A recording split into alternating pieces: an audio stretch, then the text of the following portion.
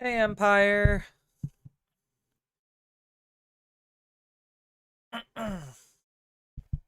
I wish I had my updated sheet before with all of the other metas.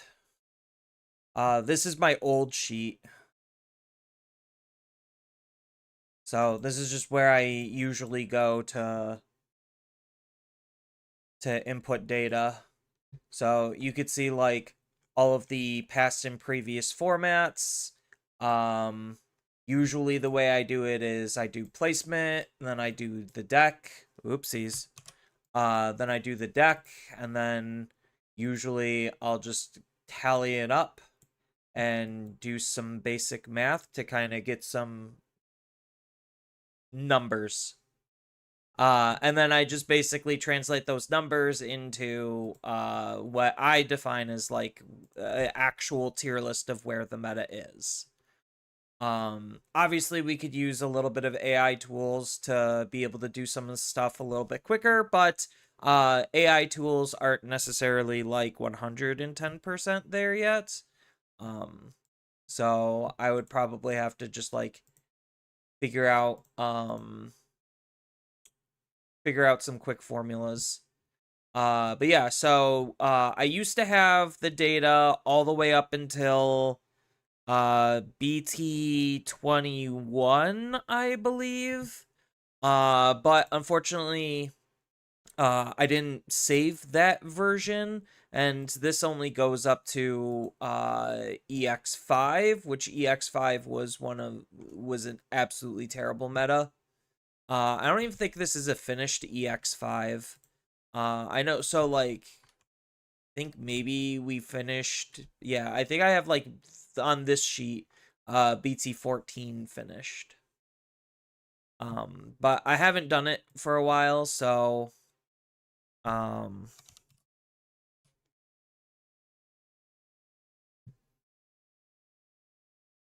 no. So it was on my old work computer that I am no longer at the company for.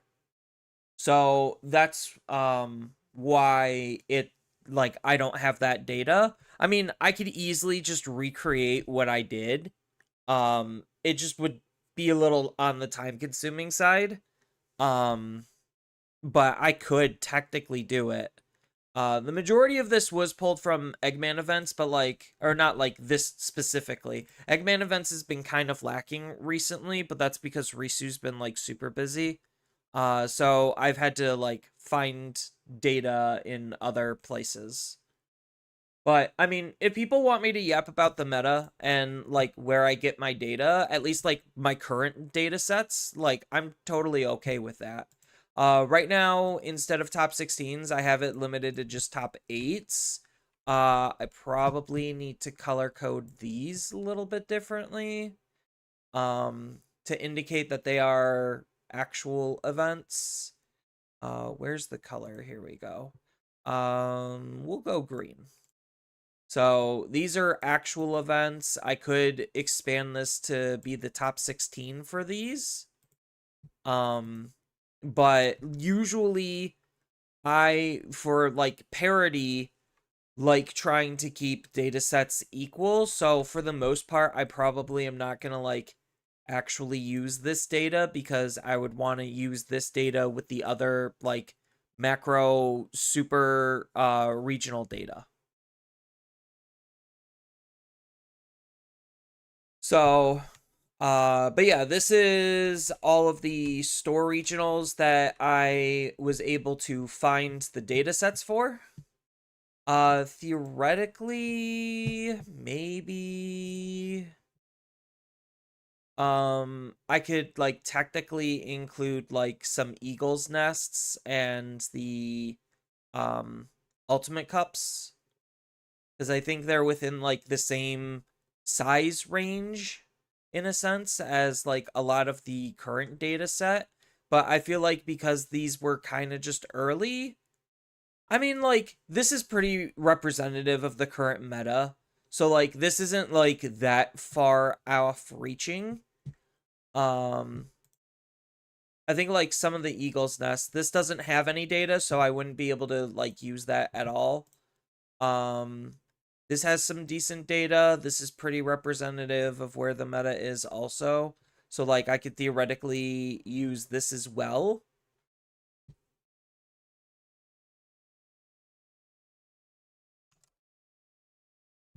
So it's just finding all of the like data sets essentially.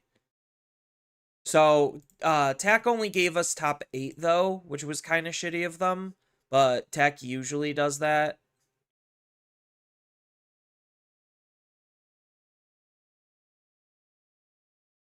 And then I just manually go by it. So it's Angels 3M. What am I doing? So 3M, and then we have Angels 3M.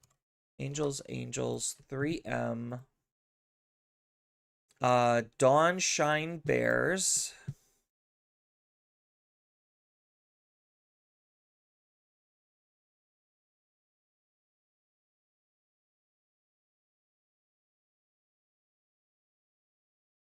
I know this is like the most riveting thing, but this is like literally how I've always done my data sets. Then we got Glowing Dawn and Omni. Dawn. Oops. It's not Shine Bears. It's just Shine Enter Bears. Then what was it? It was Glowing Dawn and Omnimon. So Glowing Dawn. And where's Omnimon? I know there was an Omnimon on here before. There it is. I have to keep naming convention like pretty much the same between a lot of these decks. That's like one of the most important things. And then I think we could use this one as well, right? Yeah.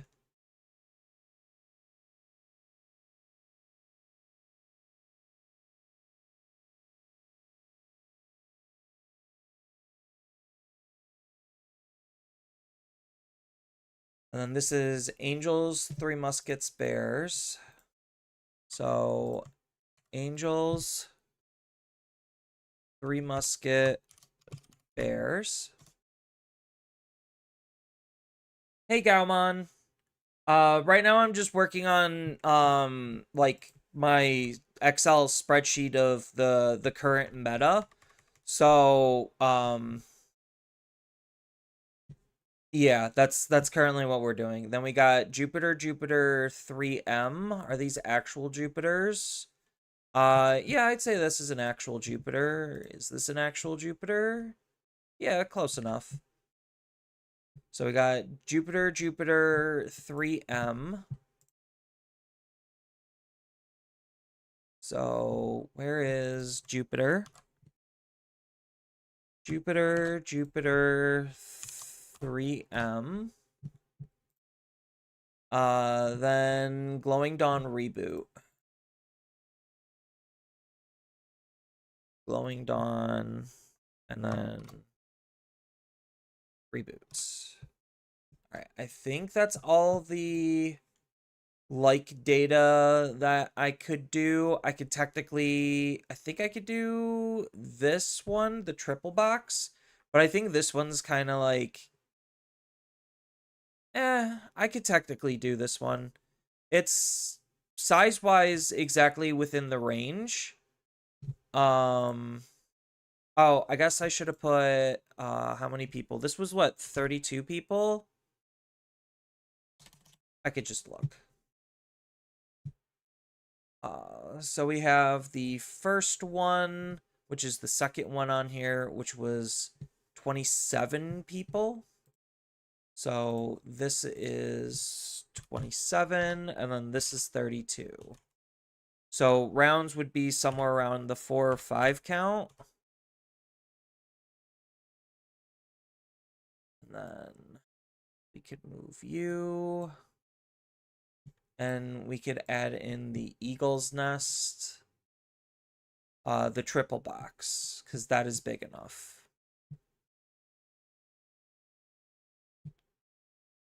And the data set actually is like not terribly far off from everything else already. So we got Dawn Omni 3M. So Dawn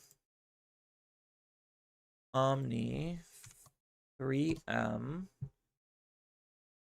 Then we got reboots. This would be Angels, I believe, right? Yeah, reboot Angels, Angels.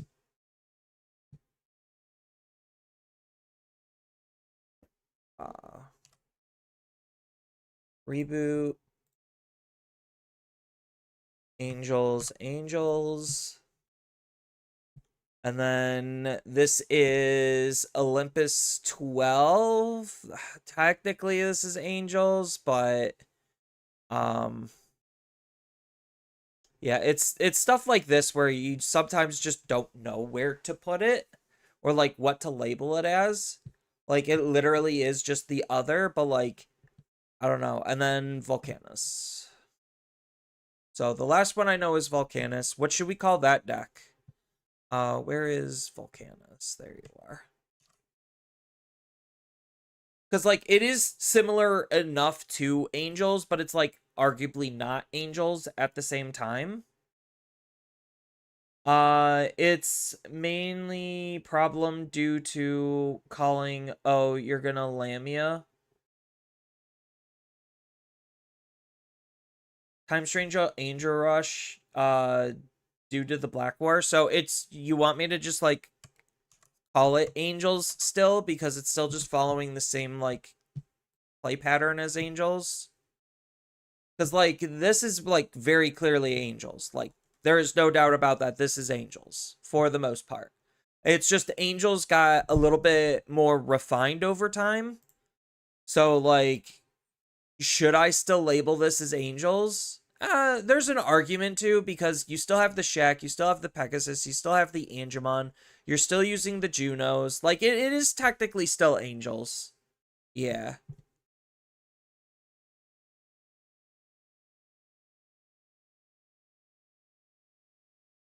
It's the same play pattern.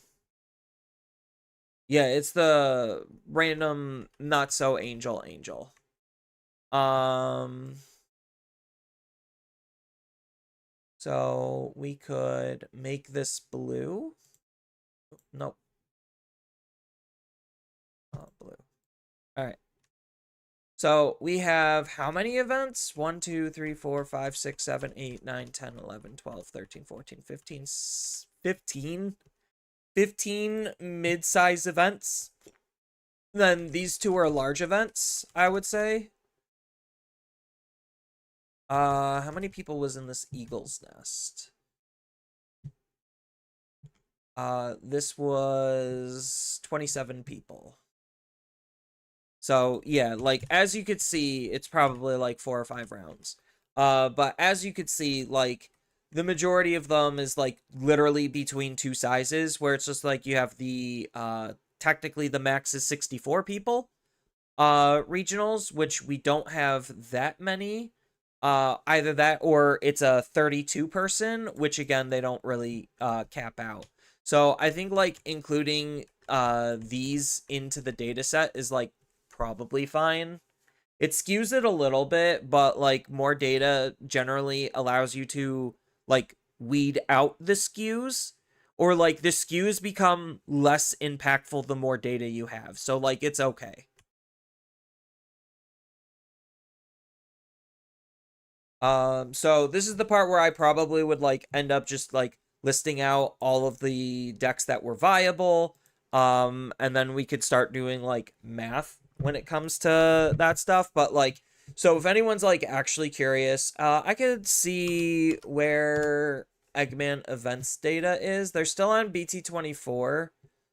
So they do have the top cut, but I already have the top cut data, right? Yeah, Top Cut was the most accessible one. So cool that Eggman has it, but I don't need it. So usually my first go-to would be to go to Eggman's, but obviously BT24 is like mixed in, or BT25 is mixed in with BT24, which is mixed in with 8001. So like this is like a little bit not organized and not fully up to date.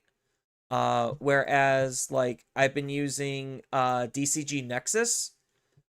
Like this is one of the data points that I've been getting. They do some like really weird stuff. I'm not a huge fan of this. Like I can appreciate what they're doing here, but like this is also very misleading, and um they're like combining the data sets between sets. So like it's not super clean. So it's just like they're still saying like, oh, Strachio is doing very good. When if we look at like actual data, Strachio is doing, or like Medusa is doing very bad, like laughably awfully bad. And then the other place I've been using recently was DigiNexus, because like they have like the tournament searchers and they have their own labels. So like DigiNexus, they have 1-star event. This is basically their locals. 2-star event, this is basically like store regional level stuff. And then 3-star event is the obviously big Bandai stuff. So like they do have not all of top 16 for this, but they're slowly getting it, and it'll slowly be filled out. So like right now we just have the top 8 that was already pretty well known because it was on Facebook.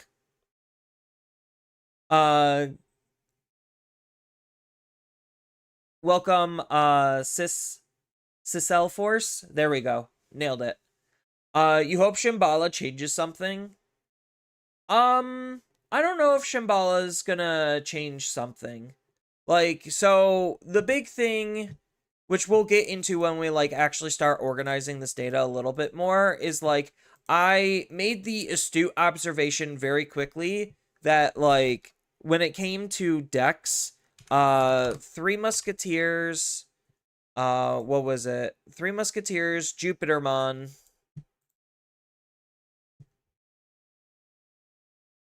Glowing Dawn,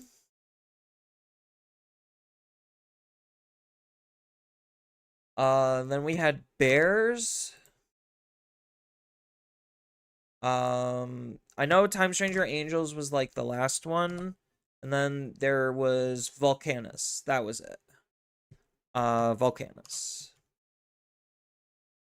So like these are your 6 playable decks. Like if you were to go to an event, you should probably consider playing one of these 6 decks because they have the statistical highest chance for you to get into a top 8.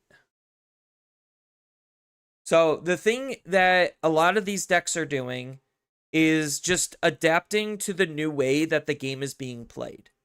So Three Musketeers obviously is one of the decks that like uses a shit ton of option removal. Volcanus also has a shit ton of option removal. And both of these decks aren't exclusively locked to the new mechanic. Glowing Dawn is locked to the new mechanic when it comes to how it's using removal options, but the fact that again it's using removal options is like just the best part. Then Bears, the majority of Bears decks are still using removal options, but like they're using mostly the D-Digivolve option just because it's cheap enough, and that's like the only thing they arguably care about. And like Bears is in an awkward spot where like it's a knowledge check deck, so like obviously not many people are going to be knowledgeable about how to like face it and be like dance around its playstyle.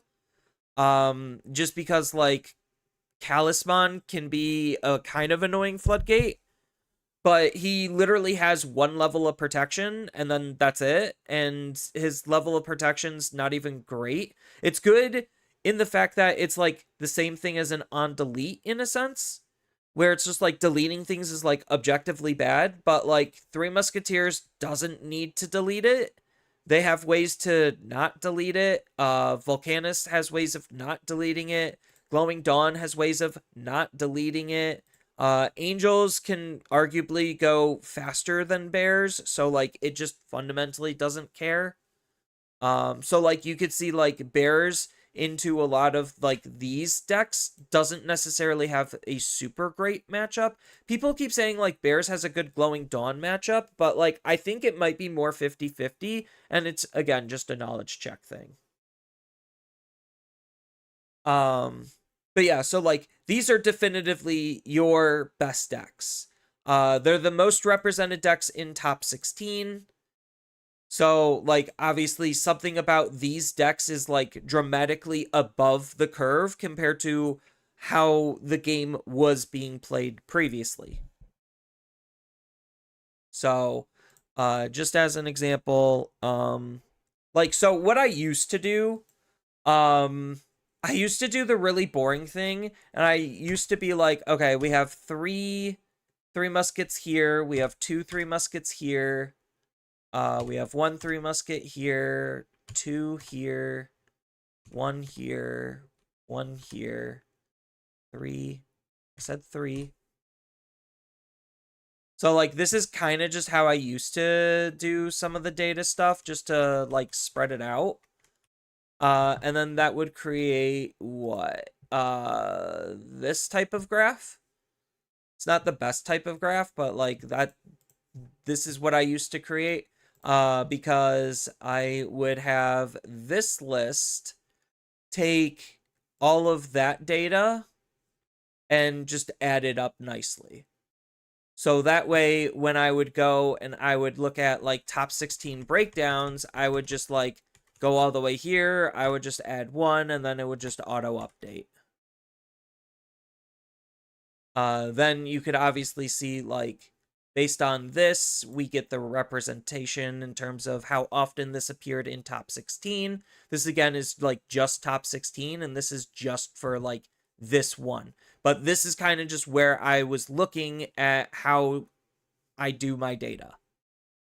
So very simple, but incredibly boring. I know. So I could emulate that here if I really wanted to. But the big thing is like counting all of it, so that's the really boring part. So this would be 3,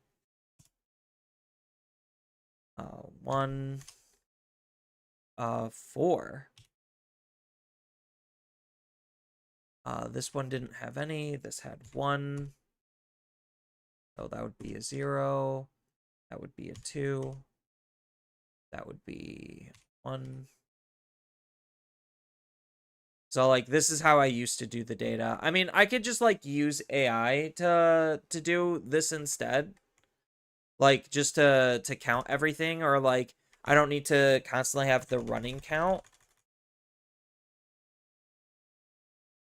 Like I'm sure there's just other ways of doing it. So like control F, or no. Um control F, I could find 3M and I can literally just count here. So 1, 2, 3, 4, 5, 6, 7, 8, 9, 10, 11, 12, 13, 14, 15, 16, 17, 18, 19, 20, 21, 22, 23, 24, 25, 26. So there's like what, 26 3Ms?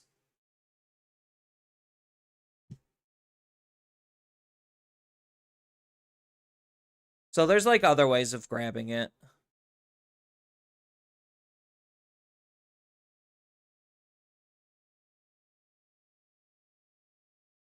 1, 2, 3, 4, 5, 6, 7, 8, 9, 10, 11, 12, 13, 14,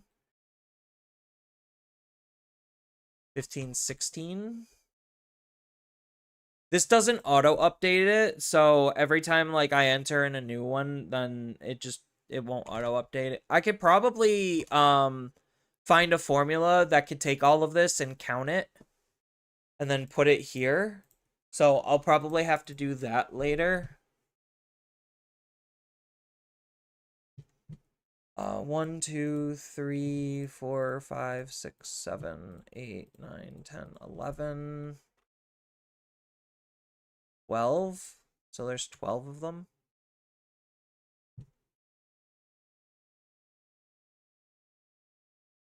Let's see how many times bears comes up.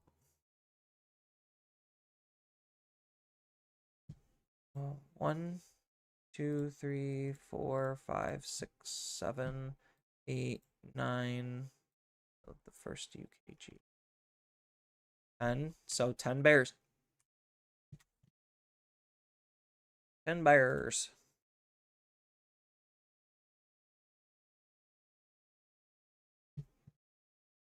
One, 2, 3, 4, 5, 6, 7, 8, 9, 10. 10 Volcanus. I'm not counting the super ones because I want to have that data set be separate. Because, like, they are kind of just a little bit on the different side.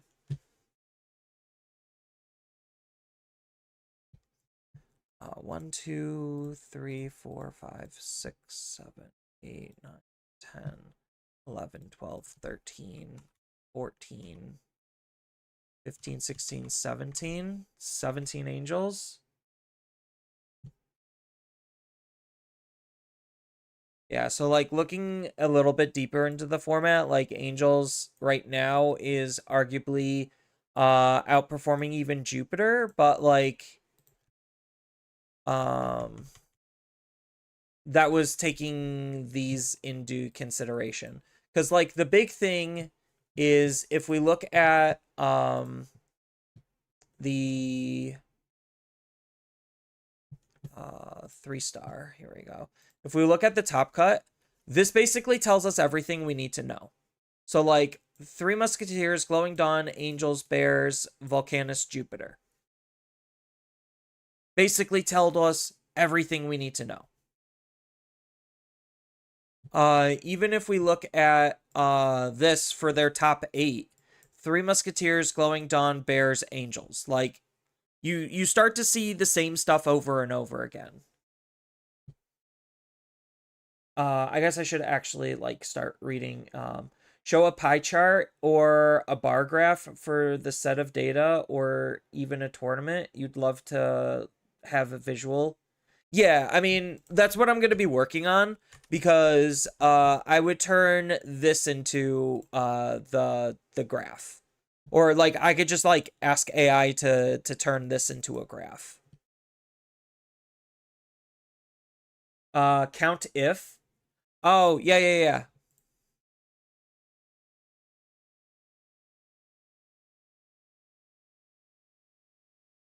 Oh,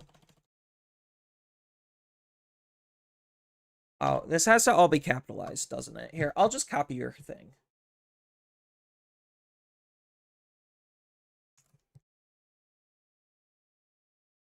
All right. Then we could go pasties.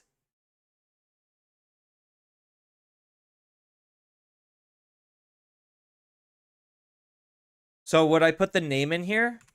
3M.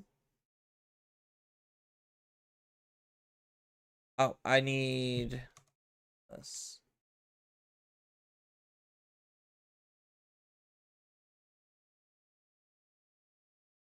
Oh, that didn't do it. Where's that formula in here? Functions. Average sum. Math lookup.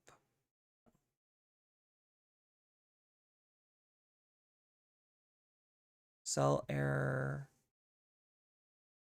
That's divide. Where's count if?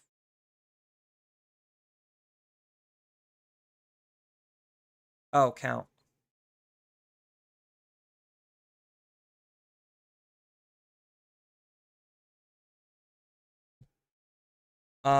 Then this would be what? 3M?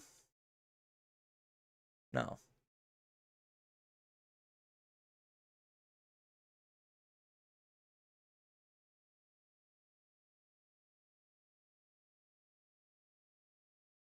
Three M.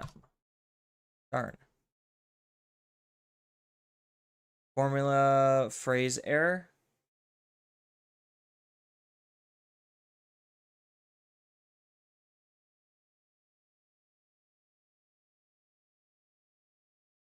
Yeah, I have to really go through and look at this. Oh, did I?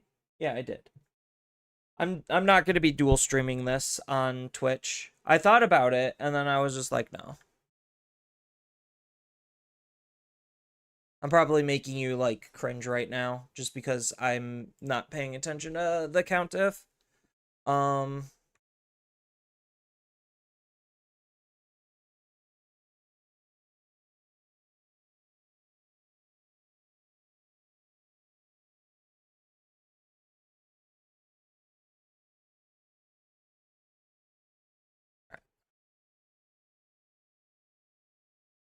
so we'll just rock this. Um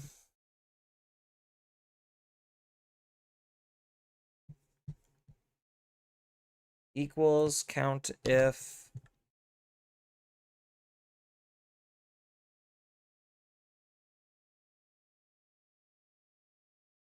instead of name this would be 3M, right? No.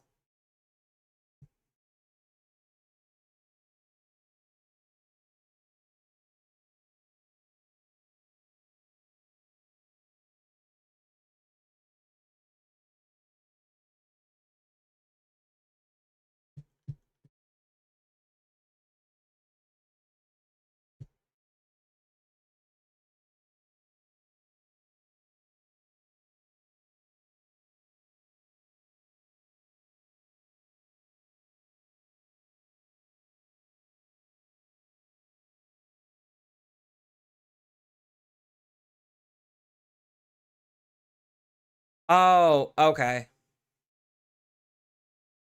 Gotcha. Yeah, I guess I was just being stupid.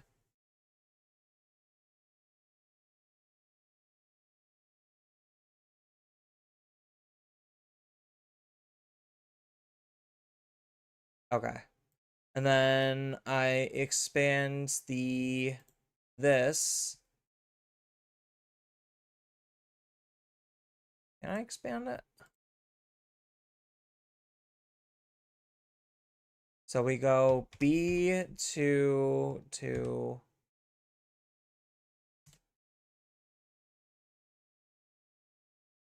where do we stop? P. P9. There we go.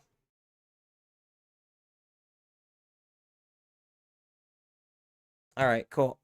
Nailed it.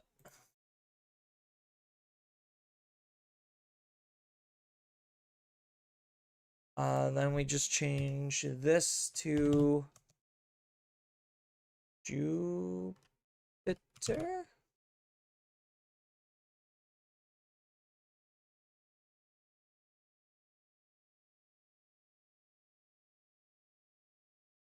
Glowing dawn.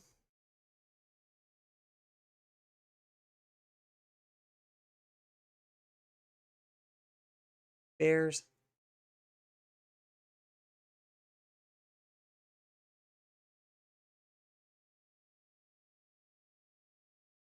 Volcanus. Is that how I did Volcanus?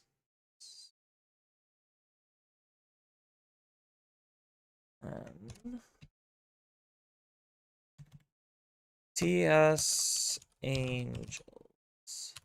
There we go. All right. So now we just need to figure out what the rest of the decks are. So we have Shine. We have Olympus 12. We have Millennium.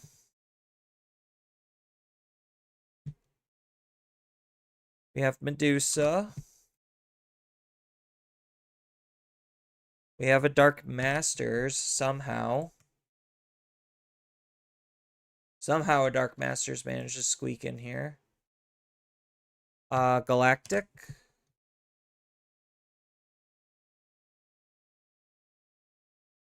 Oh, I guess I don't need the search function. All right. Red hybrid.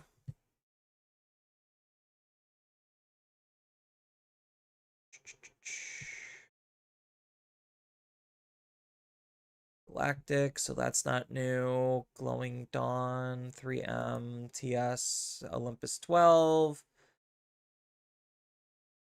Yeah, you could start to see, like, already we like just skimming through a couple of events, like just the sheer number of different decks has like dramatically slowed down. Like we're eventually getting a lot, but like these are just literally one-offs. Ex Machina, then we got the Gear Forest.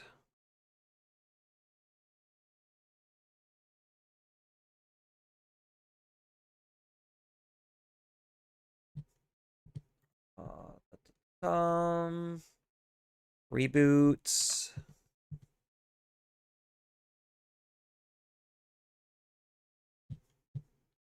Shine, Glowing Dawn, Bears, Jupiter, Time Stranger Angels, Glowing Dawn, Bears, Reboot, Volcanus, Glowing Dawn. Yep. So that's basically it. We have basically all of them here. Then this should copy. Okay.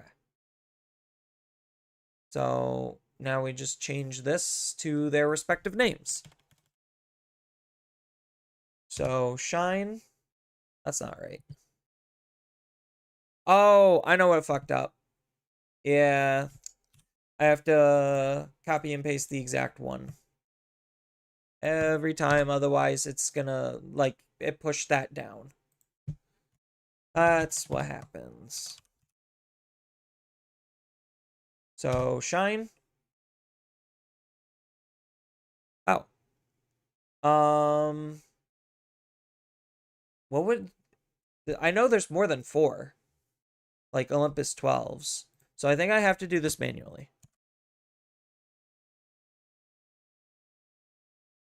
Why is it counting? Oh, hold up. B2 to P9.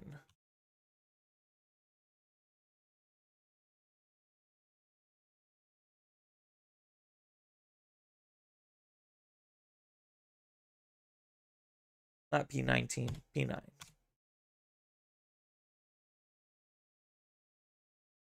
And then this is TS Olympus 12.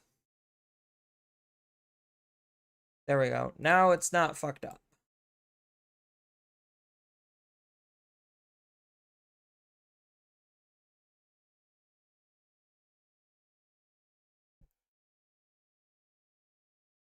Although now I have to actually spell.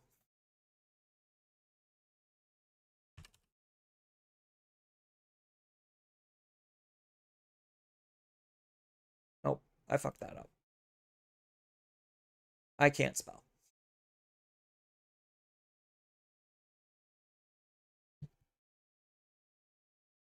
Until I can.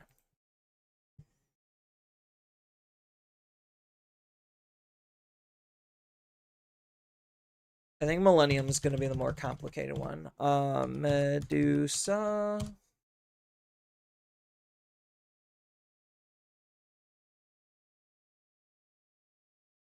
Dark. Masters.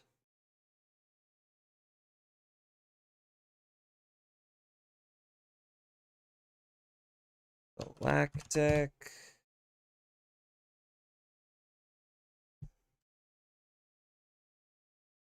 Red hybrid.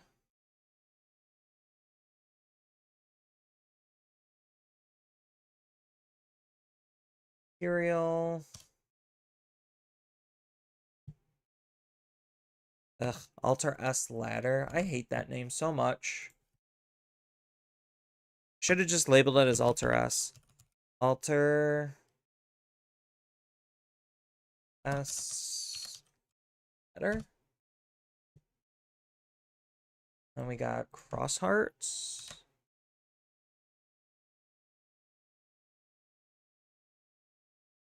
Or did I do Cross Hearts?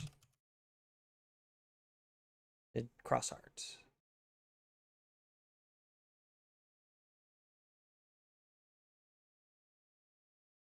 Ex Machina. Awesome. Then we have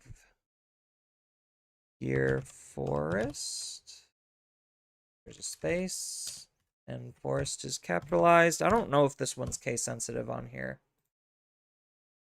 And reboot.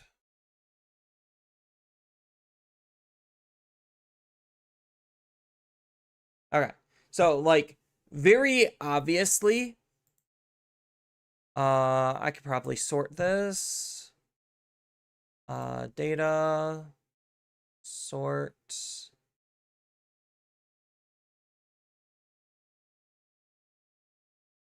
Ah, no, that's not what I wanted.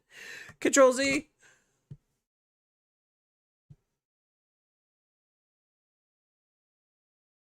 I guess I would have to convert this to a table.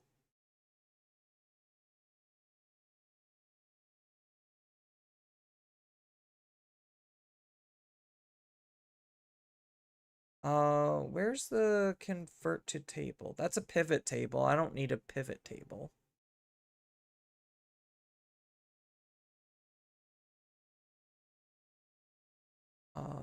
Font size, no. Data validation, name range, name function.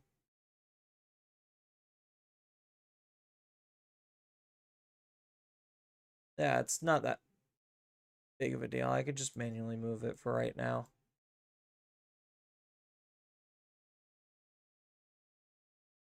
I'll fix it later.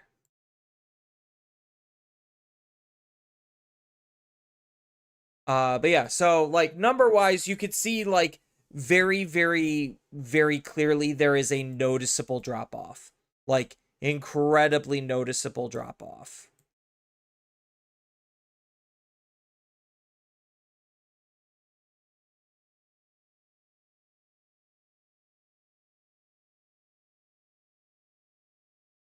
Oops.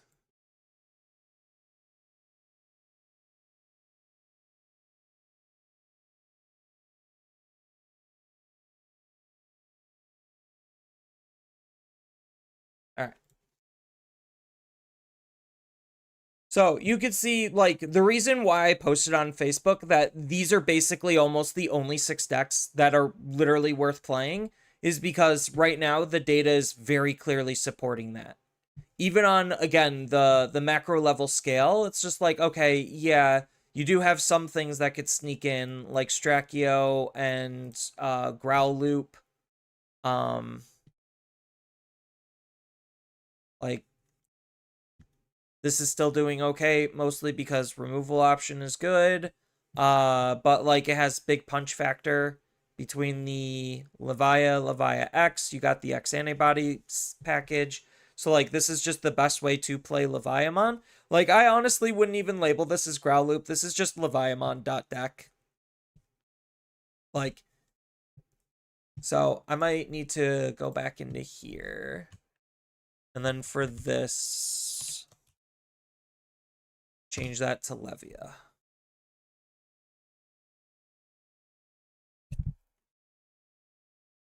All right. So, like, even if I were to expand this, like, it's not going to change anything but the low end because the top end is only just going to be, like, still the top end. So, like, even if I include that extra data set, instead of P, we go, I could just literally say to Z. That might just make things easier. Z. Oops. Yeah, if anything, it might just make things even more polarizing. Well, Glowing Dawn didn't really change.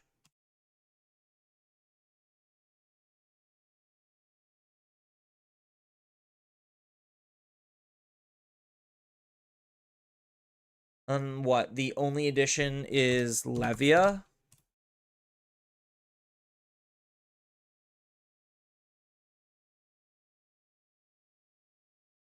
But obviously, as you could see, like literally nothing else is like dramatically changing. Oops.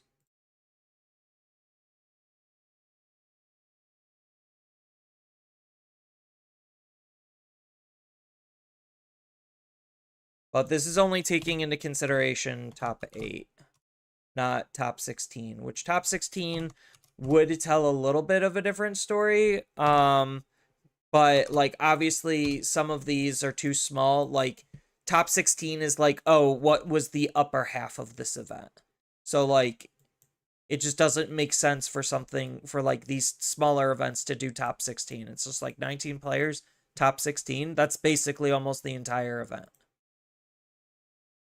So like you got to do data that like actually makes sense and that's like comparable.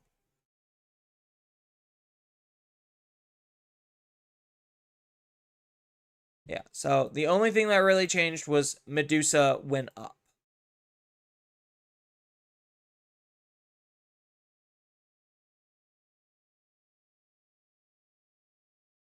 And then we can go copy, paste, and then this is what? Levia? Levia. That's the only thing that changed. So like you could see like if anything, Three Musketeers and Angels technically got a little bit more polarizing. Jupiter got like maybe 1 or 2 additionals, and so did everything else. But like, yeah, you could very clearly see there's this big divide. And like that's the type of stuff that I look at. It's just like, okay, there's this really huge divide versus everything else. So like what's going on here? So this is where we could use something like the Digilabs, where if we click on an event, we could actually see like, assuming they have all of the event data, this has 32 people out of the 54. But you could see like the representation, a little bit of the representation here. So it's just like, okay, Three Musketeers, Jupiter, Glowing Dawn, Shine Greymon specifically. So like obviously these are 3 of the top decks and they're 3 of the most played decks, and then everything else is kind of just like, all right, they're just there. So we could see like obviously the play rate behind some of these is on the larger side, which indicates that people aren't necessarily playing as much as the other decks at this point. Like they are literally just playing the majority of these decks, and these decks are winning. So like part of it is the self-fulfilling prophecy, where if the majority of people are on like these 6 decks, then statistically those 6 decks are going to show up in top 16s more often than anything else. But true power would dictate, hey, if there was other things that were powerful, they also could get into top 16, but they have obviously lower play rates. But nobody really focuses on that. Because most of the time we don't actually have that type of data. So like again, here we go. We see like top 16, or not top 16. Top 3 decks is literally in the top 6 decks all the time for every event. Like this one's top 4 decks are within the top 6 decks. Dark Masters is like literally one of the only outliers, and it had such low representation. It was only like the 5%. But they do some like weird stuff where it's just like they have record and then they have the win percentage. So like that's kind of like misleading in a way, because now this is looking like Galacti, even though like yes, it has a lower play rate, it has like significantly better margins, and I'm just like, not really. It just means that they spiked the event. If you're including small events, top 8 is perfect. Yeah. Like that's why all of these, like that's why in here I put like how many players were represented and like how many rounds they were played in. I think some of these might be slightly off. Because I think maybe like one of the Eagle's nests might have been 4 rounds, but I think it did at least 5. Same thing with these. I don't know exactly how many rounds these were, if it was the full 5 or if they like had a tie that cut it to 4. But yeah, for like anything that's like the 6 round or less, I generally am like okay with just top 8s, because top 16 is just too much for the majority of them, especially when we get into like 24 and 19. So like looking at top 8s of literally every mid to high level competitive event, this is the current spread. So I would have to, where is Control C? Yeah. Control V. And then we could go C. So we go B13. Yeah. B13. Oh, I need the sum of everything. Right. Because that's what I'm dividing it against to get the percentage. Where is math? Would it be sum?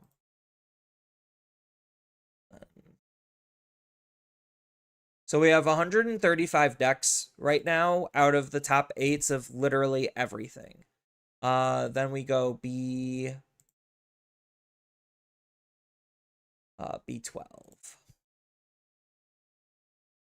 B12.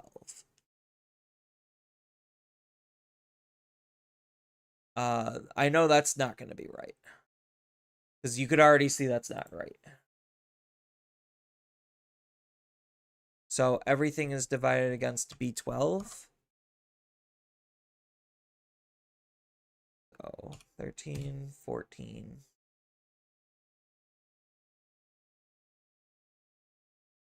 15.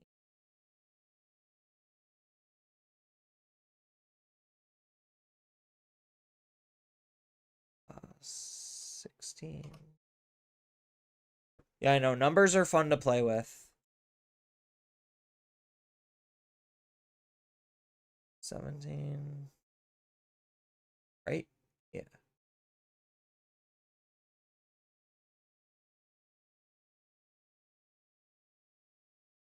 18.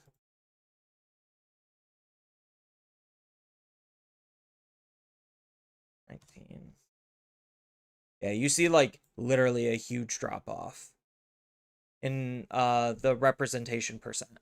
So like this right now is technically not hitting problematic numbers, just because like these are kind of like balancing it out, but literally now we're getting into like 4%. Like it's kind of crazy. So if anyone like actually wanted to know like how I've always done my data in the past, this is basically it. Oops. So like I'm not talking out of my ass when I like objectively talk about like the meta and the data that I see, because like nobody probably puts this shit together but me. Like literally nobody goes through and puts this stuff together. There's websites that kind of do it, but they do it again pretty inaccurately. I mean, not that this is the most accurate method either. There's lots of holes that I'm leaving that the websites have, but the way that they're constructed isn't like objectively looking at this in the best of ways.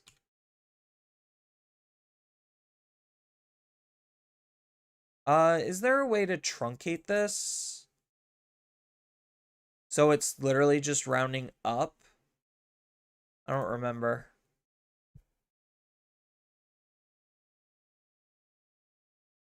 25.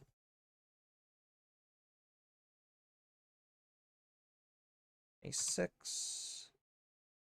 So people objectively, so like in the past, people literally just see like, oh, there is 1, 2, 3, 4, 5, 6, 7, 8, 9, 10, 11, 12, 13, 14, 15, 16, 17, 18, 19, 20. So people will objectively be like, oh, look at it, there's 20 different decks in the format. It's so wide and so diverse.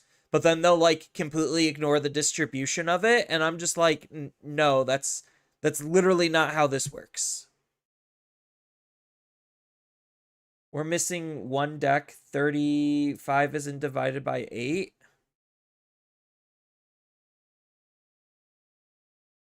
Where are we missing one deck?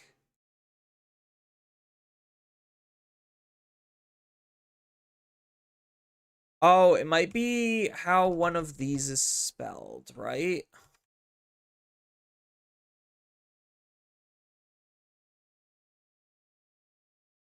It might be the oh, Levia is spelled correctly. Imperial. God, I always hate it when that happens. Highlight and touch percent. Oh, yeah. Let me finish these and then I'll do that.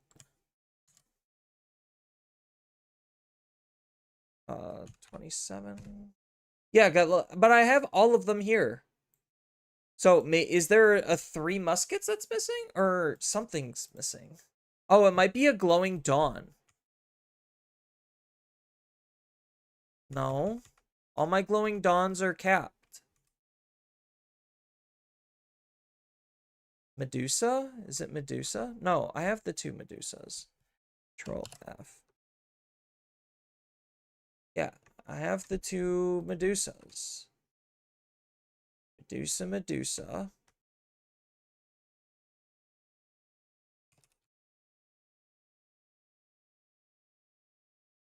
11 out of 14. We got 12. Glowing.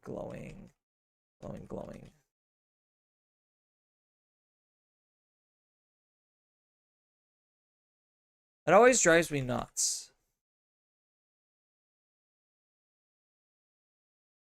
Because there should be, yeah, that's 36. So that means the rest of them, there's 35. So there is 35. So it would have to be in the glowing dawns then.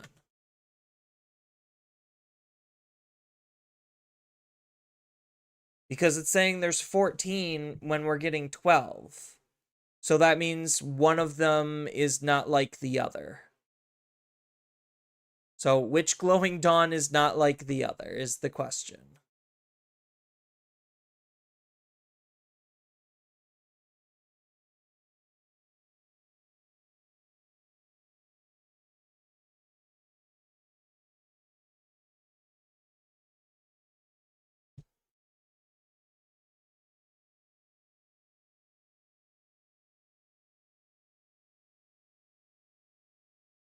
Yeah, so there's one glowing dawn that's not being registered. Oh, because, Z. There. Found it. I found the answer. I always hate it when that happens. So this is 28.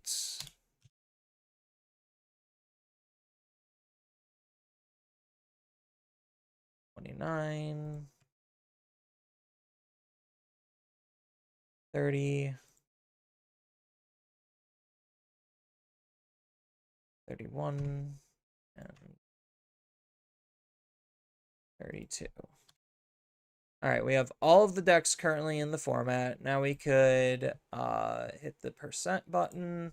There we go. Easy clean. Yeah, so you could see like literally just a huge drop off. So like even Shine's already pretty dropped off, but like objectively everything post Shine is like borderline almost irrelevant. It's just like these got lucky is kind of just more so what it's telling me, or the event was so small that like they could squeak in. But like obviously these are the consistent ones. So like if we were to go back to like any of my old tier list systems, Shine would be the last tier. Yeah, Shine wouldn't even make it. Would Shine make it to tier 2? No, Shine wouldn't even make it to tier 2. So we have basically our tier 1 deck, our tier 2 decks, our tier 3 decks, and our tier 4 decks. So based on how I was doing it, that's exactly the power spread currently.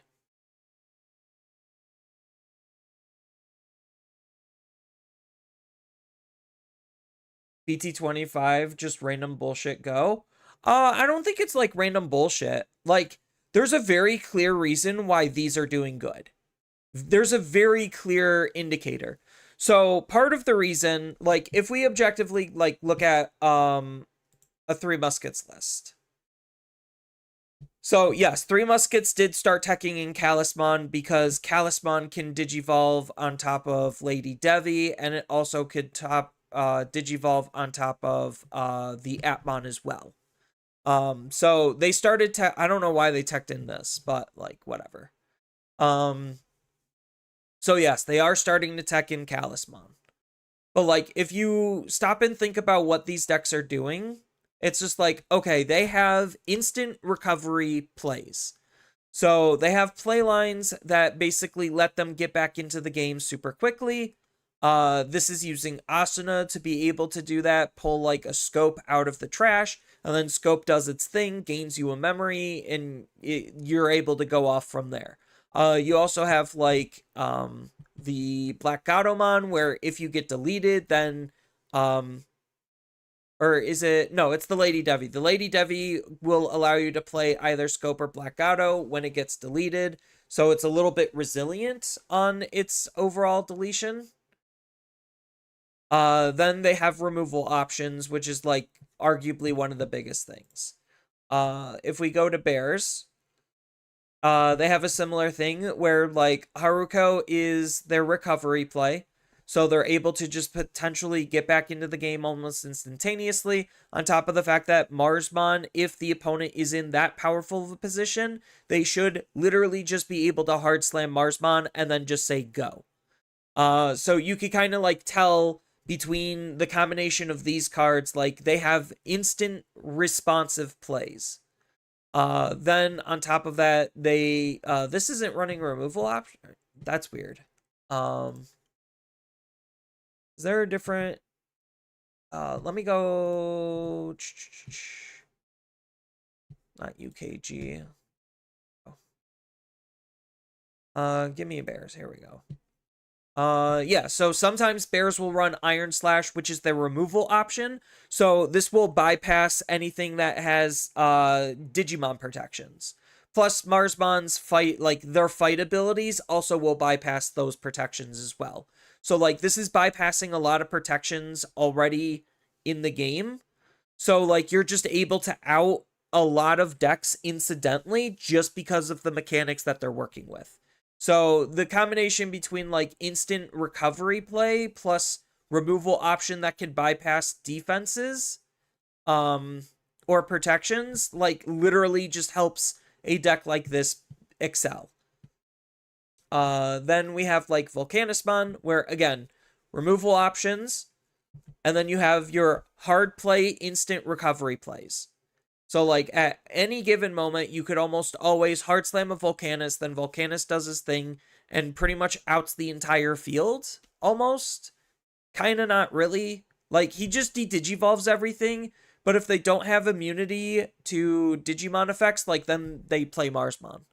So it's just like you could kind of see these patterns where it's just like, okay, my options give me coverage against Digimon being protected from Digimon effects. Fight effects outing Digimon that are being protected by Digimon effects. Instant ways to recover in the game, whether that's hard playing a level 6 or having a card effect like a Scramble or the Asuna or the Haruko be able to play something out so you could actually do something. Then like Volcanismon and in the Marsmon deck with the Colosseum, they also have rush. So the second you recover, you're also already aggressing and doing things all over again. You don't really need, like, you don't necessarily care so much with Three Musketeers about attacking per se. Because like you have Bind Red Trigger that just straight up burns. So it's just like, even though you might not be able to make that attack for the game, you could just rip the opponent's security to shreds, and then ideally you have enough defense and recovery to be able to amount some kind of like, hey, I'm just gonna win the game here. Or if you set up, like, that's where the Louis comes in. Louis like their hybrid for game type card, where it's just like, oh, I'm able to like burn all of their security between Bind Red Trigger and Beelstar X. And then, oh, I have a Digimon in Raising. Cool, Louis, bring it out, swing for game. So, like, that's exactly what this is kind of doing. Or they'll just end in a ruin mode and say, look, if I can't win this game, you're just not going to play your next turn, so I win the game next turn anyway. So, like, they have two ways of being able to, like, stall or aggress. Angels is, like, the new hot OTK deck. So, like, yeah, ideally, it's just killing people on turn 2. Like, that is it. That is the goal, is just kill people on turn 2. If you don't kill people on turn 2, end in a Venus or a Shine Greymon, take the opponent's ability to play the game out of their hands. But ideally, they are going to want to win turn 2. Jupitermon has that instant recovery factor because, like, it has level 6 Digimon it could hard slam. Then it's got sticky bodies with like decode and easy ways to climb and easy ways to play out Digimon again by effects. So that way, even if it can't particularly win that turn, it's going to be able to stall long enough, again, with the help of Shine Greymon Ruin Mode, to be able to then amount a comeback. Like, you're seeing these play patterns over and over again. Yeah, already talked about the Parai Regional. I did not talk specifically about it.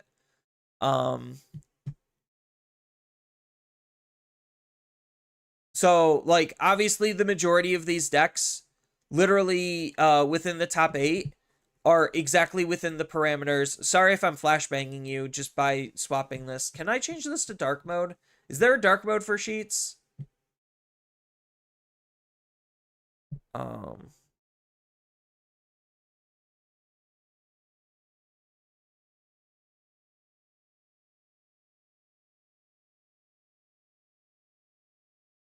Force all websites to dark?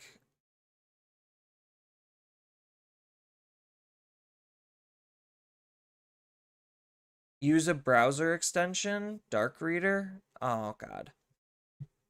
Alright, so I'm sorry if I'm going to be flashbanging you here.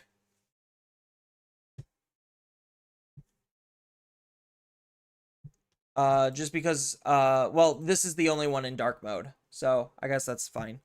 But yeah, so, like, you're seeing these repeated patterns of what these decks are doing. And, like, most other decks aren't able to do that type of a thing. So the only decks that kind of are able to do that type of a thing have to do something different to be able to be super powerful enough to get around that. So, like, Angels is just the newest and best OTK deck. That's where it fits into the meta.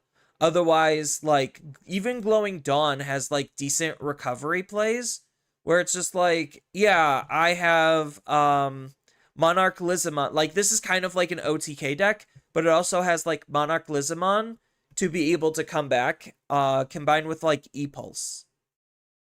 And then, like, the value generation off of your tamers could be pretty good as well. Then you have Shaperamon to be able to grab back whatever you need. So, like, E-Pulse kind of does, like, almost everything for the deck. But the combination between, like, E-Pulse and Monarch Lizardmon, and then, obviously, Monarch Lizardmon and a Stratus or Habakiri is, like, you're just trying to deal a lot of damage. So, like, this would probably be labeled as one of the better, in quotation marks, OTK decks for the format. And that's like where its role takes in. So like the reason why Medusamon is having such a hard time is like, yeah, even though it has like Scramble and Owen to be able to make a recovery play, um it just doesn't have the tools to be able to handle anything that's not affected by Digimon effects, which is a good amount of things at this point. Or like if you're not specifically using this Medusamon, triggering on delete effects is like arguably one of the worst things. But like the thing that's keeping red at least like anywhere near somewhat meta is literally just Crimson Blaze. Like full honesty, Crimson Blaze is like what's keeping red relevant. And as far as like what is helping keep Medusa relevant more specifically is Raging Serpentine. Raging Serpentine being a removal option that's like actually cheap to use definitely makes it a little bit more viable. It's not necessarily the best thing you want to do all of the time, but like you do have some kind of play line that you can make. Which is why like that's doing well. But yeah, like between these decks, they follow very similar play, not really play patterns, but they follow very similar designs. And that's kind of intentional because if you think about it, the majority of these are Time Stranger decks. Like Time Stranger, Time Stranger, Time Stranger, not Time Stranger, Time Stranger, Time Stranger. Like, and Shine's probably only in here again because of the dual card. So it's just like you have dual card, time stranger, time stranger, time stranger, time stranger, time stranger. So like that's basically the meta is dual cards and time strangers. It's pretty sad to think about it that way. Red hybrids technically should be moved up one. I need to put the like make this its own table. But yeah, so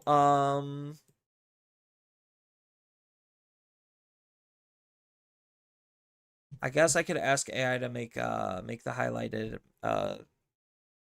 make the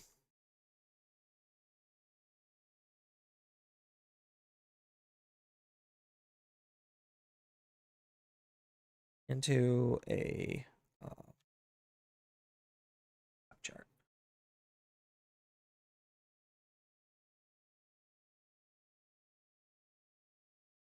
Oh, come on. You've done it before.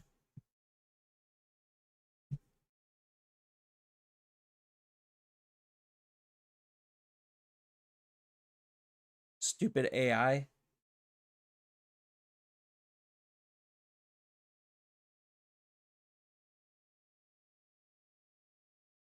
Insert chart, whatever. Insert chart. I want pie chart. There you go.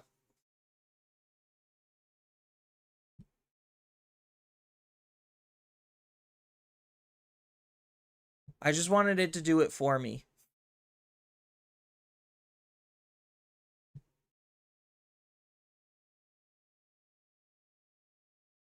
Hard quest. Why is it? No. BT25 meta. There.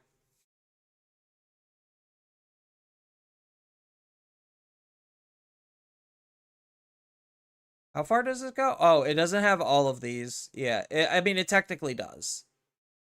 But they're so small and insignificant, they don't even get names. Okay. So there's your pie chart for the current meta. Don't get me wrong, I do. Okay, so I guess I should read some of chat. You already talked about the regional results. Paraora, Paraoria. I mean, I could go over both. Like, so when it comes to this, we only have like the top 8. Realistically, we're still gonna get more for the top 16.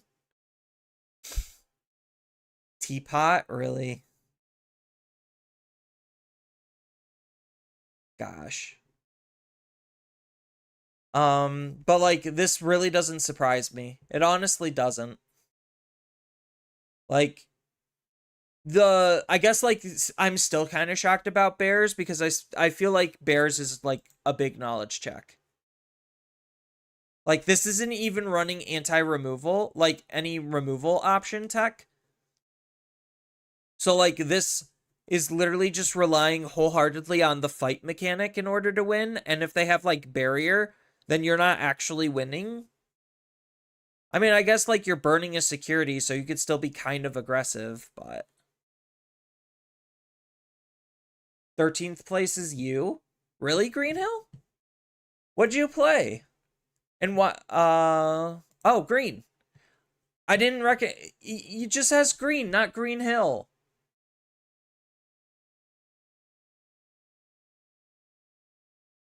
Yeah, what does Wolvermon do again? Blocker, which is actually pretty relevant. During your turn, when this Digimon would Digivolve by trashing the bottom card from your tamer, reduce the Digivolution cost by 2. That's pretty good. So you use this to basically Digivolve for 1 into a level 5. The level 5 you're probably going to want to be using, if I'm correct, is the Murasamemon, this one. Because when Digivolving,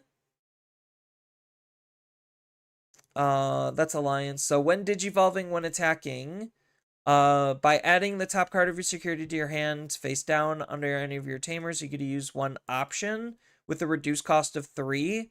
So you either remove a card under your tamer or burn a security in order to then Digivolve again. So like, yeah, the chaining of effects is like what makes probably this deck incredibly powerful.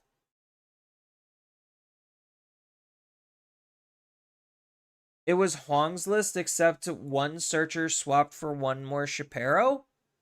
I probably agree with that. Like, being able to pull back the card that you already used seems very good.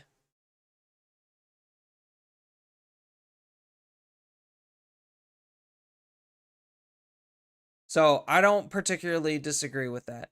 The interesting thing...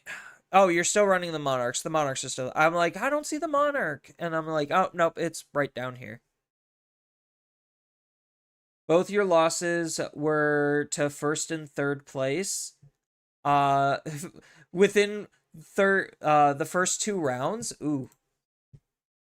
Uh, yeah. So like the big thing that I would probably say if I were to tech Glowing Dawn, um, like trying to tech Glowing Dawn against bears is probably just running more barrier. To be honest. That's probably your best answer, because doesn't Habakiri recover you? No, Habakiri doesn't recover. Oh, no, it does. When attacking, recover 1. Then by trashing both players' security, you get to trash the top player with the most security, and then this card on suspense. Yeah, so this is still recovering you 1.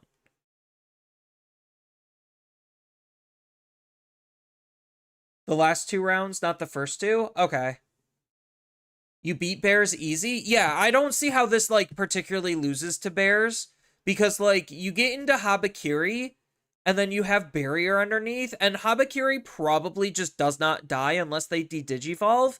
But, like, obviously, if you, obviously with the bears, at least this bear list, if they're not running the de-digivolve option, like, you're just not being de-digivolved. I guess, like, off Talisman, but, like, if you're a good Time Stranger player, you should already know how to play around Talisman, and the deck already has tools to do that anyway, because you could just out the Talisman with the Atratismon.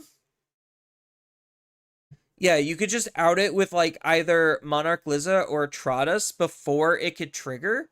So like, yeah, you're still probably just like fine. I don't particularly see how a smart Glowing Dawn player loses to bears. I really don't.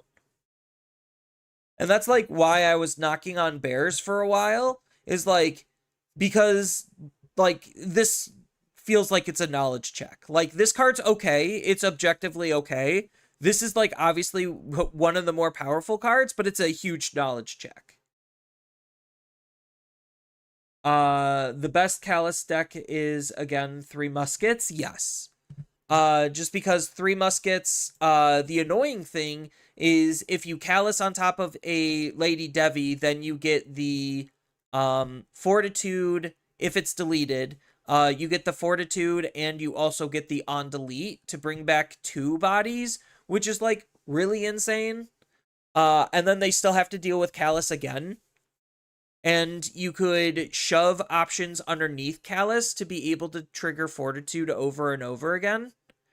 So, like, that's the big play on why Callus is, like, really good in Three Muskets.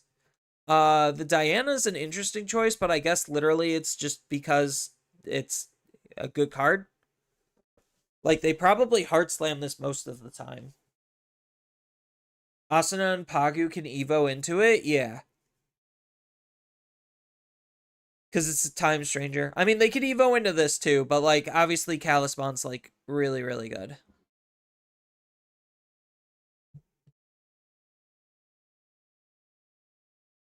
Yeah, the only thing that confused me was this. Like, I guess literally just because it has the damage, it has the removal, and it has the recovery. And maybe it's the Digimon Emperor that's putting in a lot of work. But like the engine's like objectively still fine. Like tempo wise, like there's literally honestly nothing wrong with this from an overall power perspective. It's just the meta dynamics. It's just like, okay, I have a Digimon that's ungodly immune. So now you are forced to use your 1 of 7th lightning to be able to out me. Which I guess could be pretty annoying. But like if it's a Habakiri for Glowing Dawn, like it doesn't matter, right? Like you just are completely well, I guess like you would just burn your own security in Habakiri's instance. So like you just have to hope that Atratus is good enough and they don't have their 7th lightning. Yeah, random Levia players always top. Like it just goes to show how insane like some of the stuff is. Like the combination between these is like already kind of nuts. Granted, like obviously the deck didn't need the Growl engine, but like looking at how Levia wants to play with Levia X, you need an X antibody engine. And seeing how the best purple one was kind of hit, you're just playing the next best broken purple one. So it just makes sense. This is kind of funny of a pick though. Is this literally in here just to grab Gallantmon? Like literally? Because this doesn't grab anything else. I would have thought this would be the purple blue one. So I don't know what this is doing.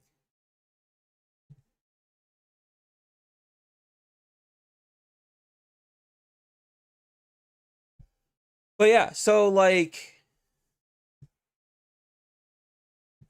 ba, ba, ba, ba.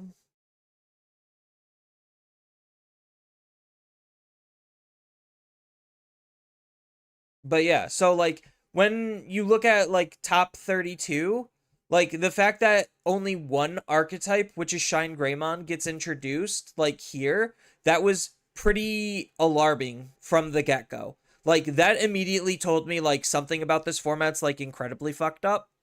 Um and then like obviously seeing this data, again, sorry for the flashbang. And then seeing this data, it's just like, okay, yes, um, something indeed is incredibly fucked up. That these are the only things that are anywhere remotely successful, and then Shine's like just barely squeaking in, and everything else is kind of falling to obscurity. Like that's not particularly the greatest sign. I mean, like looking at like some of the other formats, it's kind of just like the trend. Like you could see like Beelzemon X in BT12 was like the biggest monster ever, and the only things that were like competing with it was like Hunters, Black War Greymon, and Red Hybrids. And then everything else kind of started to fall. So like Digimon's kind of like objectively almost always been like that. But I think like once we hit around like post-fixed BT15, like post-fixed BT15 all the way up until probably unification, we were pretty like okay-ish.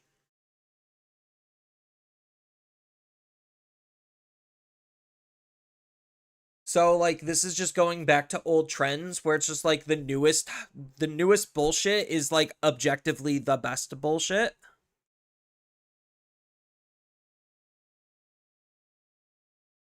Hopefully more local guys submit their decks to Nexus. Hopefully. Like I would like to see more of a complete breakdown. Because this, like, the more people submit their stuff and the more fleshed out this becomes, the better at representing data it is. And that's like all I could hope for. Greenhill, was there actually only 80 players in this event? That's the one thing I'm curious about. Was there actually only 80 players? Because I don't think we got any. Yeah, we don't have any new regionals.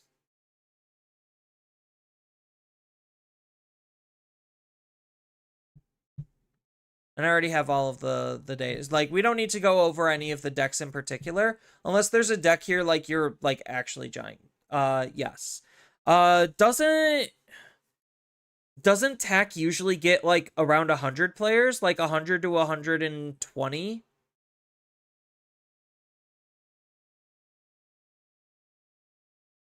Perth is the most isolated capital in Australia. Okay. So was it just like a bad location that led to a player drop? Because I could swear usually Australia gets about like 100 to 120 players. It's cheaper to fly to Indonesia from Perth than to Sydney from Melbourne. Oh my god. Is that really true? That's pretty sad. If that's true, I would say that's kind of sad. Oh man.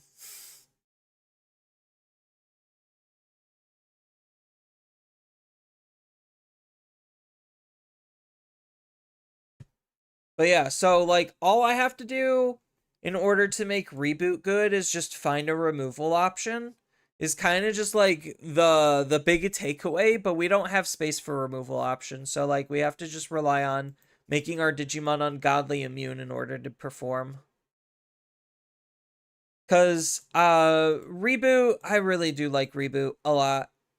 Reboot's probably my favorite deck of the format. Hey King Jaden. So yeah, if I like, so whenever I post data, like the whole point of the stream literally is whenever I'm posting data, I'm not bullshitting. Like I'm literally not bullshitting. Tap skipped Perith, even last year entirely, or Tack skipped a Perith event last year entirely. Oh, okay.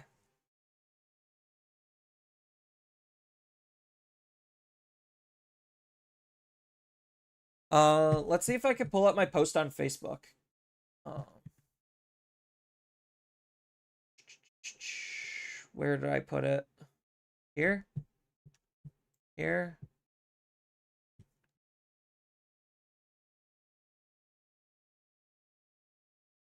Okay. Um, yeah, so when I post shit like this, I'm like, you obviously can see I'm not bullshitting when it comes to the data. Like, sure, the data could be organized a little bit better. But I'm not bullshitting.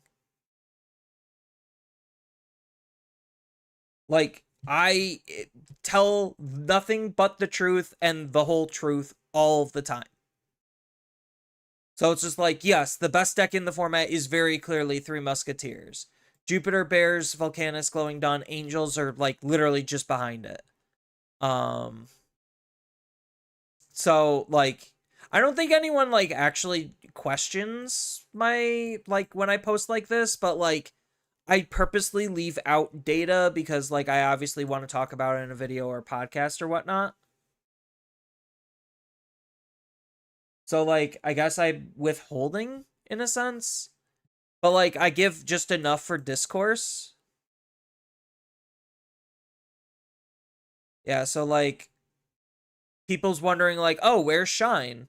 And it's just like, "Well, Shine it doesn't exist. Like he barely exists." I think like based on my own personal testing, like yeah, I said that Shine really was not consistent. Um so yeah, like in the past I used to post this type of stuff all the time. And I'm not lying. Like when it comes to the data, I'm not lying. At least like how I look at it. Cuz like correct me if I'm wrong, but is there an actual better way to like organize the data? Like outside of just like adding a whole bunch of filters or whatnot? Like is there an actual better way of doing this? Cuz this is just how I've been doing it for like obviously you could see I've been doing it for a while. And then there's this ginormous gap because we just had like really poor event recordings on top of just very incredibly short metas to where it's just like this is barely even worth doing. Um Screw meta decks. I mean you still kind of have to respect meta decks cuz I think like the last thing is like what's Japan doing? Like that's the missing puzzle. So like if anyone's curious, I use this website called Digimon CG Guide. That shows me everything I need to know from the Japanese side of things. So it's just like, okay, what's doing good in Japan? Oh, Glowing Dawn, Three Musketeers, Angels, Bears, um like 4 of their top 6 decks are matching ours.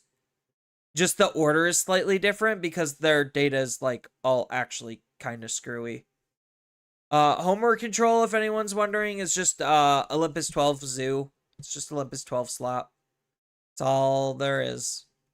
That's what they mean by homework control. The translations aren't always perfect. Sabers is Data Squad, which as we know, Data Squad is definitely not within the top 10. Shine is, but like Shine's having a hard time representing. So like yeah, Japan's data is like very very weird. Like obviously these are correct, wrong order but correct. And then like the rest of it is just like okay. Like Grace Nova, nowhere to be seen.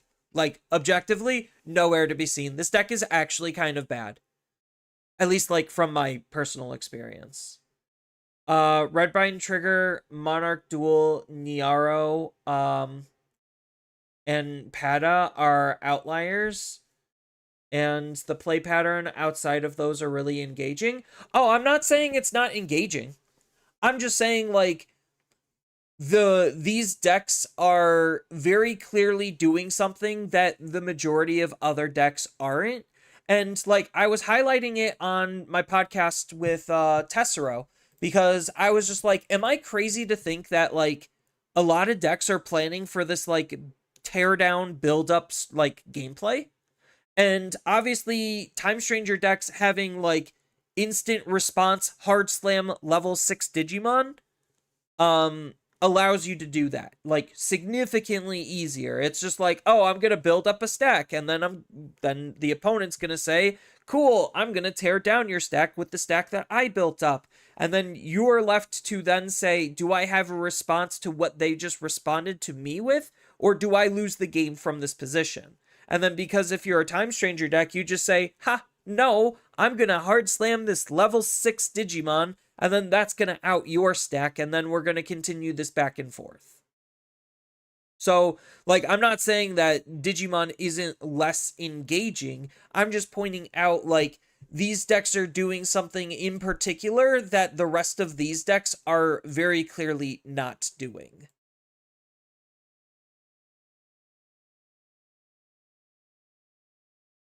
Do I think that's slightly fucked up? Maybe. Considering, like, if we look at the top 7 decks, like, just extend it to Shine, just to throw Shine a bone, it's like, it's literally either Time Strangers or dual cards. Like, that's it. That's the meta. Time Strangers or dual cards. Take your pick.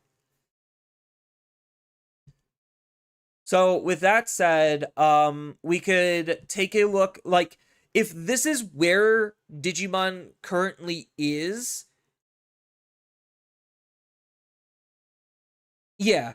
Like, I think that's fine. Like, I'm I'm not necessarily the most thrilled with, like, hyper degenerate OTK turn 2 turn 3 bullshit where it's just like nobody's actually playing the game, we're both playing this weird game of solitaire, and like protection's so ungodly high that there's like no real response to anything. It's just like now we actually have responses. Now we're forcing additional responses. So, like, I do think that the game as a result is objectively more engaging this way. It's just, unfortunately, right now the number of decks that are able to play in this particular play pattern is really finite, and I think that's the messed up part. But obviously, if Bandai is aware of this, then it should theoretically get better going forward. Digison did a top 4 with Ruin Control. But I think that player or I think that player's different and not Shine quality. I didn't watch his video, so I can't comment on that particularly.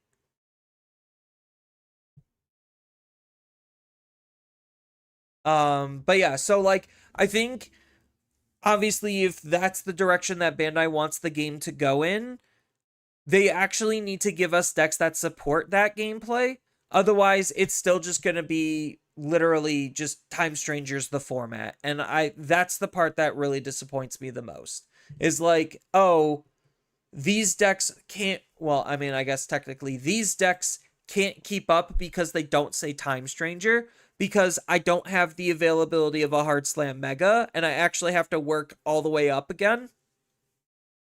And I feel like that's just like, that's where like Reboot is, that's where Medusa is, that's where Rocks is, that's where Puppets is like you have to actually work your way all the way up, where Time Strangers just makes it easy and you just hard slam a level 6. I think like that's one of the biggest differences. So do we have spoilers on here? Do we have all of them? And not just like the missing a couple? Okay, so we do have. So like when I saw this card initially, this whole text box, this whole thing literally did not matter to me. All that mattered to me was this. So that's the only thing that I actually looked at. When I saw this type of a spoiler, it's just like, okay, assembly, slapping assembly literally on everything at this point is Bandai's response to people just need to hard slam level 6 Digimon. Like, that's literally what this is telling me, is just like, oh, can I search assembly actually?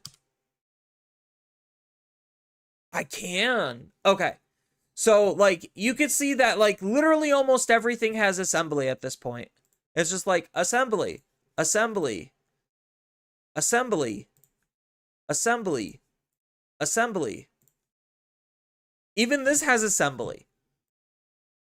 Assembly. Assembly. Like, you're seeing this pattern where everything has assembly. Like, literally everything has assembly. Oh, whoopsies. So I think like part of what makes Omnimon DNA well, this is it has assembly, but like this is going to be a little bit harder to use, which is why it's been falling out of favor, is because you need to get two bodies out. So you need to figure out how to replay two bodies. That's why this is probably going to be a really important card for Gamamon, because it literally just says assembly. Gamamon also has some like other like weird cute tech that allows it to like instantly get back into the game, and I feel like that's going to be super important. Hell, even like that's why partially Galactimon is like so good right now. And I think like Galacti is like actually just like hardcore a sleeper pick, because he has like all of the makings of what could be a competitive Digimon deck, because he's got option based removal, he's got instant recovery, he's got easy hard play answers, like he's got kind of just everything. I think like the big problem with Galacti is he's a little on the slow side. So like if you literally can't Galacti by like turn 2 or turn 3, you're probably already in a really bad spot.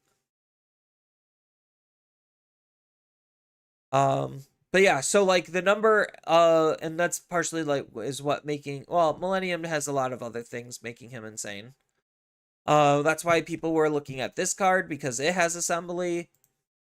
Like, just being able to hard play high level Digimon for next to no effort and trying to spend as little memory as possible is just the direction of the game. Like, we are in a state where you build one singular stack and then you start hard playing megas. I guess I should go back to reading chat a little bit. Rogue decks are better. I mean, rogue decks are fine. Like you could spike an event, like as you could see here, like you could spike events, like, but are you actually a good deck? Objectively, no. You just kind of got lucky or made a good meta call. And that's like what rogue decks usually have always been. It's just how many rogue decks are viable for the format is the question. And I think like literally based on this type of result, like that number, it's not necessarily shrinking, it's just staying very finite. And most of them are literally the decks that the decks of old, where it's just like, oh, Millennium was one of the top decks last format. Oh, he's still good. Spoiler. Red Hybrids was one of the best decks last format also. Spoiler, it's still good. Omnimon, Alter S, one of the best decks last format. Spoiler, still good. Medusa, Galacti, oopsies. Medusa, Galacti, Crosshearts, Imperial. All decks that were really good last format, they're just less prominent now. I think Sean played something like Musket or Glowing Dawn, he would have gotten first place easily. That's probably true. I'm not gonna deny that. I think Sean is a good enough player where if he like actually plays one of the objective better decks, then he can do significantly better. I do think that is true. Because like it goes to a video that I made a while ago where it was talking about input versus output, essentially. Like, how much effort do I have to put into a deck in order to get a particular outcome? So, obviously, with rogue decks, they tend to require more input to get the same amount of output as if you were playing a better deck. So, people just objectively would want to play the better decks. Could you still play those rogue-esque decks and still do well?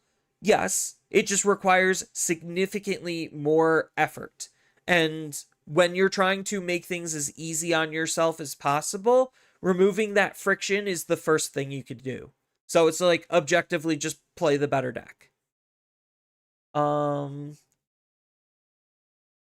We got a Gaussmon and a Shellmon revealed. I didn't look at the new spoilers, so that's kind of cool. Literally how the language works. Oh, yeah.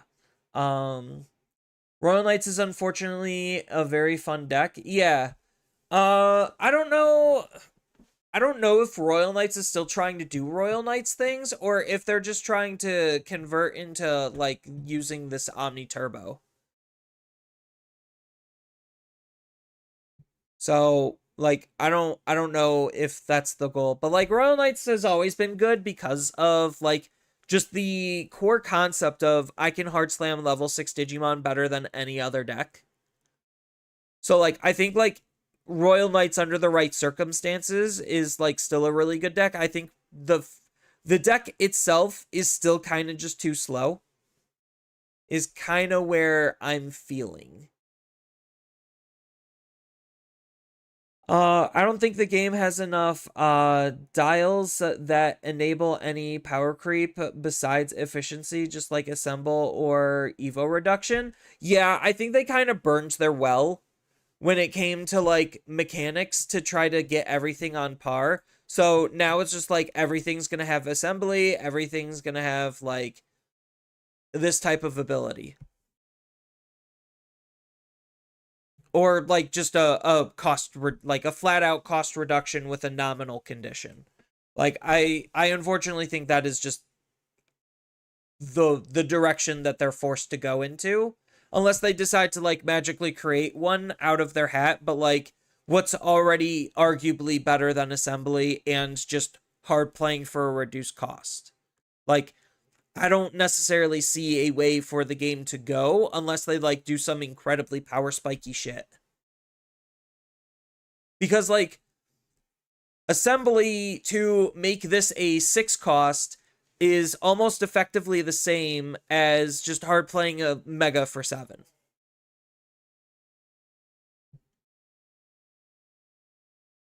Like dual cards are efficient or effectively buff more than option buff. Yeah, it's more of a digi buff than an option buff. Like it's just a way to bypass certain protections that they've already printed. Until they start printing cards like this, where it's just like, oh yeah, I'm just immune to everything. Like, then what's the point? Like, honestly, what's the point then? How was your event?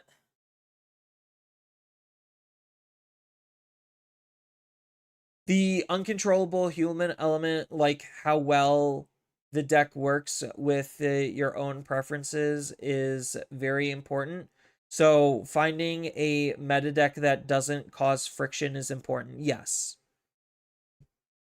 very much so. So, like, if based on my personal play style, Glowing Dawn would be my preferred meta deck. Obviously, I'm having a lot of fun with Reboot, but Glowing Dawn is my meta deck. It has the play patterns that I'm more or less familiar with, and I just need to learn a couple of things, like the dual card quirks, to make it work for me. But I really do like Reboot. Reboot's just it just feels like a very clean deck.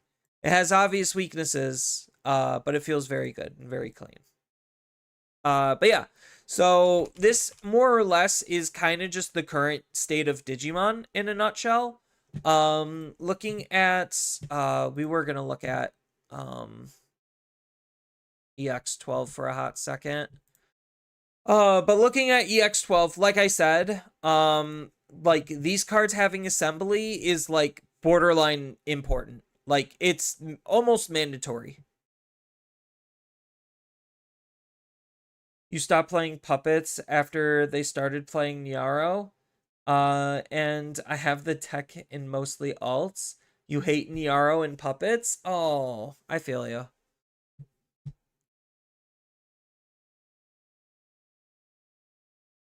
Yeah, like Niaro kind of just made puppets like super toxic.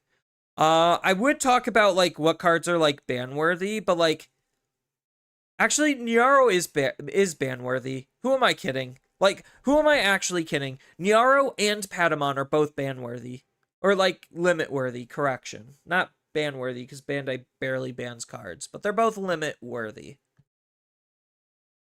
So like, because the unfortunate reality is, they're not going to do anything to these decks.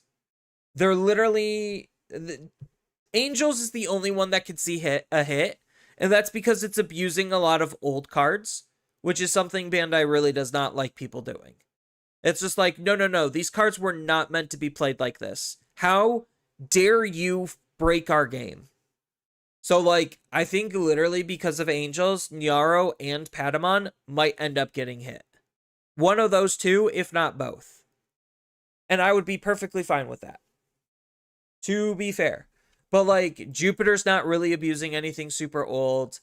You can make an argument that Three Muskets is, but, like, what are they going to hit from Three Muskets? I mean, the obvious option is Redbind. Like, that's the obvious pick. It's like that promo was made to power up Three Muskets back when Three Muskets was, like, borderline almost unplayable. So, like, now that they made Three Muskets, like, incredibly hyper playable, do they take away the power tool that they initially gave them? That's the real... Oh, yeah, Jupiter's also abusing Nyaro. I keep forgetting about that. Yeah. So, Nyaro definitely is probably... Because, like, if we look at the color breakdown of this, it's like yellow, yellow, green, green, purple, red. Yeah. But yeah, like, I think Nyaro is definitely one to get hit. Redbind is probably a card to get hit. I don't think they're going to hit anything else, though. Personally, Dan and Cannon Yuki, that card, toxic as fuck. That card needs to go. 2 Redbind triggers plus Beelstar Axis Criminal? Yes. Oh, yes, it is. You are speaking the truth.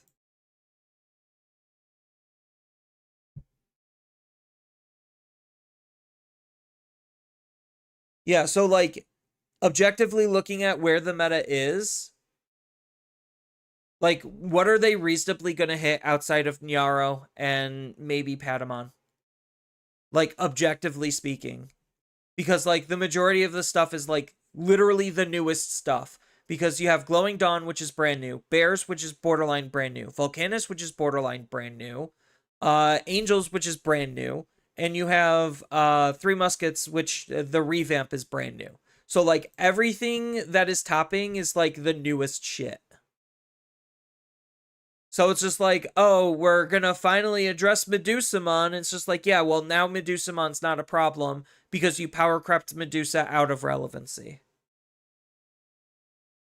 So it's just like, what? You're gonna hit the level 5 Lamia that enables a warp when now you're printing everything with assembly? Like, literally everything has assembly, which is, like, arguably way better than warp digivolving for free. So, like, again, the power discrepancy is, like, kind of just unreal based on how they want you to play the game. So, like, and what? We're not going to get the next ban and restriction list for another, 3 months? Not until post nationals?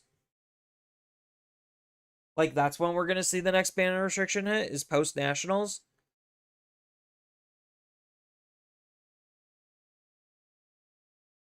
Yeah, this has Fortitude at least, but this has the assembly.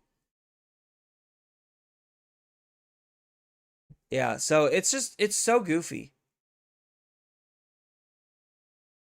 To be fair, if you want to power down Medusa, you hit the red brush Medusa more than the warp Lamia.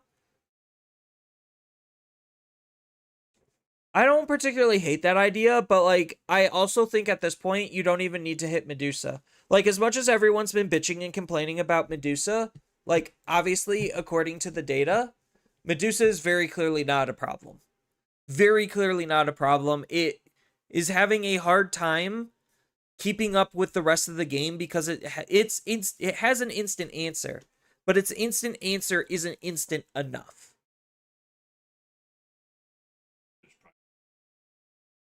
Do you want to watch anime? I was thinking we could watch Witch Hat, but if you want to watch. Um, we could probably just watch it tomorrow. Go shopping, watch it tomorrow. That's fine. That way you could spend the night doing what you need to. How are you feeling? Cold better? Worse? Same? I think I drank milk. Bad in like a day, so. I ain't drinking it. My tummy can't handle the milkies. That came out wrong. I was telling Alice, I think makes some sense. Good luck with that. I can't have it. What bread am I gonna have it with? Oh, right. I could technically Keto I do have my keto toast, but like maybe that is worth it. I don't know. You'd have to just like watch the sugar content I that just have to use them. yeah. I'm not ignoring you, chat, I promise. 1%. I don't know. Yeah. It's 2. What's more? Although I could get keto pancakes from my mom. She has a recipe for good keto pancakes using cottage cheese. It's like cottage cheese lady. I've showed you. Yeah, you have. There's a lot you could do with cottage cheese that people just aren't doing. There's a lot of things that you could do with a lot of things that people aren't doing is the moral of the story. It just takes work. It really does, yes. So, because I still gotta learn to make the curry roux. I bought broth. Because at worst, if I don't learn how to make the curry roux, I could still make like a stew.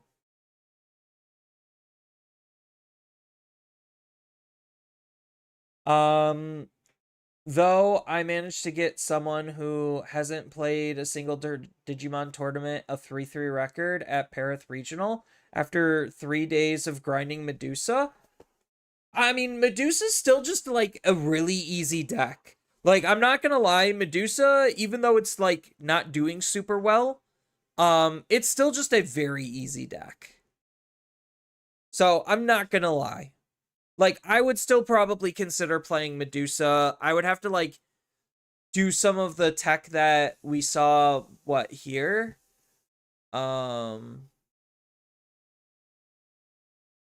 Yeah, like I would probably have to run the Crimson Blaze. I would have to run the Raging Serpentine. And then yeah, I would have to do like other creative tech. They actually cut out a level 6 or a level they cut out a level 6 and they cut out a level 5 to make room for the Raging Serpentine. That makes sense. And then I already know that they were shifting off of this Owen for this Owen because this Owen or this Owen allows you to have like the recovery and attack plays. So it makes sense. Cottage cheese is goated. I need to learn how to just eat it plain, but like yeah, I do need to start cooking with it more. And learning how to cook with it more. Because right now, if anyone's unfamiliar with keto, I am on the keto diet. So I just finished week 1. So I have at least a bare minimum of 3 months that I want to be on it. In order to try to like lose weight and get my appetite under control. What's the name of the website? This is dcg.nexus. The other one that I use for like event data is Digilab. The other one that I use for events is Eggman Events. So like Eggman Events also has like this data as well. Well, it doesn't have all of it, but it has some of it. Eggman Events is like more big macro data, and then like these are more smaller data. So like, oh, what did Phoenix, LA, or what did Dual Coffee Shop do? It's like, oh, they had 12 players. Omnimon Ladder 1, what did they do? Oh, cool, that's neat. It looks like an Omnimon deck. So, like, you could kind of just go through and see, like, oh, here's Kofuku's store store tournament.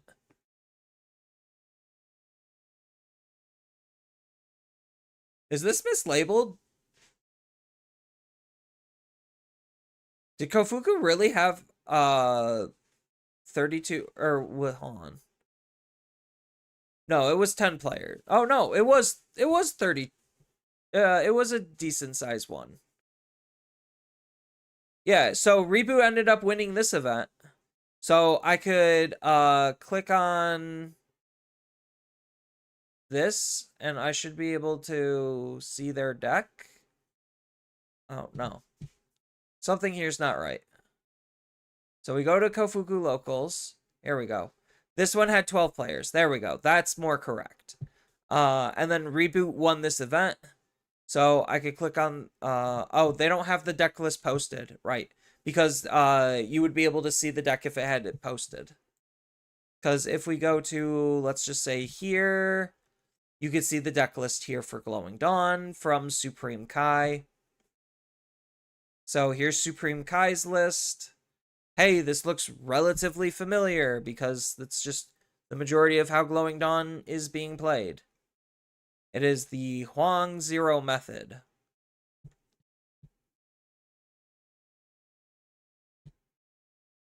Yeah. Then here's my Japanese one. For looking at Japanese locals, Digimon-CG-Guide.com. So you could, this is a Japanese website, so it will auto translate. Like here, I'll show you if I reload it. If it decides it wants to reload. But this is Japanese website, so you'll have to have like auto translate on. So you can see that I have translation on here. And then we have DigimonCard.app as like a good database to look through cards. So, chat, should we be worried that they have more level 5 DNAs?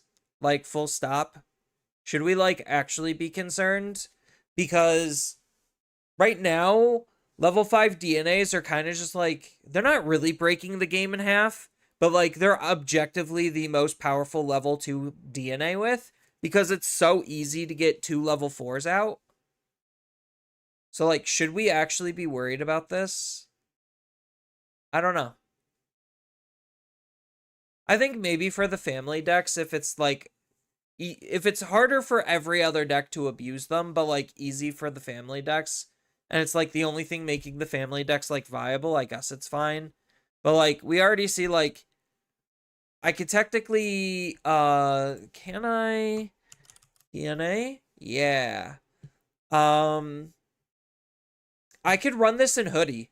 Like, just as an example, I could run this card in Hoodie. It'll do absolutely nothing for Hoodie, outside of, like, its base ability. So, all turns, when a Digimon attacks by placing a Deep Saver from your hand to the bottom, you get a D-Digivolve. Yeah, so this is doing nothing for Hoodie because it's, the ability is, ability restricted in a sense. So yeah, I guess like as long as they keep these like ability restricted, it really limits the usability of these cards. Hoodie could also run Angelomon, which is kind of funny.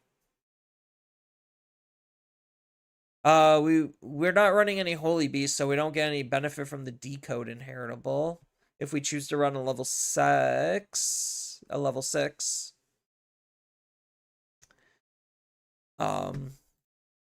what are the other ones? We have this. Hoodie technically can run this. Technically. Because we do have black and we do have purple. It's not good, but it's more real. Yeah. Reveal the top 3 cards of your deck. We get to play a 5 cost or lower Machine Cyborg or Metal Empire.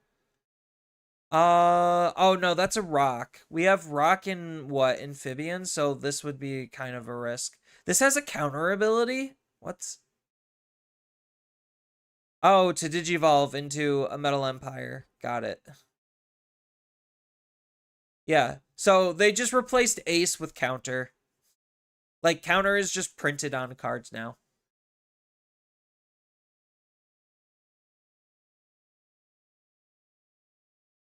What other silly DNAs do we have? I think it's just those. Like those are the only level 5 DNAs. Oh, we technically have the Garurumon one too. But that's more like Nightmare Soldier Virus Buster, something along those lines. What is this? This is Metal Empire Virus Buster. Gurumon's weird. He just wants to be a Virus Buster though. Um, what are the chances of a DNA rush being a thing? So if it's not really DNA plus rush, it's more of DNA and then this Digimon can attack. So that's one of the other like abilities they just threw around like candy, where it's just like, then this Digimon can attack. So like, and I kind of hate that.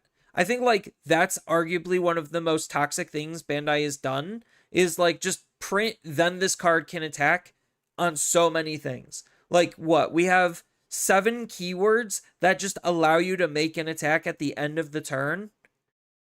Like, that's a little excessive. Do we really need that? Probably not. The field spell gave power creep decoy, so counter is potentially a real thing on the Andromon. Okay.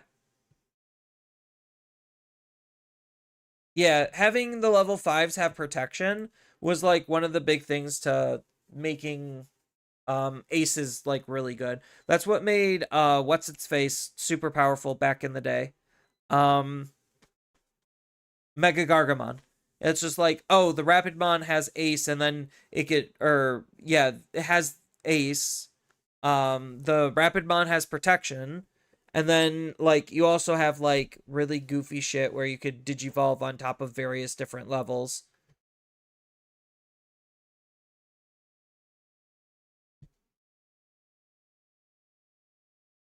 Yeah, these decks seem like really good. Because what? These eggs are just enabling DNA, end of turn DNA? Insane. Actually insane.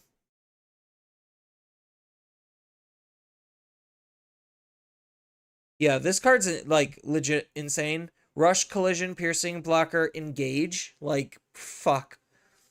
So many keywords. Then he just arbitrarily makes himself 16k by default.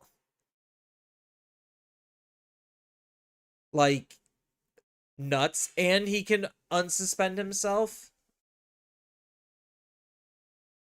So, yeah, this card's doing a lot. This card looks very good. Very, very reasonable. The only problem is once his stack is torn down, what does he do then? And I think like that's the big problem with the SW stuff is they don't have um as great of replayability. What's his 5 supposed to be? Is his 5 supposed to be Gokumon? So like you just hard play Gokumon, hope to keep turn to DNA or to digivolve into Nezahamon?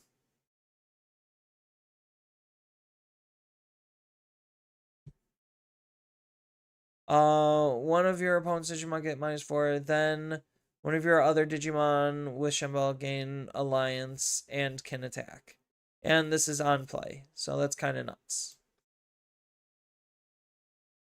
Yeah, so like that's the awkward part is like, what is the rebuildability of the SW deck? Because I know what the TB stuff. What's their replayability also? Is it literally just like hoping for Alliance also? Or not Alliance, Assembly?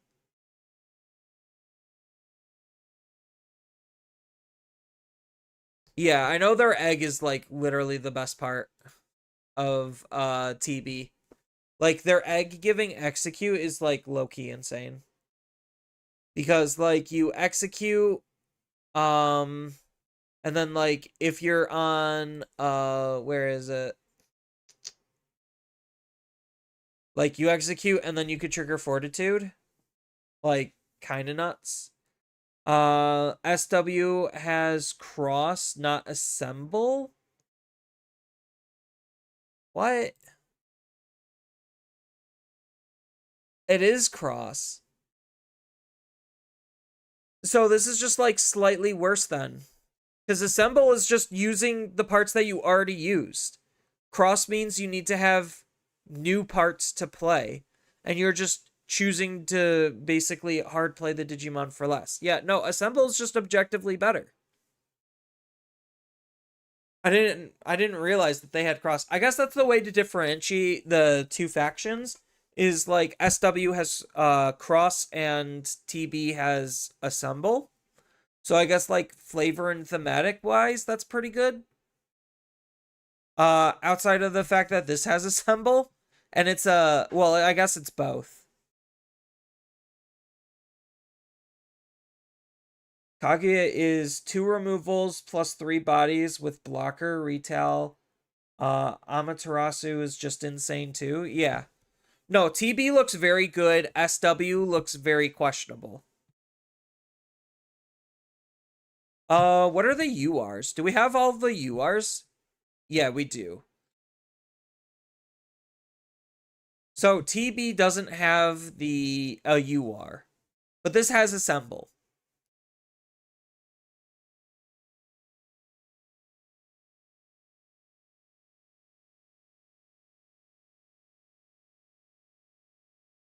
Then we got the Omnimon, which actually looks like a reasonable Omnimon. It's not like the best Omnimon, but like it's a very reasonable Omnimon. And we got Chaos. God, I wish they didn't make this card.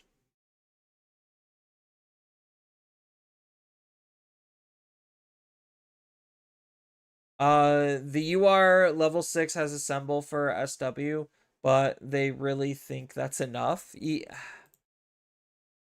I honestly think SW is gonna struggle. Yeah, the first yellow Omni. That's what's spooky. What is the SW egg? During your turn, when any of your other SWs are played, this Digimon can digivolve. Okay. I was almost gonna say when any, like, if this ability can see itself, I would probably say SW had a chance. But it's when any of your other SWs. So, yeah. Like, honestly, if they really wanted to fix SW, they would have made this card be able to see itself. So you, like, assemble or digicross being able to potentially use this card, and then it sees itself being played, and then allows you to digivolve and reduce the digivolution cost by 2, which means you're going to be digivolving for 1, so it's 1 additional to your play cost to essentially get an extra step involved to just hard play a level 6 Digimon. Um,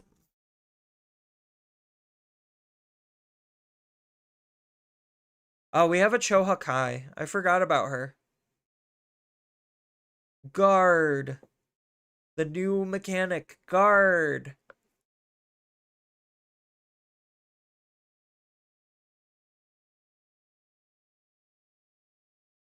Yeah, on play, Digivolve 1.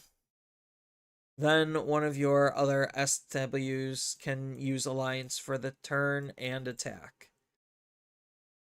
So, like, what? They want you to get into a level 5, hard play a level 5? Oh, is that literally the gimmick?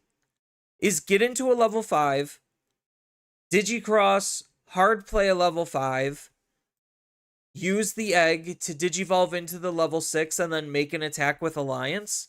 Is that literally, like, the game plan? Because that sounds terrible.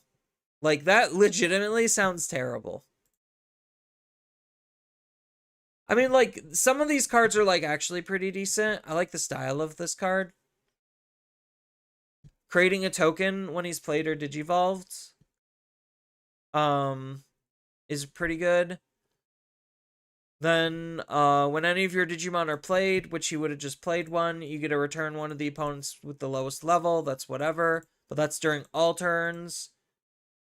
So maybe that could work out something. And then when any of your Digimon would leave the battle area, you get to play a level 5, which could trigger this. So, yeah. Like, I really like this card a lot. Back from gaming with a friend, what did you miss? Did you see the full data spreadsheet that I made? Like with the chart and everything? The level 6 is really good, but the engage is lacking, but the engine is lacking. I thought the engage. I'm like, what do you mean? It's got engage. Yeah, the engine so far seems really mediocre. Like, the funny thing is, the discard almost feels like it's benefiting the assembly more than the Digicross. Like, it's cool that the Digicross is like somewhat flexible, somewhat, but I don't think it's enough. That is who? Which one is that? Oh, this is just SW in trait. Um, oh, that's the red guy, right? No, the other red, the yellow one, not Amaterasu. Ah, God, I'll just look him up. Uh, Talk. There we go. The yellow guy. Yeah, he looks pretty reasonable. On play when digivolving and counter, play a token. The token's got guard and blocker, which is really good. And then you get a de-digivolve 2 of the opponent's Digimon and minus 6k until the end of their turn, so it's premium. So, like, potentially you could, like, oopsie doopsie minus 12k something if they don't play around the counter. And then the guard makes it so this card's kind of sticky.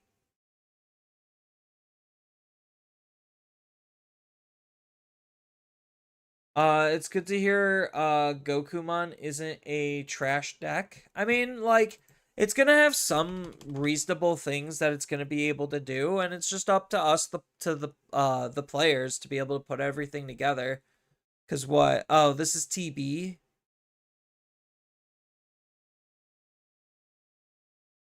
Does obviously we don't have the full set revealed, right? How many cards do we have? Where is normal? There we go. So right now we only have 56 cards revealed. The set is how many cards? Isn't it like 70 something like it usually is because it's a small set? So like we're mostly done with spoilers. Yeah, like what are they gonna do? Because this is Metal Empire. So like are you just forced to run Kakemon and then Wankomon? Or yeah, this is Virus Buster. What are our level 3s? That's Metal Empire. Metal Empire. Okay, so the other one is Kamemon. So it's Kakemon and Kamemon.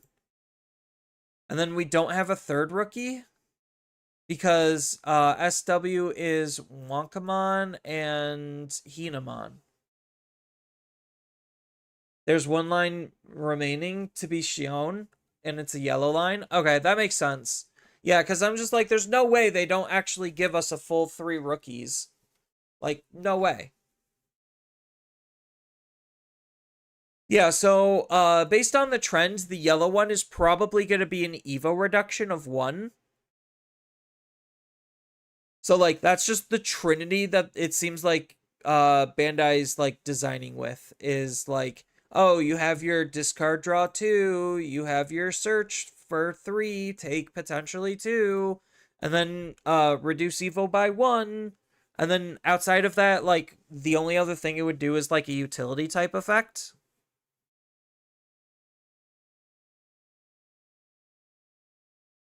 And yeah, they just revealed the blue one for the TB line.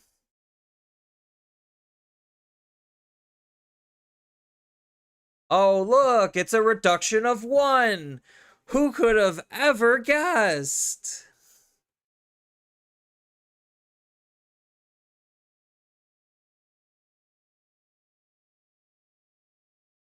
Okay, so TB is going to get what's its face? The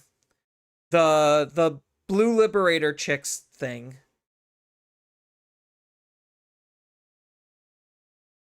Like that's already basically confirmed. It's funny that the Liberator stuff took from the TB stuff. Yeah, because we got Greymon, which is the weird thing is the Greymon's Metal Empire. It has no reason being Metal Empire. Literally, it has zero reason being Metal Empire. They're just doing it to flesh out the deck. This is Nightmare Soldier, which, like, sure. This should have been Nature Spirit. To be honest, it shouldn't have been Nightmare Soldier. But I guess they just needed to throw Nightmare Soldier a bone, or maybe they just didn't want too much Nature Spirit in the set. One of the two. Like, this being Metal Empire makes sense.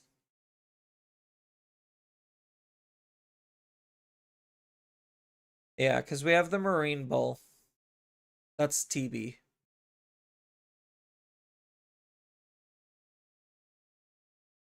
At least they maintain design cohesion, I guess. Metal Greymon is Metal Empire? Yes, he is. So you're good? Yeah. No reason besides they were in the VPET? Yeah. This pricing kind of sucks. Not gonna lie. This pricing kind of sucks. This pricing is actually extremely awful. Like, nothing in here is worth anything. Literally nothing in here is worth anything. The Pail's a good pick. I don't know about what the rest would be. But so far, the only thing making the participant is, like, Pail. It's not good value. They've been picking, like, really shitty cards recently for tournament stuff. We're waiting for, the Susana line we're waiting for, regarding the SW. Yeah.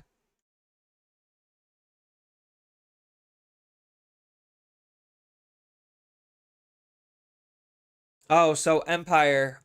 If you're curious, I finished my homework on looking at the top 8 of all of the small events and 2 of the big events, and then kind of just like formulating where the current meta is for BT25. So this is like just the culmination of all of that, and then here's the pie chart for it. In case you're wondering what we ended up doing today, it was mostly just fixing up my spreadsheet. This data is kind of irrelevant, but it's kind of meaningful at the same time. Just how many players and how many rounds.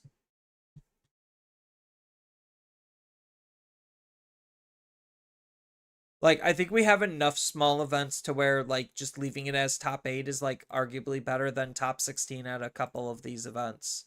Because, like, what, we could probably gauge top 16 from 1, 2, 3, maybe 4 or 5 events. So we get, like, a similar amount of decks total.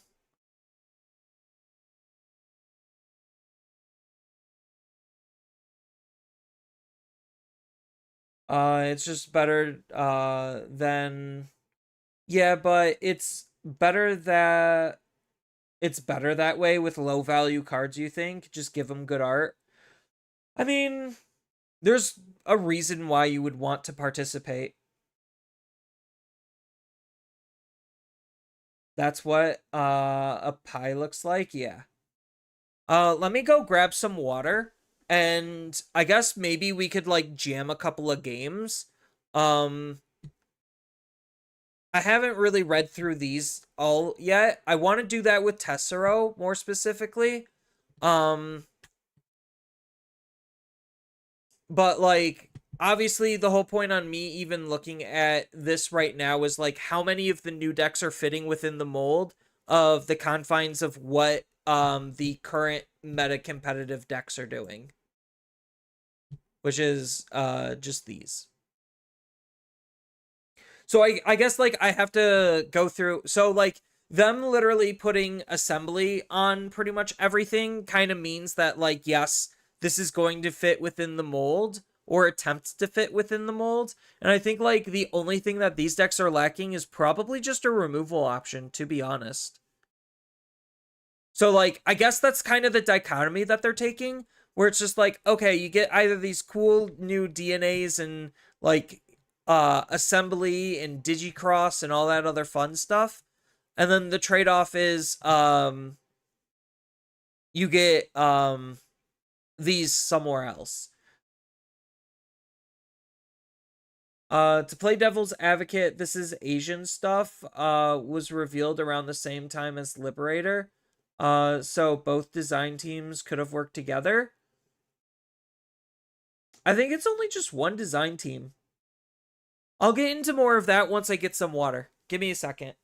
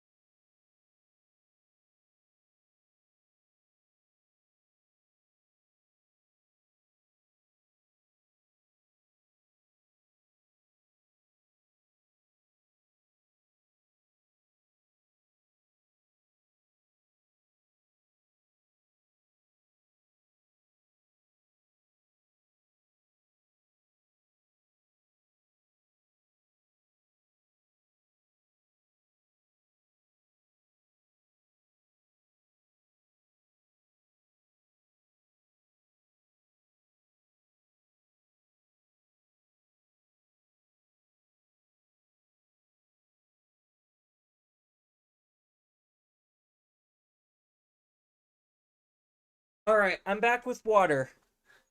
I told you it wouldn't take long.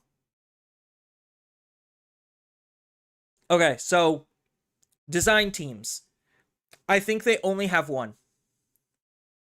So, Empire, that's my hot take. I think they literally have only one design team. And what they probably do is they design in batches.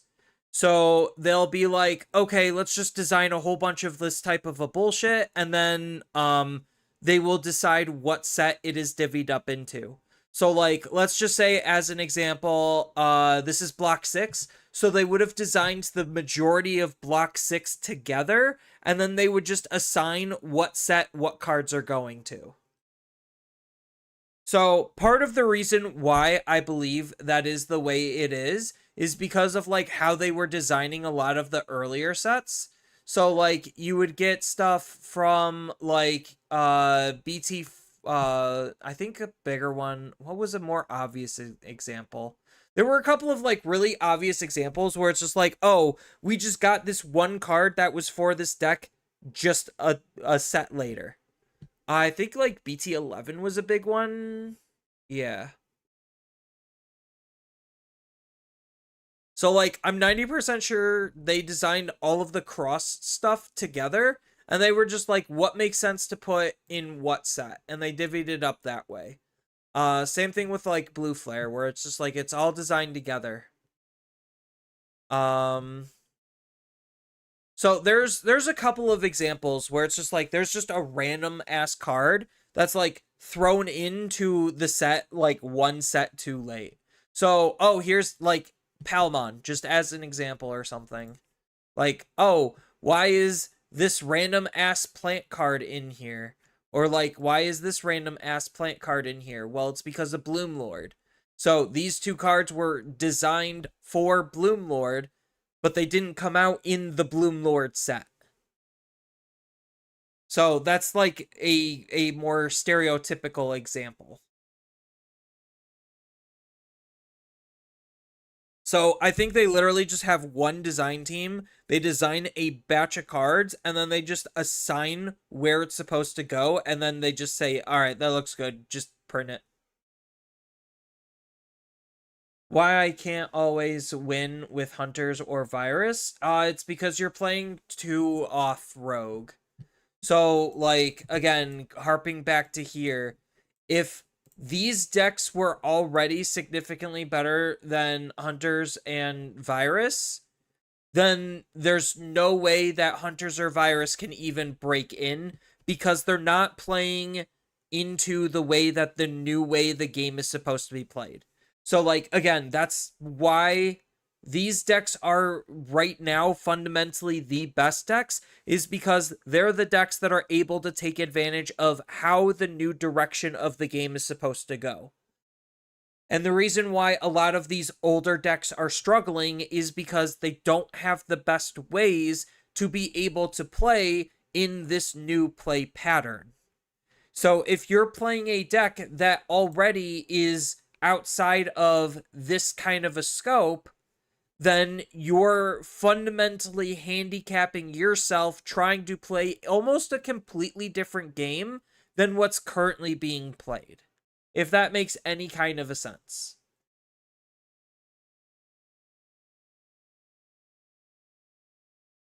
So, like, Hunters, just as an example, has no removal options.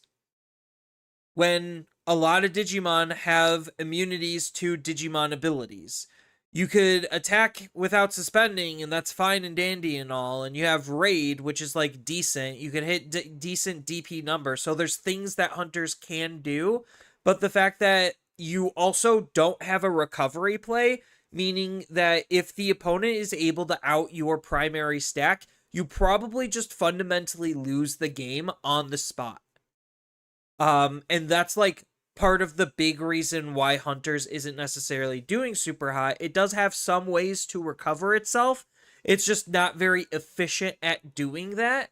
When these decks are already more efficient at having some kind of recovery play, just not as efficient as what the top decks are doing. So if you're already playing a step below what's barely playable as is, then yes, what your deck is doing is almost fundamentally unplayable. It's not realistically unplayable, it's just fundamentally unplayable.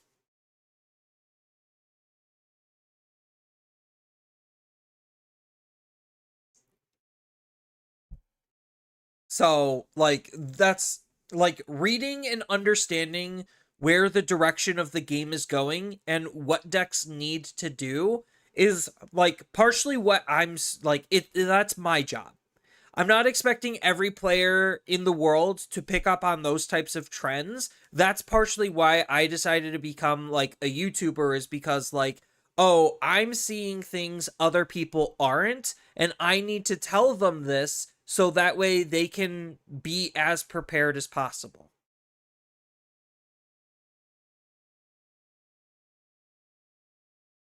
Because I'm probably the first one that actually acknowledged this type of design shift was happening last set.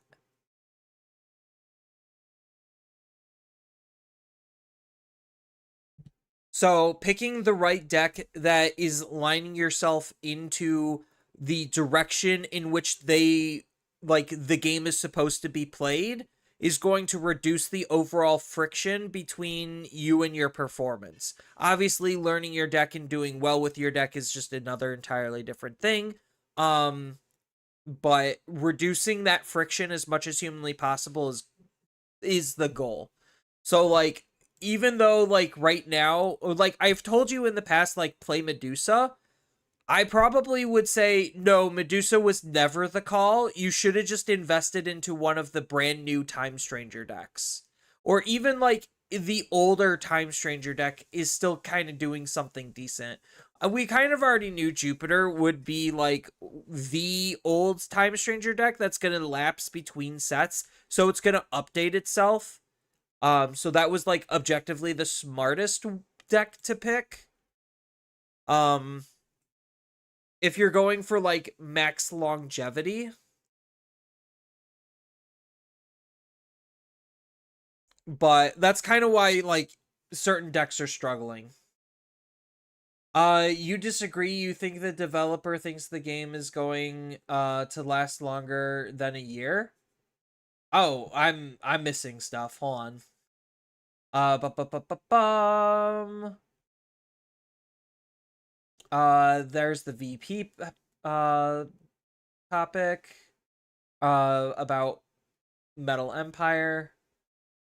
I think shockingly they choose green Agiocuse over blue for the prize card though. Oh yeah. To play devil's here we are. To play devil's advocate, this is Asian stuff that was revealed. Yep, I already read that.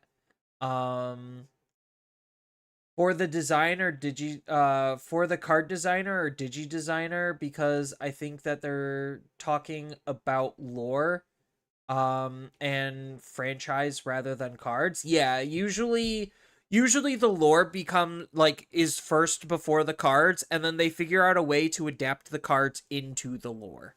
That's usually how the design team kind of operate, like how the card design team operates with the Digimon design team in a sense. Like the Digimon lore master, if there even is one. Like working at Bandai. I meant for making Digimon and their artwork, not the TCG balance team. Yeah, I don't think the TCG is worried about balance at all. I think they're okay with things being completely imbalanced. I think they didn't give up. It's just they obviously don't care when they're making it because they don't have the time to care. Um, I do not think the devs believe the game will last longer than a year and are shocked every time it does. Um, okay, so that's the comment that this was played off of. Oh, that's a tough one. That honestly is a tough one. Like, I think they do expect the game to last.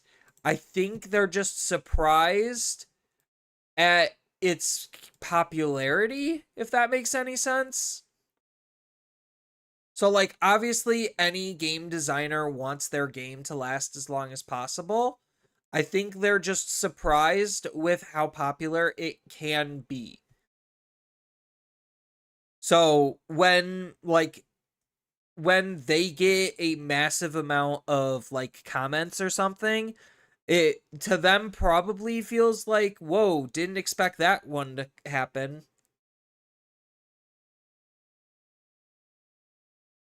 I honestly don't know how long they think the game is going to last for. Obviously, like looking at Battle Spirits, they wanted Battle Spirits to last as long as possible because that was their main IP. And then obviously nobody gave a shit, so like it died faster than they wanted. Like they honestly thought that Battle Spirits was going to last a long time and nobody just gave a shit. So I have no idea what is going through the design team's head when it comes to the longevity of the game, but obviously it's their job to try to make it as interesting and enticing as humanly possible so that way they could try to garner as much attention between the players and new players. Which is why the balance team needs to like really step up their announcements because like they can design some really cool shit. It's just it's not balanced at all. And if anything, it's the Western audience that absolutely loves a more balanced and fair experience, and we hate like absolutely, completely, and utterly broken and busted shit, because then nobody has fun. Um, I think the developers think the game is gonna last longer than a year. Otherwise, why put the effort into making the mobile app? Um, the mobile app probably was in development for years. So I think card design wise, they only plan a year out. Um, which makes sense. That's like industry standard in a sense. Like you usually want to plan out bare minimum 2 to 3 sets ahead, which is like almost a year. So it kind of plays off of each other. Um I just don't want to put the money into a meta deck. I feel you, King Jaden, but if you want to be competitive at Digimon, that's what you have to do. Like, that's partially why I quit being competitive, is because I couldn't afford replacing my $100 deck every single set.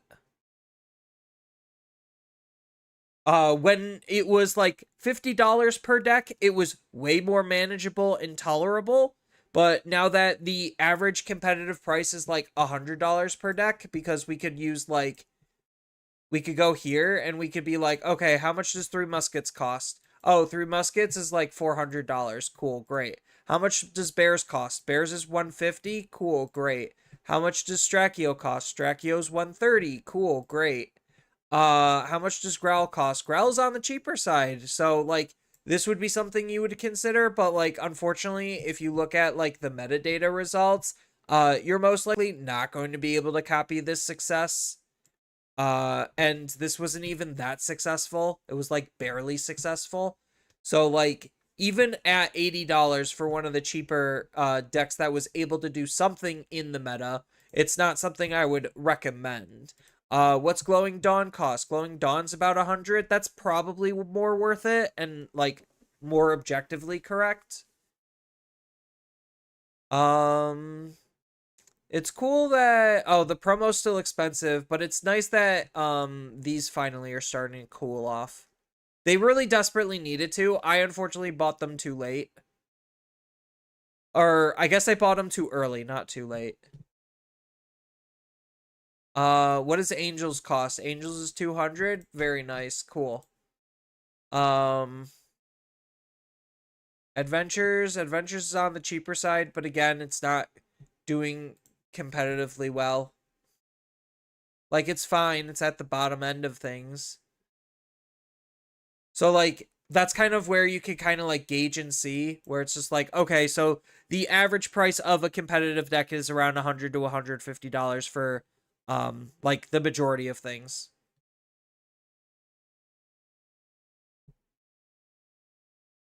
And like yes, it is objectively expensive to constantly replace your $150 deck every single set. I'm not going to lie and I'm not going to sugarcoat that, but depending on the deck that you're playing, it might have legs to where you don't have to, but you're eventually going to have to, and that's just the reality of things.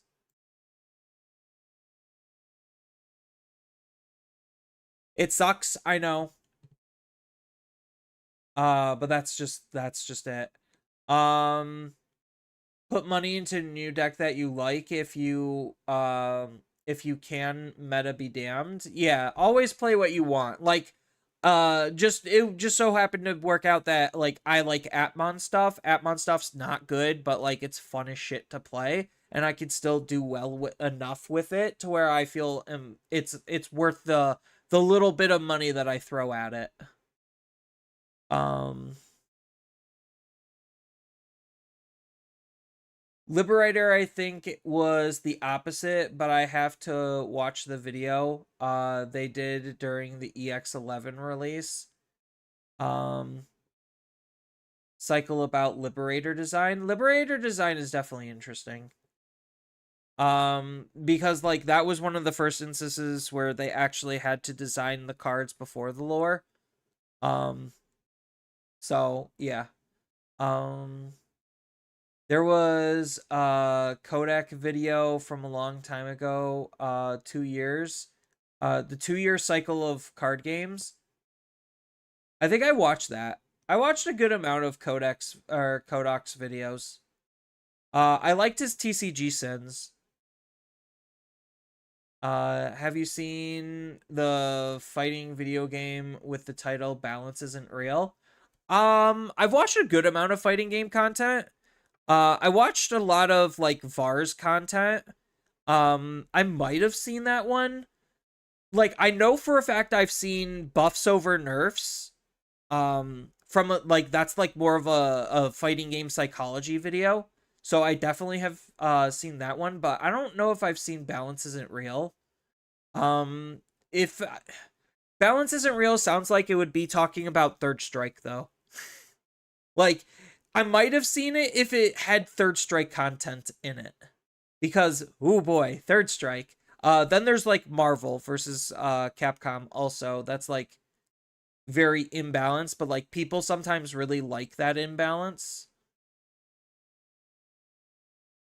Um when this game was coming out, I was told that it wouldn't last 2 years, and here we are at almost 6. Yeah. It's by the Killer Instinct devs. Oh, okay, interesting. Like, which Killer Instinct devs? Are we talking about the old devs or the new devs? Because those are two different teams. I've watched Max's content to know that enough of that. You just don't have fun anymore. You can't play rogue decks. I mean, you can. It's just you got to pick the right rogue deck, to be honest. And rogue decks don't stay rogue forever. They either transition into meta decks or they fall out. And unfortunately, you chose rogue decks that are falling out of the meta. And like you can't really control that. Let me guess. Bears are expensive because of the training card? No. Bears is expensive if we go back real quick. Um Bears is expensive because this is a $20 card that you need 3 to 4 of.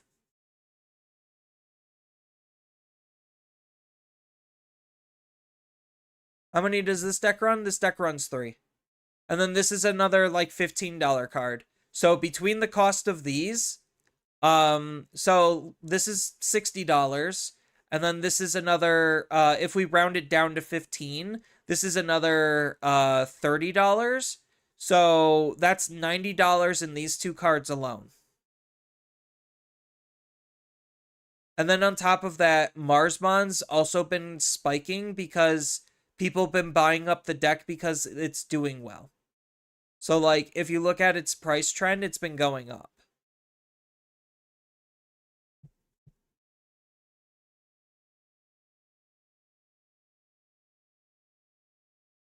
So that's where the money is. Oh my god, In Between Theater is a $4 card now.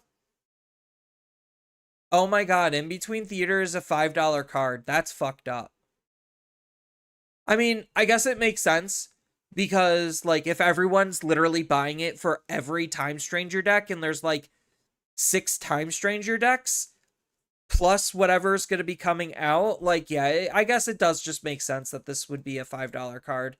I think that's also kind of fucked up, but yeah. So your reasons why that Bears is expensive. Or like I guess averagely priced at this point. Like if you didn't buy In Between Theaters, Marsmon, or Dan and Yuki early enough, Dan and Canon Yuki early enough, you probably just are not even gonna want to play the deck anymore. Because like yeah, the rest of this is cheap, even the Talisman's cheap, but like your core cards are arguably the most expensive part of the deck. You're having trouble complete bears because you can't find the cards in just one store. Yeah, that's usually the problem. That's why people buy singles online. But sometimes single sellers can be very interesting. Just to give you an idea of a video, um, is basically Kite's perspective and experience with playing and balanced competitive video games.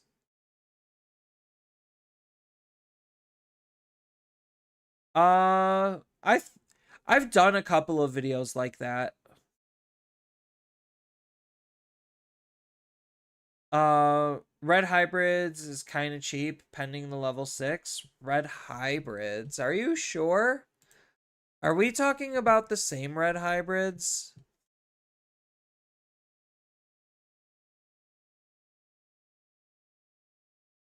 Um, red hybrids. Are you sure?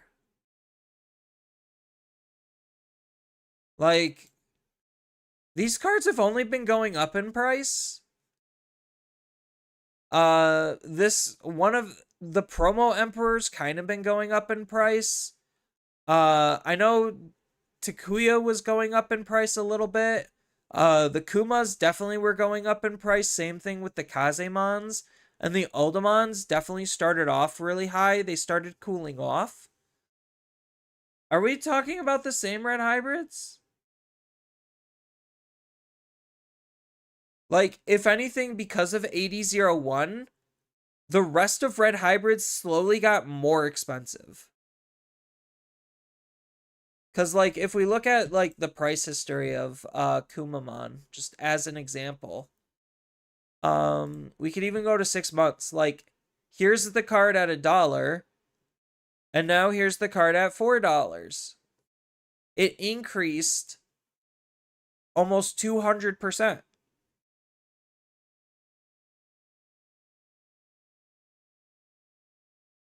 Takuya. This is another one where we probably are going to see the exact same trend. Look at that. It was selling at 80 cents, and now it's a $5 card. So it had a bit of a cool off. This, obviously, this followed the same suit as this. We had the promo Emperor. Look at that pattern. It's almost like it's the exact same. Although it's starting to climb, but the Emperor Greymon, the promo one, is the better showcase.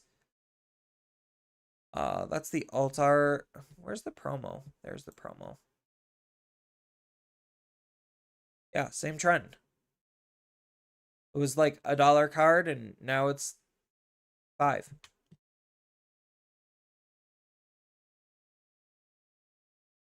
And then obviously Marsmon was expensive because of Marsmon. And then these cards are just like insane floodgates, so they just slowly crept up.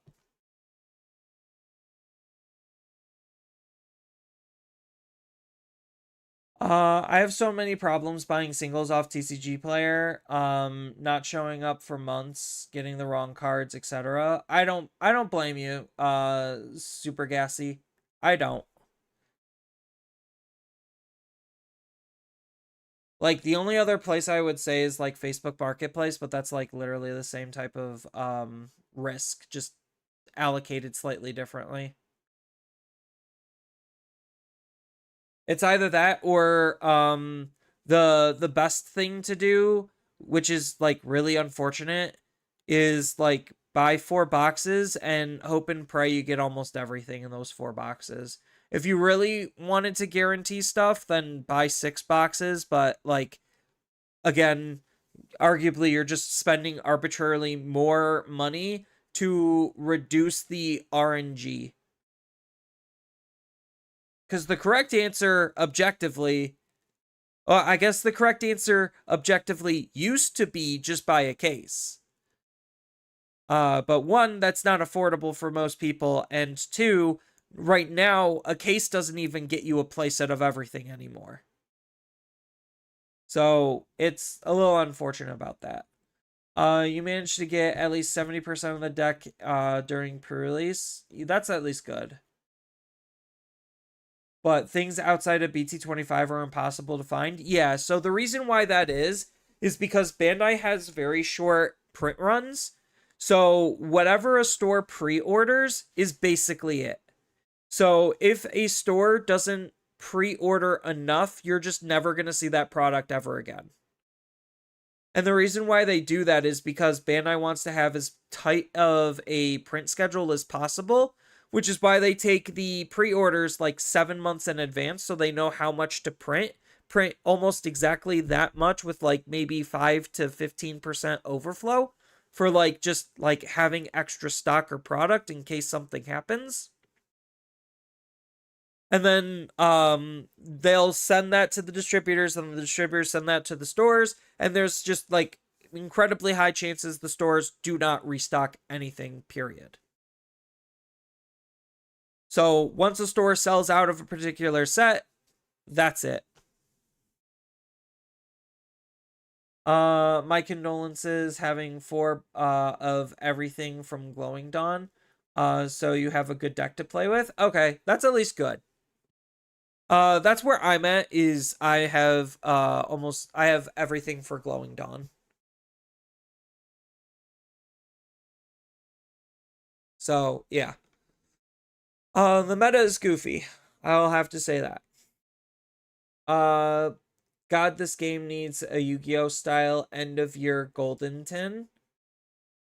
Um yes. I'm not gonna deny that. More reprints would be nice. It's just, let's hope that it's never in the form of an AD01 or an RB01 ever.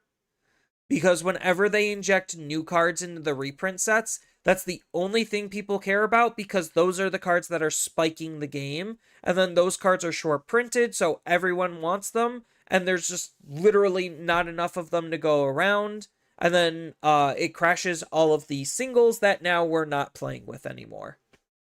So, like, it's a very...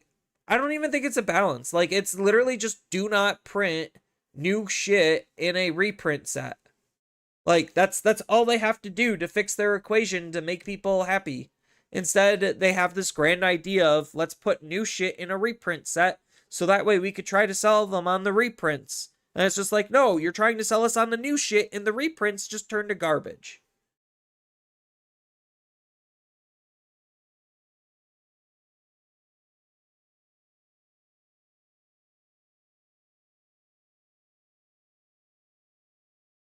Oh, that's the most frustrating thing. You built Glowing Dawn because you read the Dual Lizard and it said this shit is broken. That's pretty apt. Not entirely inaccurate. I read that card too, and I was just like, whoa, that card's incredibly good. Do I need to edit this at all? I think we're okay with this. Yeah, I added 2 off-mons, and then I changed that to this. I think there's still something here that probably could be changed, but it's fine. I mean, AD01 wouldn't feel so bad if it didn't cost more. Yes. That's the other thing, is they sell the reprint set like a premium set. So we're paying more money arbitrarily for fundamentally less.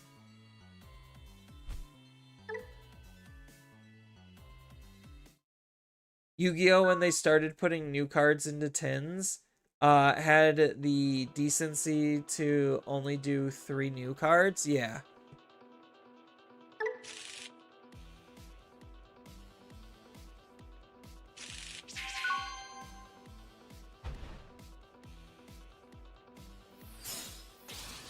Yeah, there's a lot of things that Bandai could do to make their stuff better. All of the whatever, it's gonna be this. Didn't want to do that, but it had to be.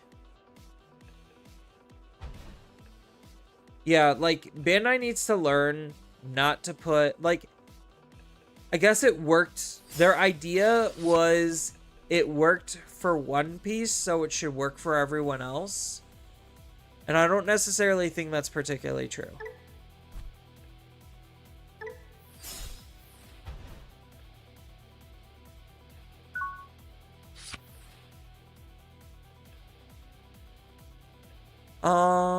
Which Bearmon is this? Evo reduction of 1? That's fine. I could just play out my own tamer. I know they get to go to 4 and they get to do stuff. Like, I really hate the design of this card. It's so fucked. Like, trying to not put your opponent... I've said this before so many times. Trying not to put your opponent to 4 memory is, like, the most feels bad thing ever because most decks aren't going to be able to do that.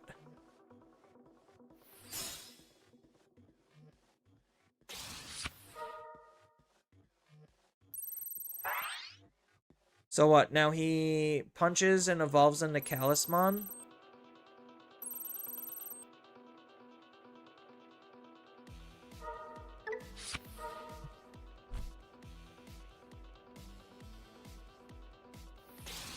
Oh, he's going right into the Mars.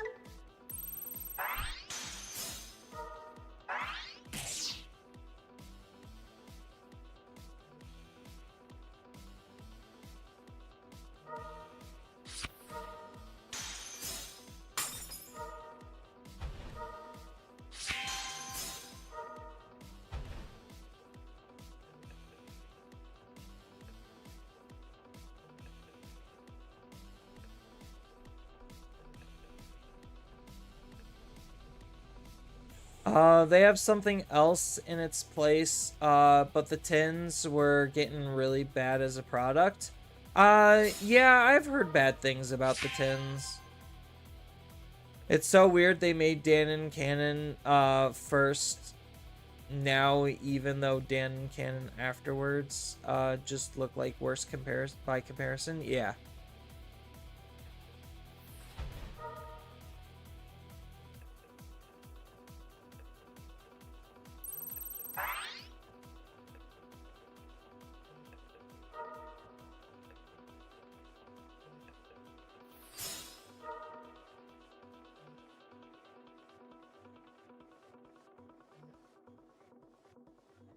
So now all I need to do is just find the missing pieces, and then I could probably out this.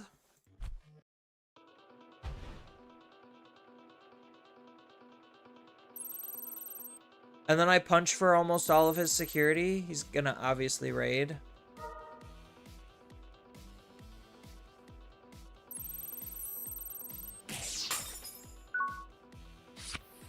Okay, that's something.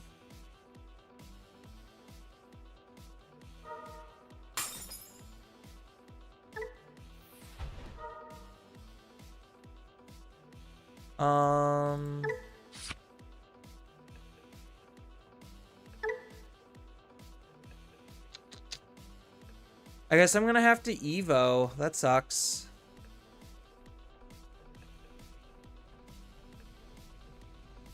Yeah. Evo and pray time.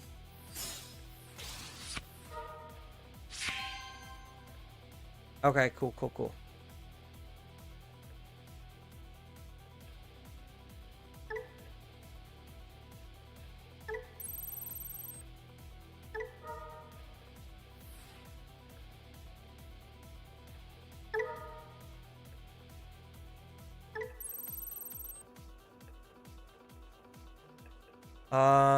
Yeah, unfortunately, I'm gonna have to use that.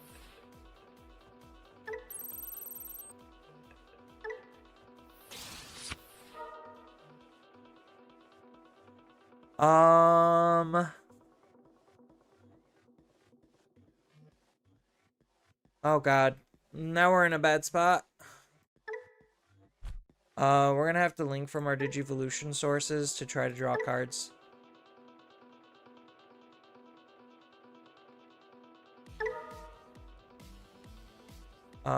Discard.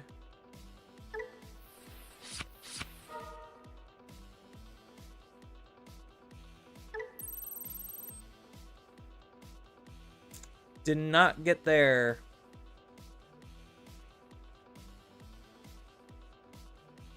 I could lock his Digimon down. Or I could just, like, boot and get rid of it. So I could swing here, use his ability, link into Bootmon. Yeah.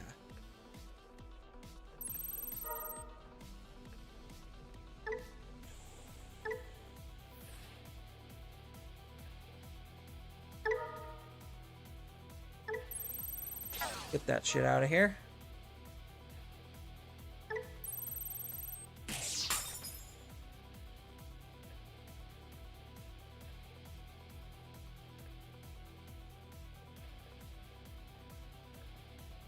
And I guess just Digivolve here. It's about the best I got. It's not dealing a lot of damage, but I got rid of his shit. I have at least barrier, so it's not terrible.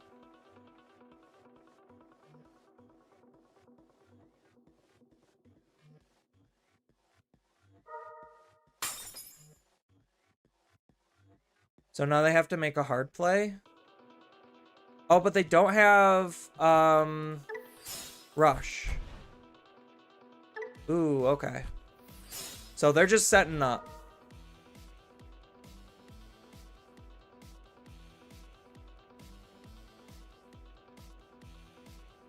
Good evening, just got back home from locals. How have I been? I've been okay. How was your locals? I think I'm like okay on talking about like metadata stuff right now. Had pretty good discussions. Got all the data out of the way. Observed a couple of trends. Looked at prices of decks.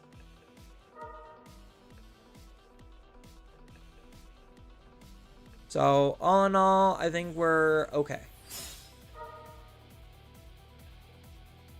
They're gonna take Talisman.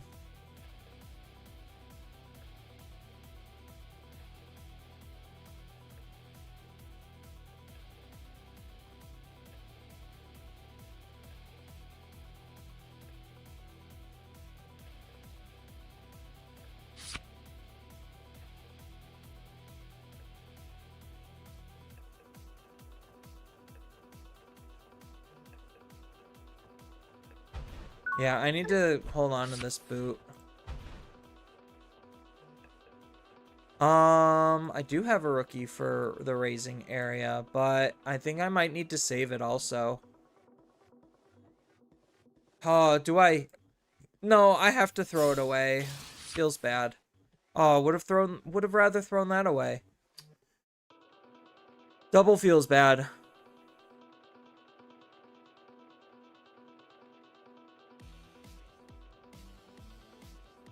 I need a way to draw cards. I don't have a way of drawing cards right now.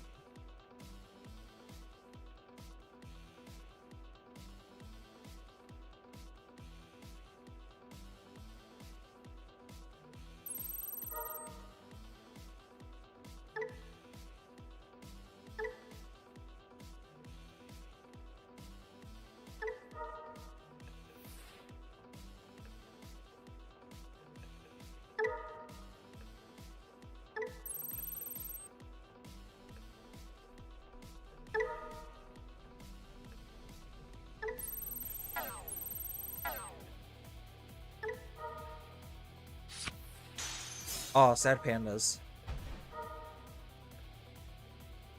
I really needed this to be what I needed it to be. I needed to see my reboot.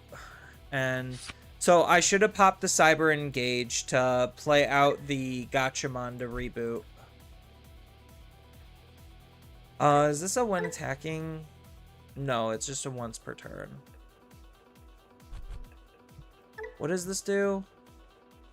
One of the opponent's Digimon can't unsuspend, so I unfortunately have to keep that.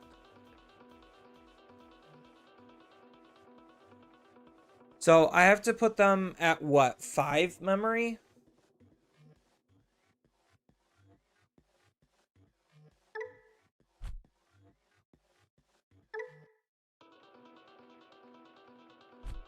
So that way these don't trigger and just automatically kill me. So fucked up. I hate this design.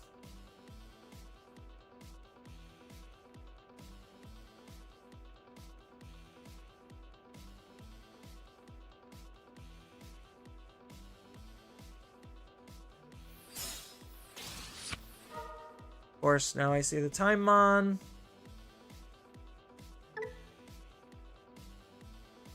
We're gonna have to go with craft to try to search.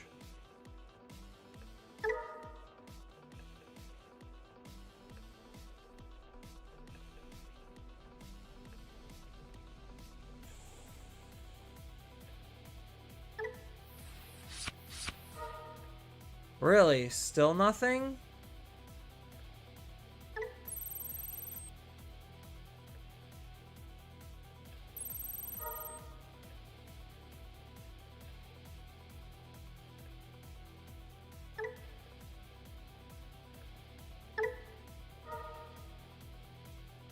Now we could discard off.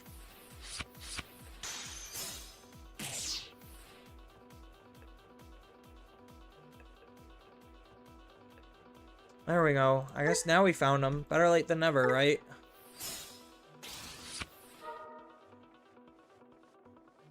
Link from our hand. Unsuspend. Gain blocker, piercing, security attack plus.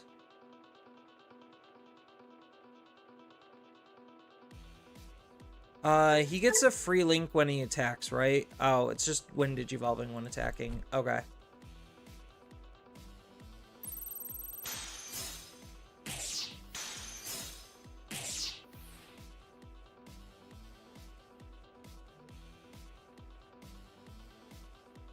So now I just have to put him to 5.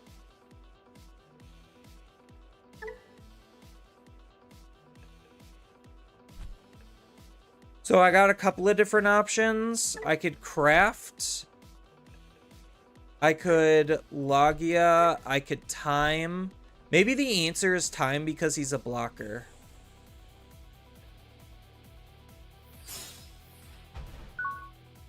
There. I'm only 16, which is unfortunate. Would have liked to be a little bit more. You took Data Squad and you went 3-1. Very weird, versatile night, which you didn't expect.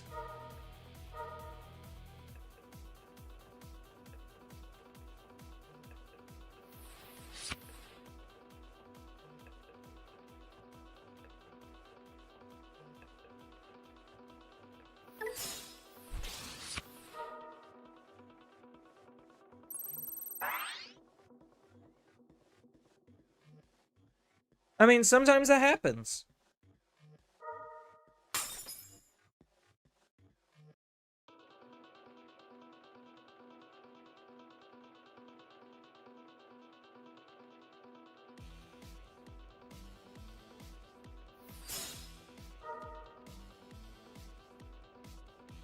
That's so cute. Oh, I'm not immune to options, right.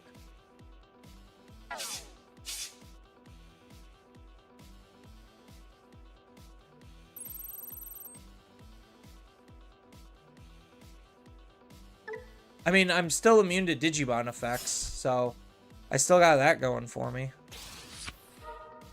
So I could block and barrier and do a whole bunch of shit.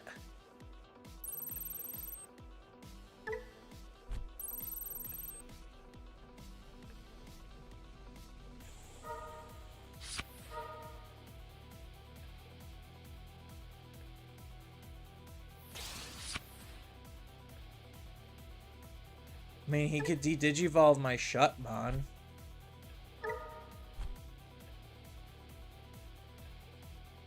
And then he could fight my Log.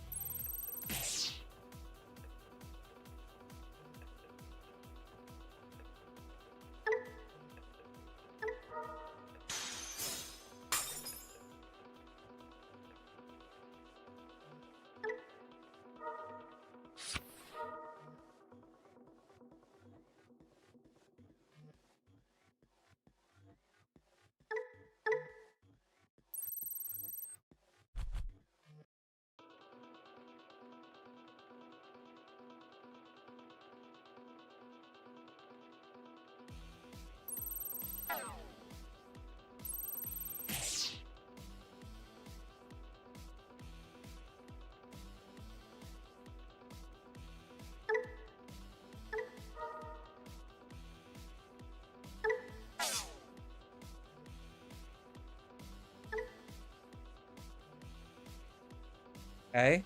Now what? Does he hard slam Marsmon? No, he just forces me to attack.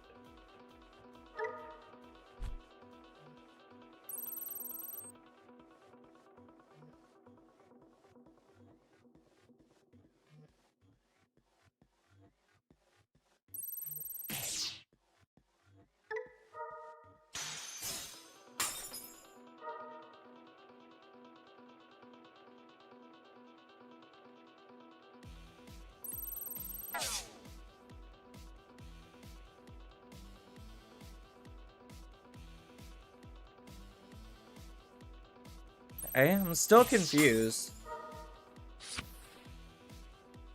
I mean, I could still very easily play out of this. Like, incredibly easy.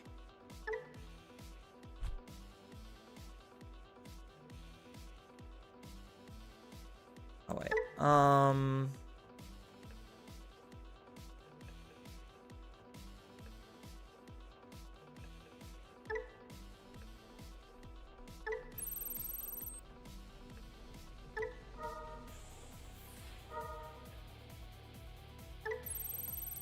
Okay, his blockers are gone.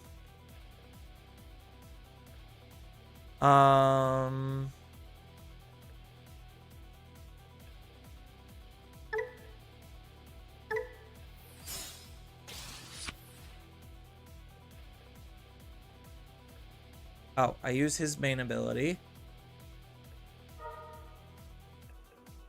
Link from my hand.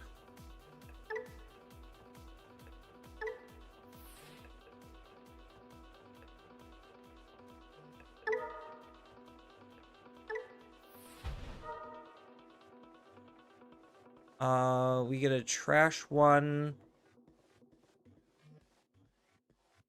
I guess at this point, trash a time. There's the reboot.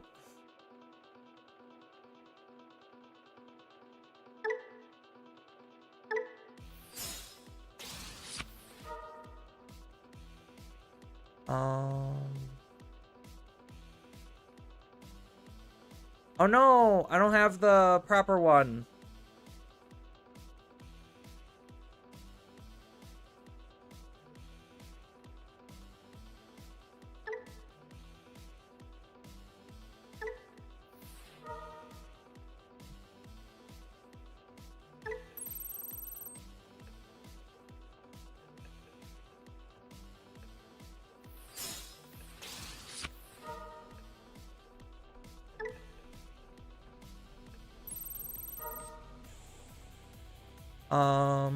We will link from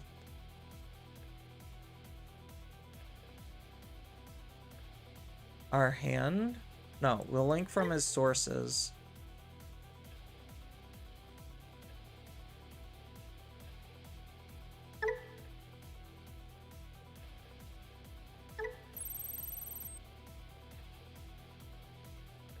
And then we'll bottom deck, gain the immunities.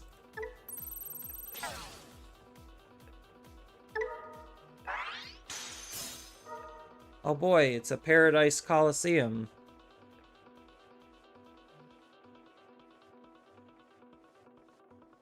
He's gonna have to bring back this Grizz. And then I just link here to suspend it, or I just use this link.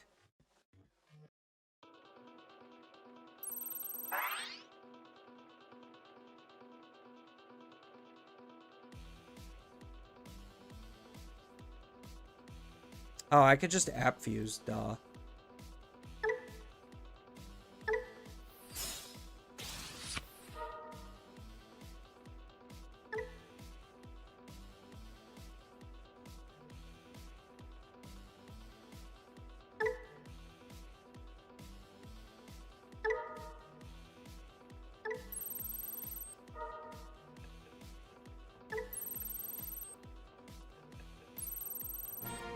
There.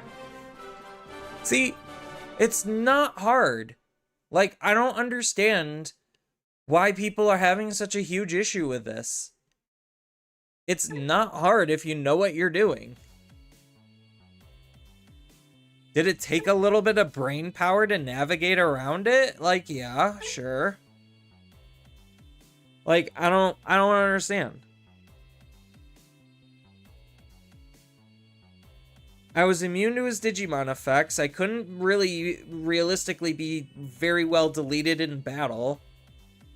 So, like, he didn't hit me hard enough to where I didn't have enough security to not barrier. Even when I ran out of security, I still had a recovery play.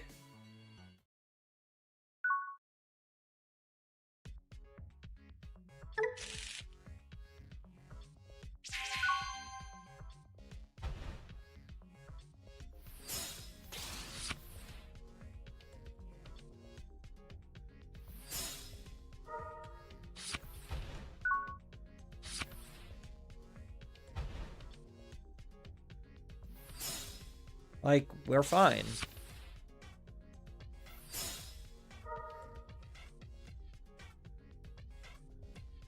Although, Shine with our setup is a little bit worrisome. Like, we do not have a good hand right now.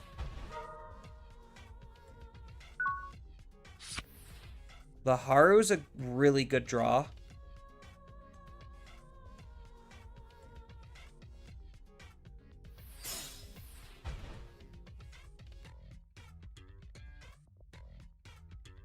Honestly, I think it is just waste this, and I'm just gonna have to set up Haru next turn.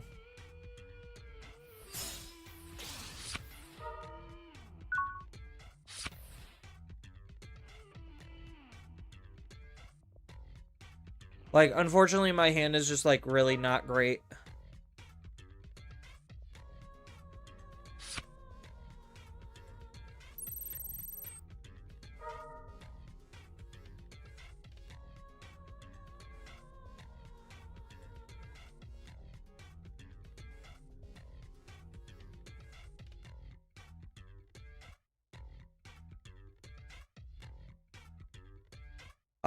Bear Bros was standard. I lost to round 1.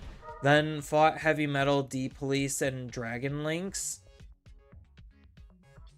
I mean, based on the deck that you took for Data Squad, if it was anything like my Data Squad deck, then, like, I definitely can understand and see that.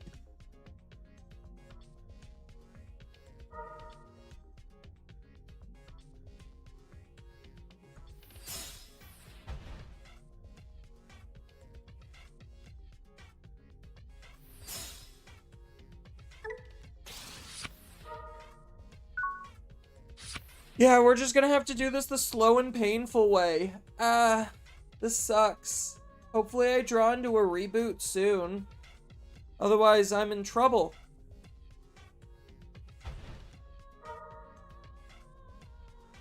Yeah, the Bear Bros deck is honestly just, like, more so a knowledge check.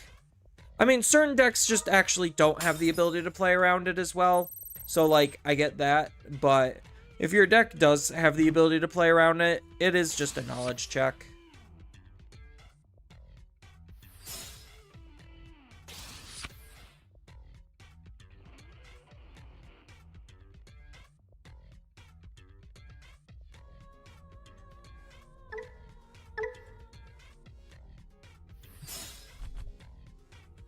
Okay, they're gonna try going crazy here.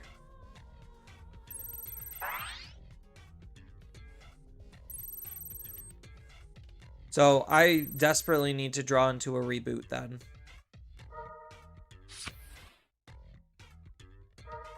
Talisman was a bit of a struggle, but you had the tools to win, you just couldn't find them. Yeah.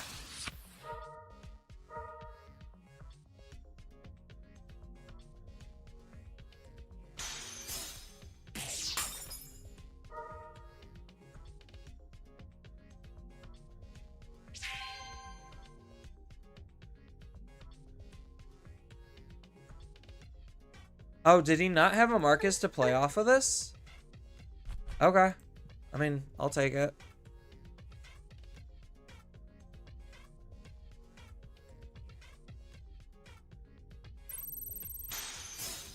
Oh, well, there's my reboot I needed.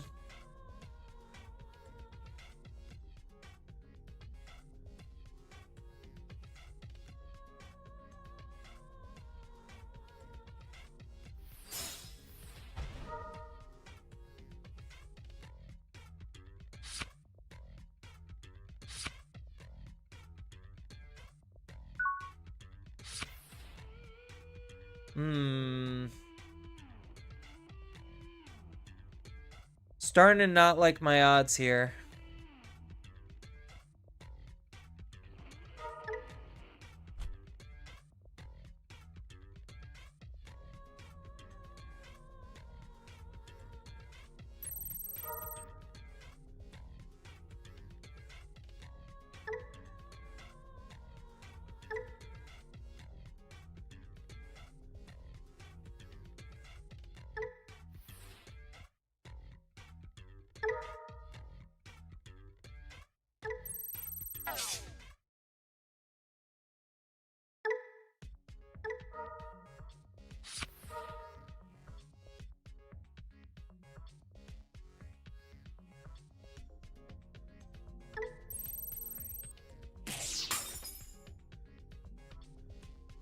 Yeah, starting not to like my odds here.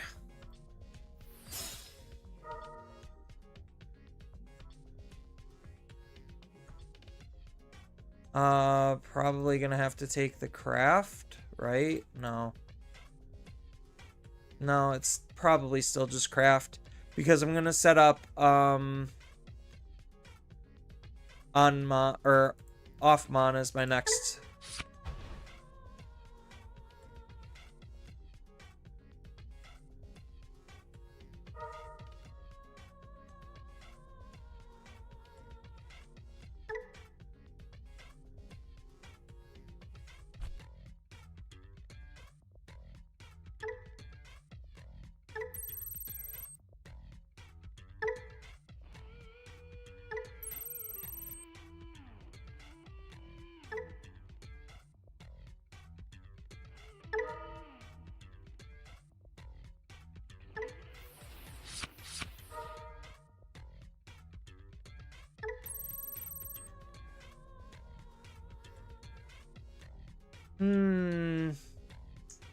Don't really have good choices.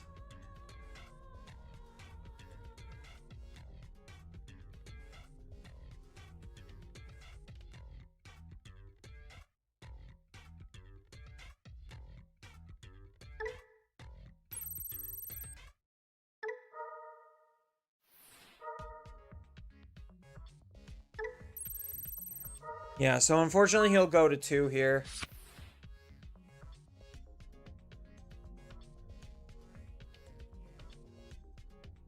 But now he can't warp.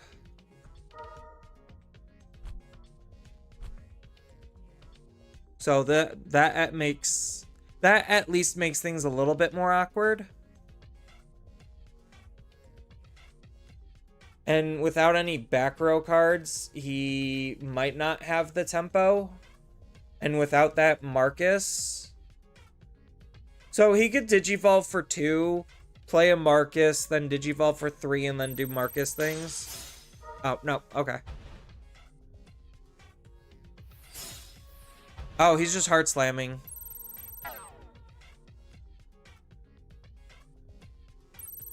And then this will minus 6k, right?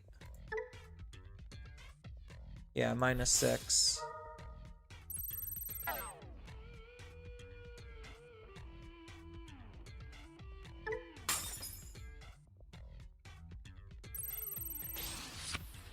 And now I'm staring this thing down.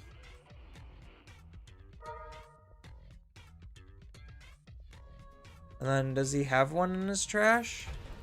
No, he drew one. And then he could swing here and Evo here.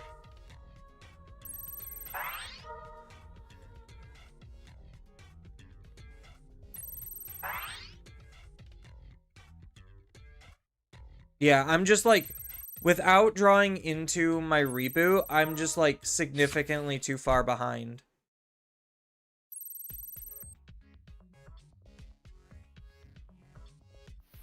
Normal means of protection from level 5 just doesn't help against D-Digivolve. Yeah, D-Digivolve is just so good.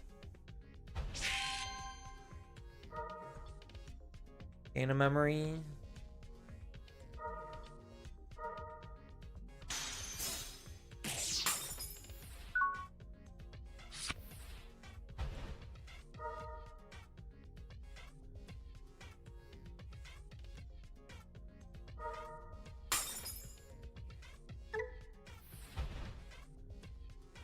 So, I have 2 lines of play.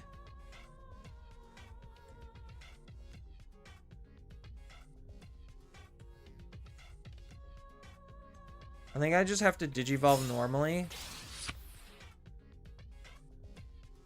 Then Link. I can Link for -1.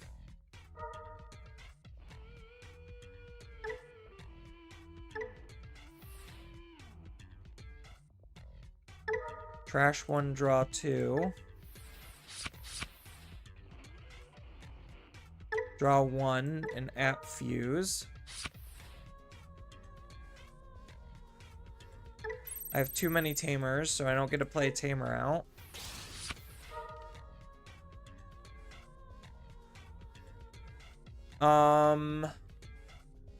Do I try to stun his Digimon?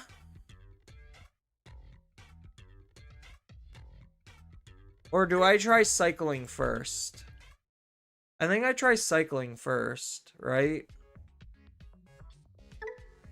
'Cause what's he realistically gonna do to me?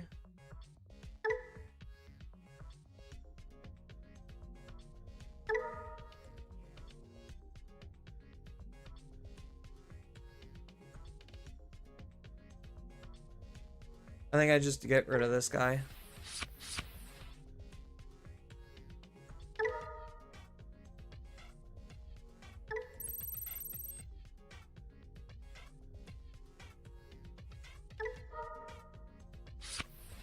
Nope, didn't get it.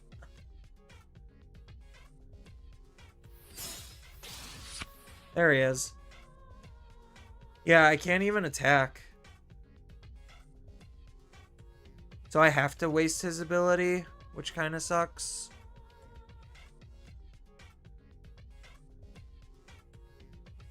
Oh, and I don't even have my protection guy.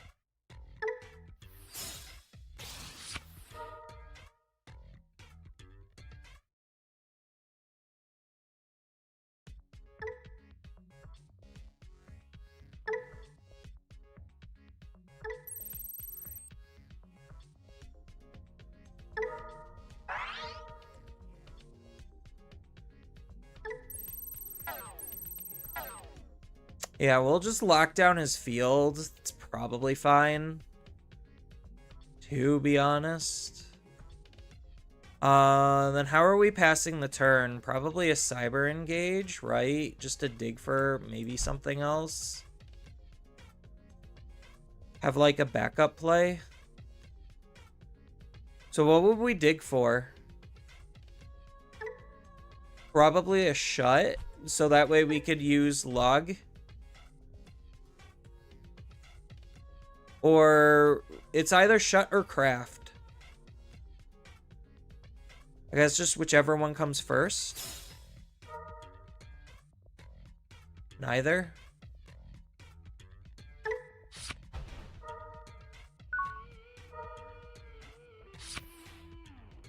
So I locked down his field. And if I could get into a second reboot, we should just be able to clean shop.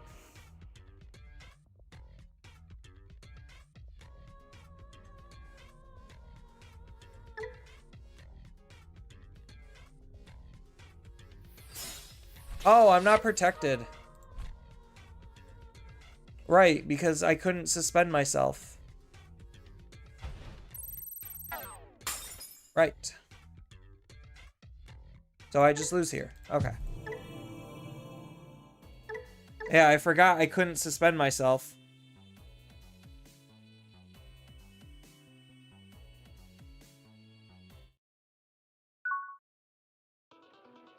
Alright, I'm gonna be probably done-ish soon. So probably like in a game or two I'll be done. I guess we can keep this hand. It's not good, but...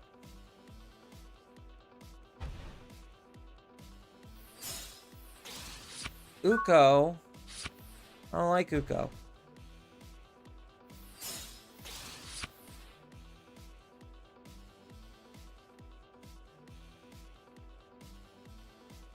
Do we just throw out the Gachamon? Or do we... No, we just cyber engage. Oh, I want all of them.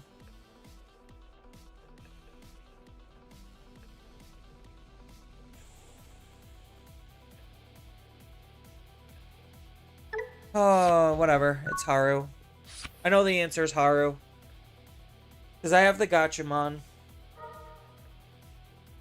Oh, they're playing bullshit. Alright. Yeah, I don't... If they get into full combo, I literally have 0 defense for that.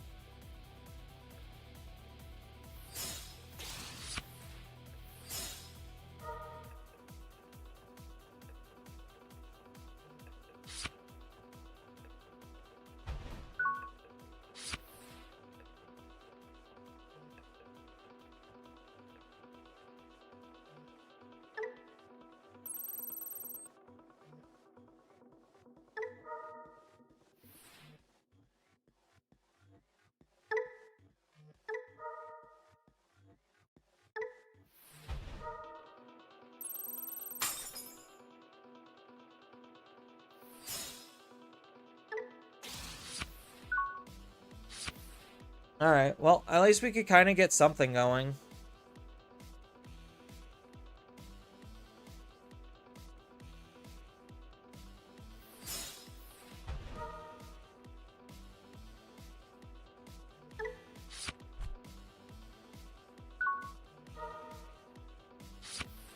Ooh, Offmon's a really good draw here.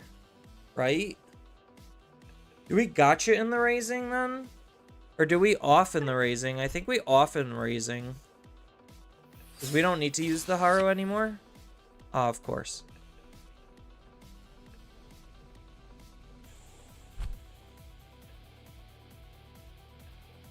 We have to save the cyber engage.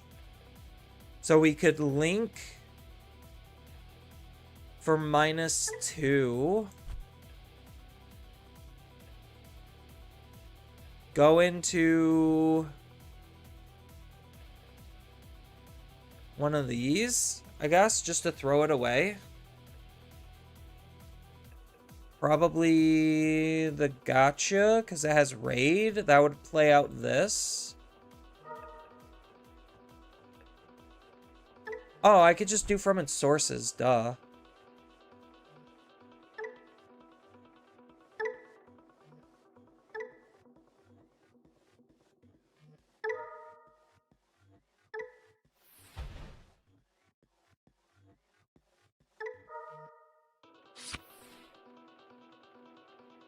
Ooh, that's really good, actually.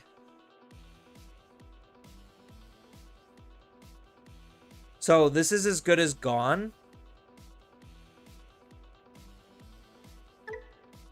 Do I raid now? Or does it not matter when I do it? So I digivolve here for 3. Use the ability, link here for free.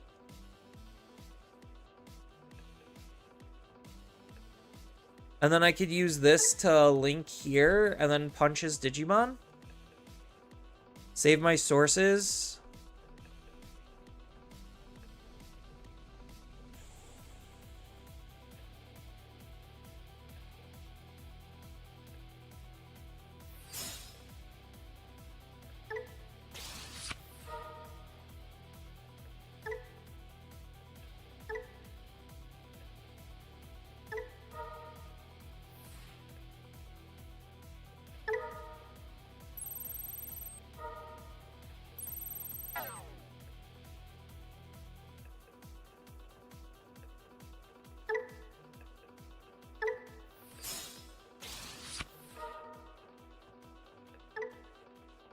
And then I link, and then I could remove his body?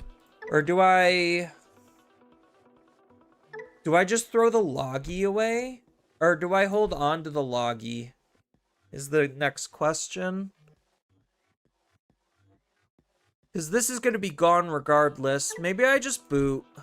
Like, I link with the boot here. Just to bottom deck it, so it's not in his trash, so he can't, like, accidentally use it for shit.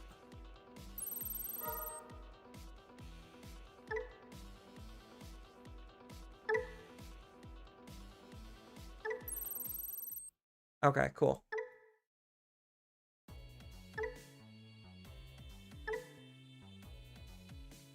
Yeah, so if he didn't have any recourse, he probably was just dead next turn.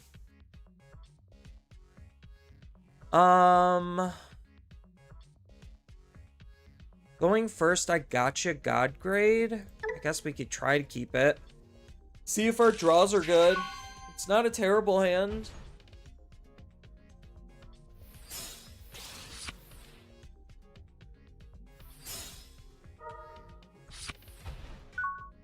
Reboot isn't exactly what I needed to see here.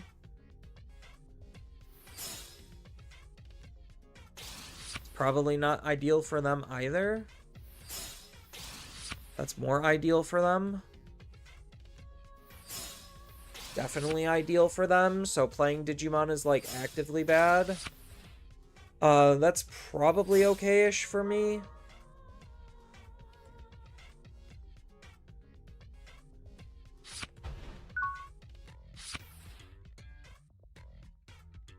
I could just cyber engage here.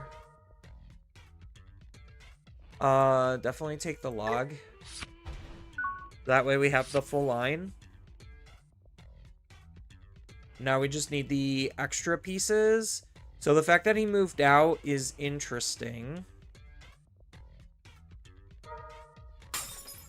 So what's he gonna do then? So he evos for 1, plays a tamer. Oh no, he just digivolves here? And then he makes an attack? So he uses the new one? Yeah. And then the new one makes the attack, gains the memory back, evos into X.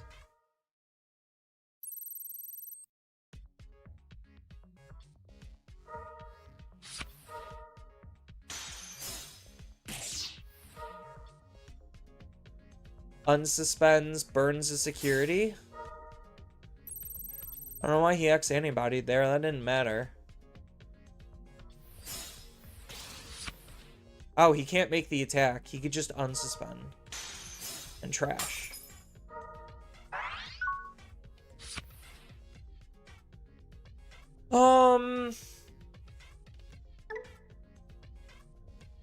So, how much damage does he have? I have, like, no actual ability to respond to this. So, is my response just playing a log?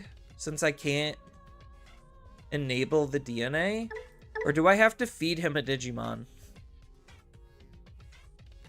Oh, it doesn't matter because it's at the end of the attack. So when he attacks, he'll still delete my Digimon anyway, and then still get the effect off. So feeding him a Digimon is, like, actively not correct. So I have to wait literally, like, one more turn, but he's already breathing down my throat. Because I'm gonna have to log here. Yeah.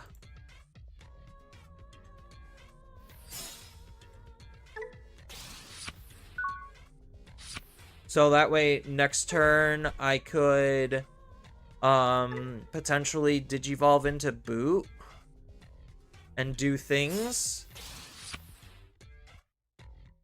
I desperately need to see a craft.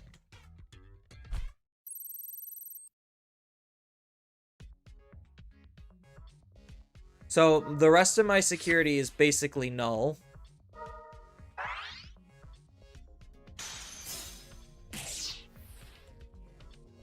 And then he unsuspends and burns. And then he checks one more time. I need this to be a Bootmon. That would be insane.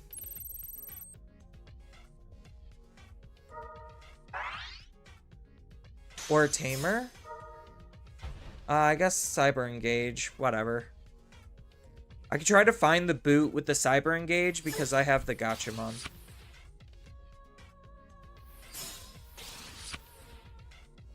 So now he just tries to reload. Chokes me at as little memory as possible. Yeah. So now I'm forced to move out. Crack one of you. To play out one of you. To search for a boot. Or a craft. There you are.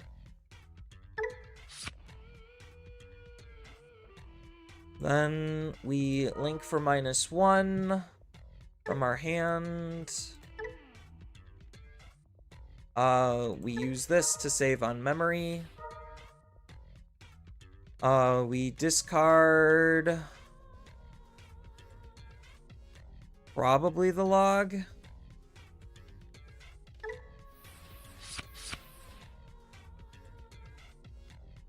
Now we get to app fuse.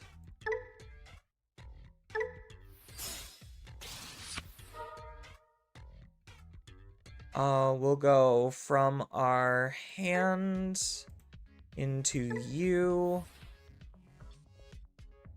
We will suspend the Tamer. And then stun lock both.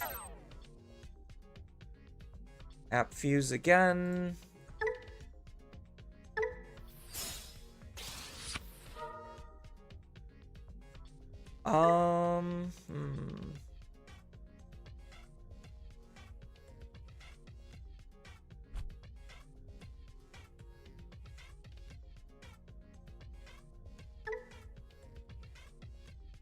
We just need the DP, so I guess we just go boot for the time being.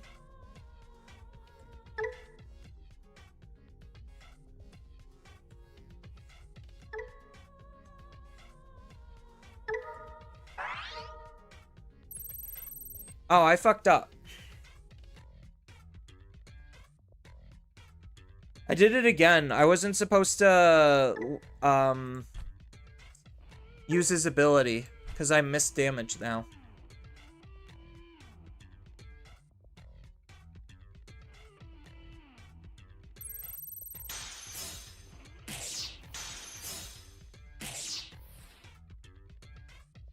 Yeah, now I missed damage.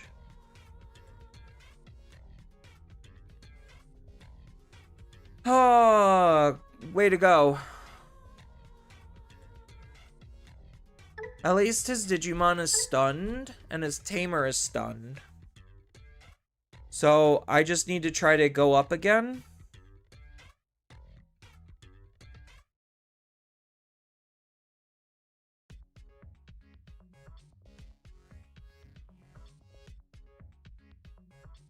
So, the awkward thing is I can't. So I'm just relying on my one Digimon to do me the work. What does this do? As long as he has... So he gets to go to 2 regardless. Oh, could I just do this to recover one? Hey, look at that.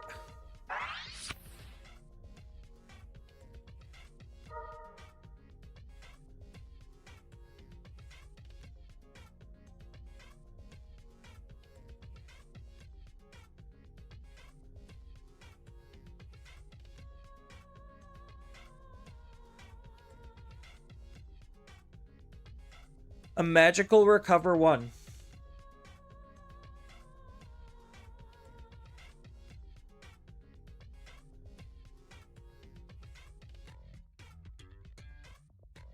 So, unfortunately, me missing the damage here is actually a big deal. But if I could just, like, continuously stun his field, it probably doesn't matter.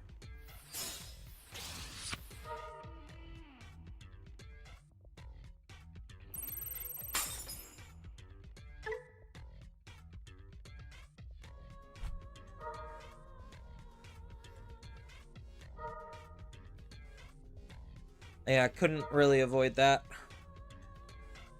Gaining 5 memory off of him deleting my Digimon feels incredibly awful.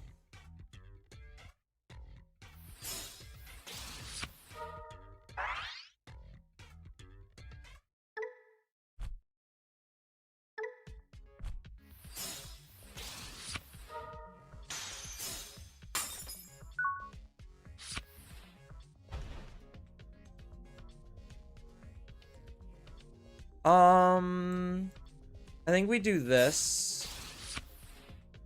In case we draw into something we need with Cyber Engage. So now I could... What does this do? By trashing... Or by placing this Tamer in one of your Wargroundmon. Okay, so I could just, like, stun his field using Shutmon. And then I should be fine. Right? So I swing... I link into log. And then I just Shutmon link, because I have 2 of them in my hand.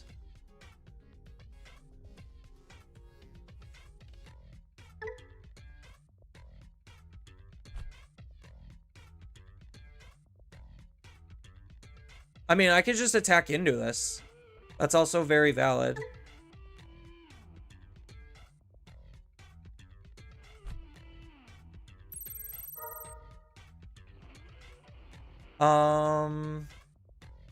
We will link from our Digivolution sources into a shut. Unsuspend.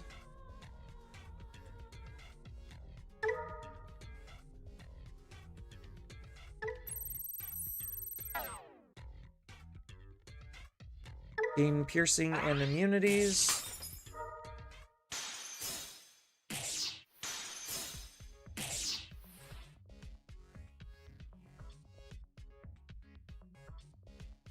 And then we just punch the last security away. And then ideally we wall this out.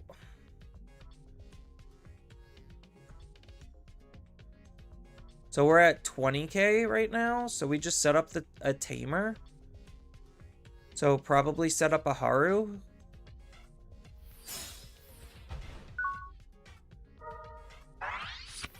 Gain immunities and blocker.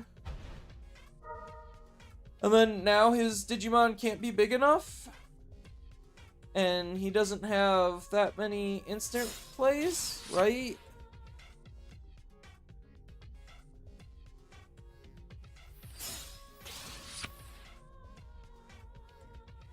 Five memory from 1 deletion is wild. Yeah, it happens a lot.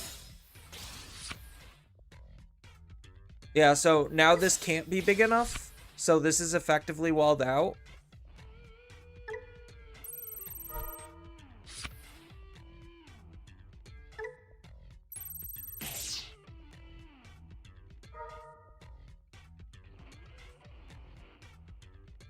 Oh, shit. Oh, that's fine.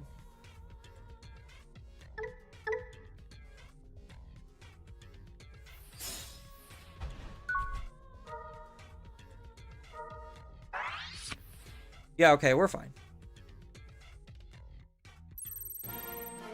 There we go. See, we're fine. Fine with a capital F-I-N-E. Yeah, I really like Reboot a lot. He feels so good. I think there's like ways to maybe make him better. I have to play with him a little bit.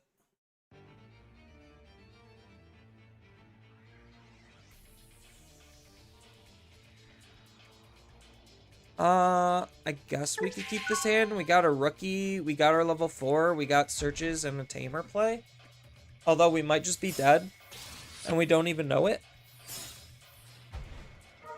Because our opponent's deck is complete and utter bullshit. Alright, so the faster we get into a reboot, the faster we win the game.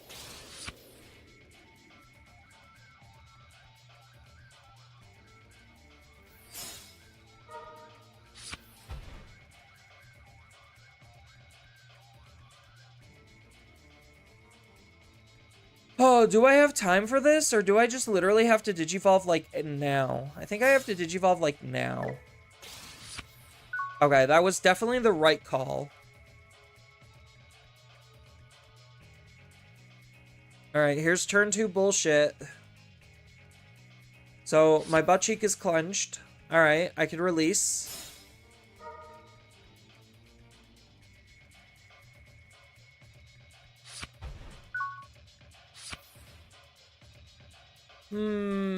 Butt cheek is clenched again.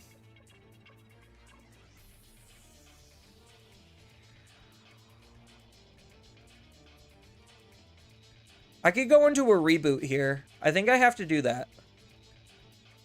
So, I can move out, Link, play a tamer for free. App Fuse, then Digivolve? Yeah, that's like the play line. So we will Link from our hand.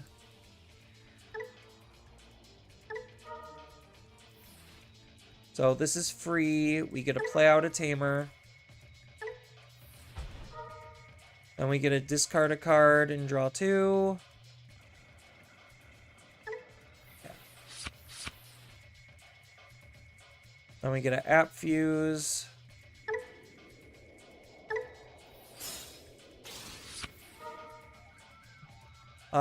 We will Link from our hand.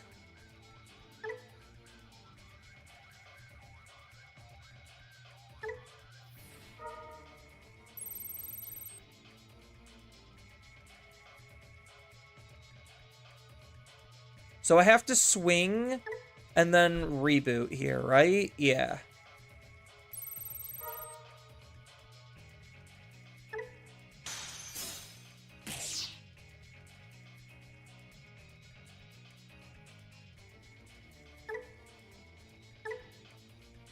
So we have to bury her, unfortunately.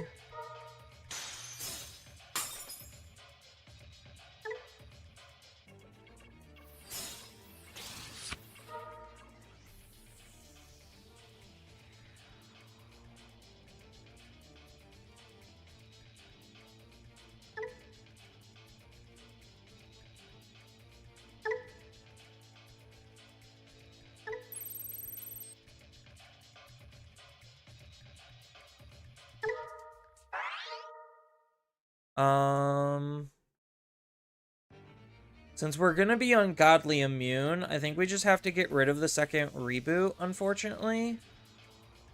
It's either that or we're getting rid of the Haru or the Cyber Engage. Maybe it is the Cyber Engage.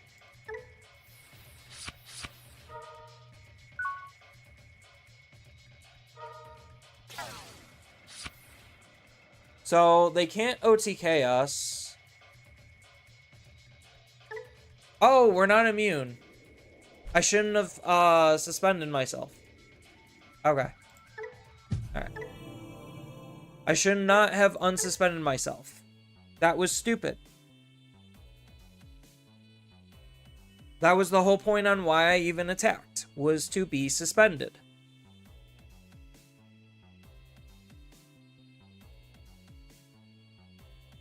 Yeah, so now I just, like, give my opponent everything that they needed.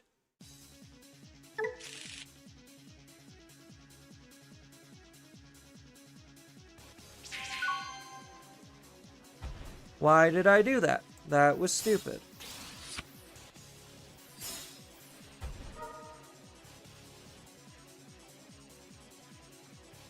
So it takes a card with Atmon in trait and then 1 social. So Do we take both of these?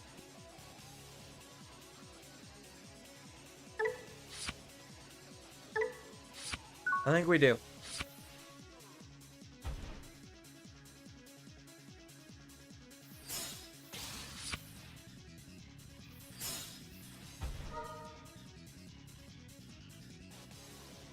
Yeah, I don't think, like, this deck has, like...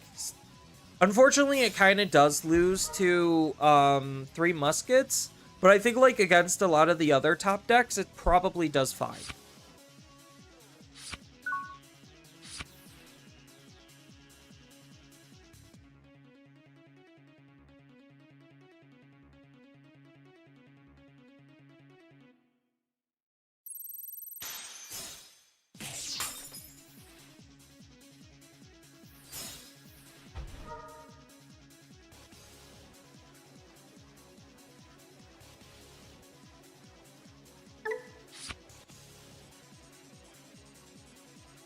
Oh no, I took the wrong one. That means I have to Digivolve here. That's fine.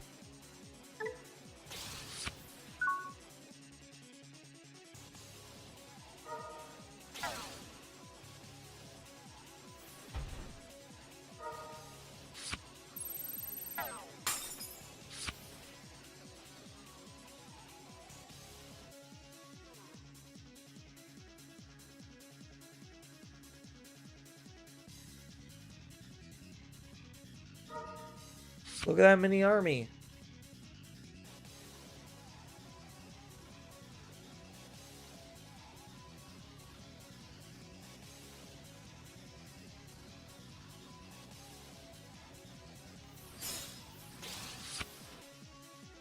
Barrier AGO. Okay.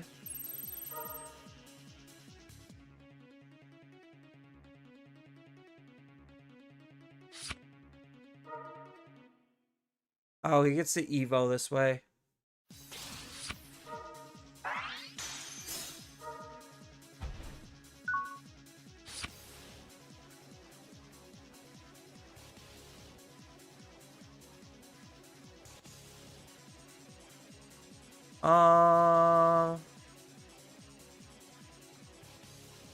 This is quite a predicament. Oh, I'm okay, right?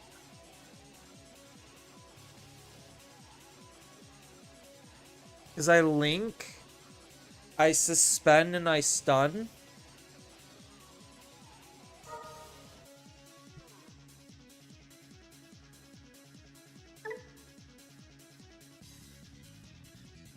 Oh, wait. I use it. It ate my ability. No, that's not what I wanted. It ate it. It ate it.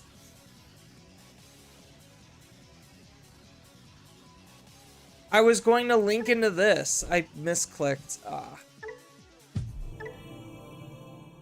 Yeah, so the plan was I would link into Shut. Shut would be 1 memory. I play out the Tamer. I Evo into the level 5. And then I could swing with the level 5. Or no, I would Evo into the level 5. And then I could DNA. Or not DNA. App Fuse. Why were the words so hard?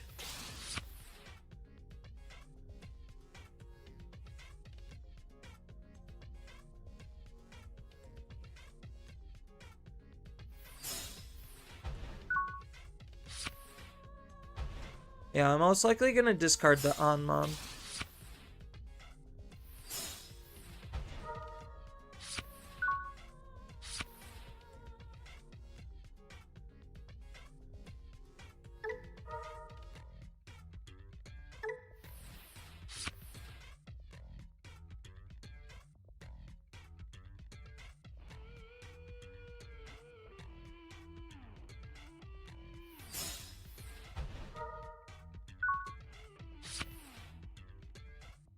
What app is this? This is DCGO, short for Digimon Card Game Online.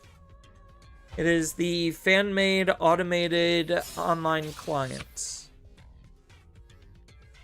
Oh, this is adventure. Okay.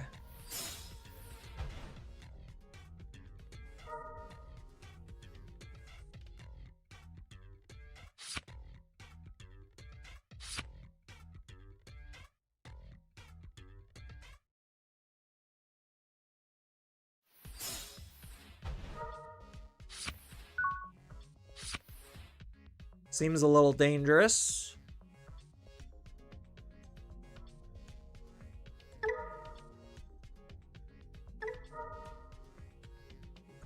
I'll take 2 free memory.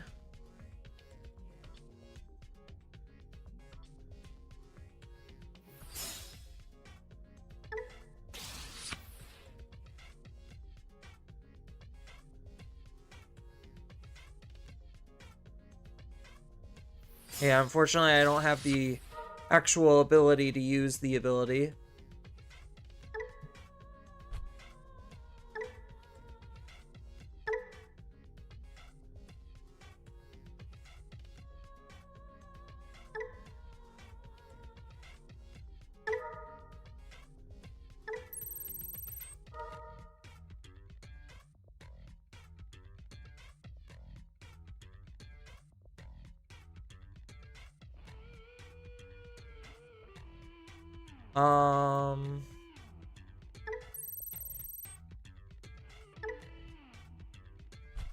Oh, I should have selected this to not digivolve. Oopsies.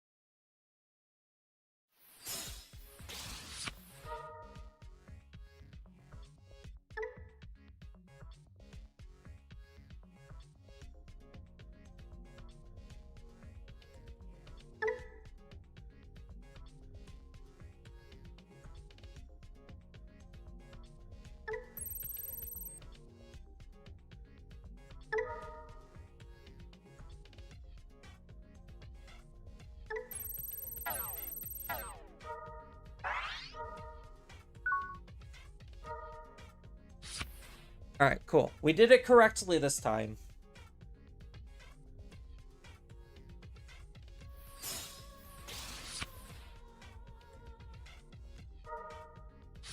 Yeah, I should have selected this to not digivolve. That was my bad.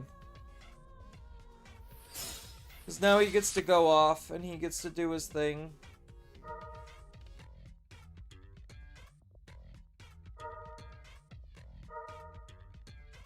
Alright, now we ping pong.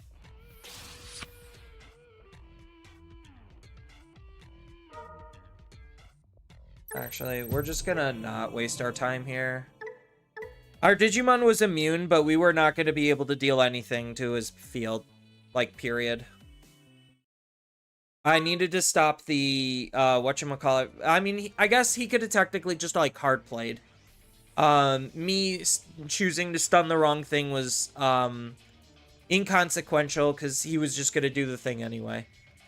He had all the pieces.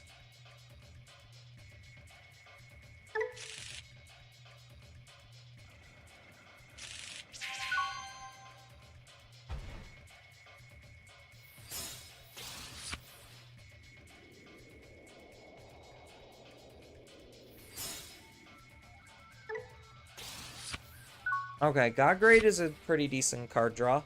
Means I could hold a little bit. Medusa, I think this is a free matchup. Because, like, Medusa can't really do much about Reboot.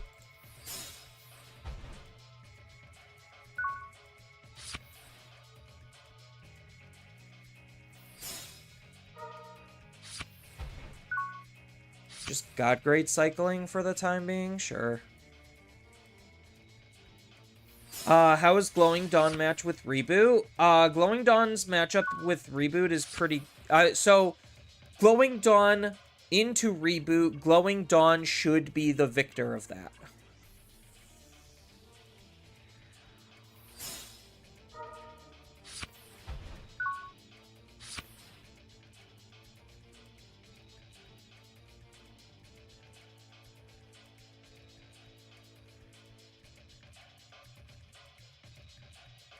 It will, it was showing click the above cards in hand still. Yeah.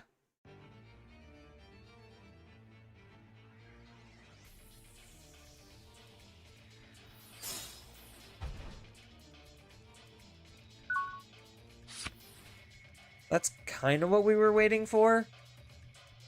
So, what's our play line here? So, we could, log Link into Craft for free, set up the Tamer, then fuse into Boot, and then hope we find the other one. Craft should at least get us some card draw, though. So I think it's worth doing right now.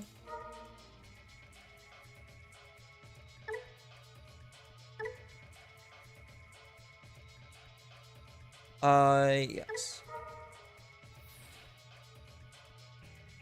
So we play out the Tamer first. Then we discard the time, right? Or do we save time for the log? I think we discard time.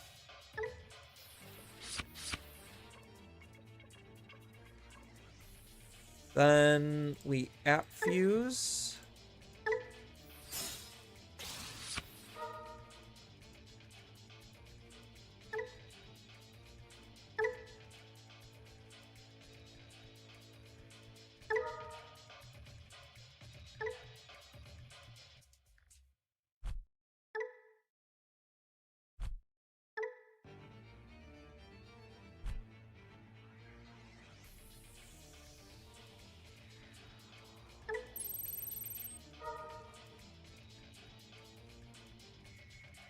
I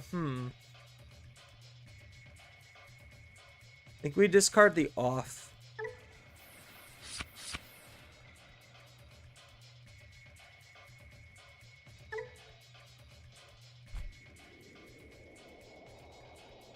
Then I swing and just digivolve into reboot.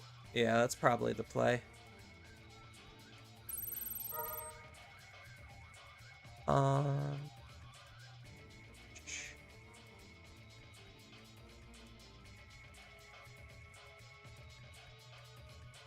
Yeah.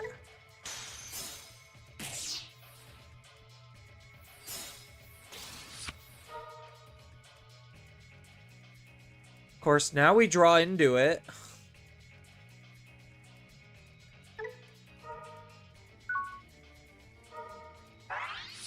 Alright, so now we're immune. But he could very easily be bigger than us, which is the problem.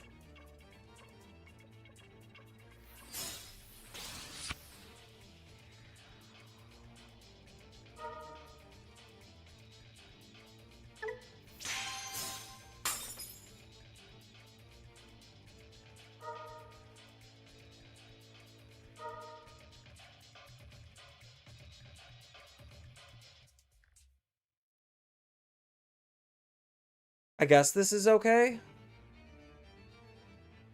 Question mark? Maybe? So they could still go into Strachio, and then they have the DP boost. So I could still just die. Just by battle.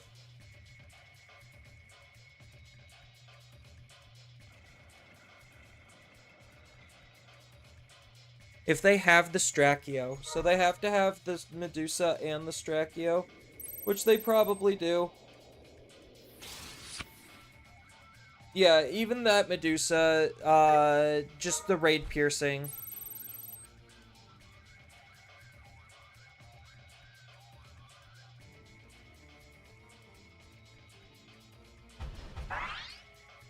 and then he gets more DP. Yeah, so it's able to hit big enough numbers. That's unfortunate.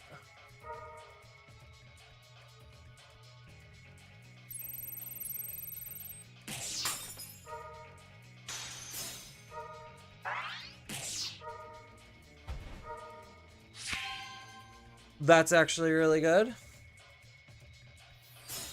We'll take Blessings in Disguise.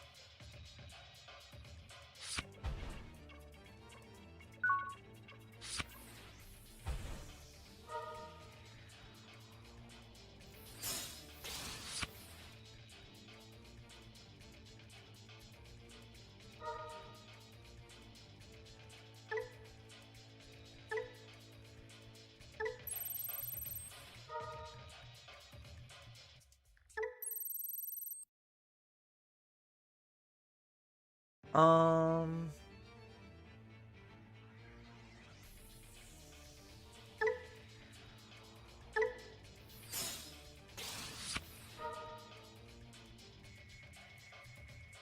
From hand?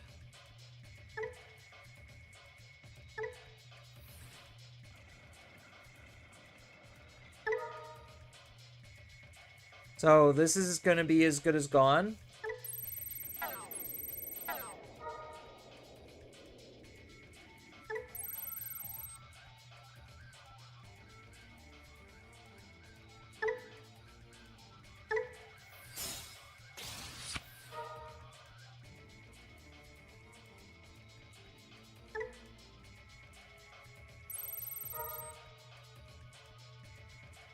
From linked cards.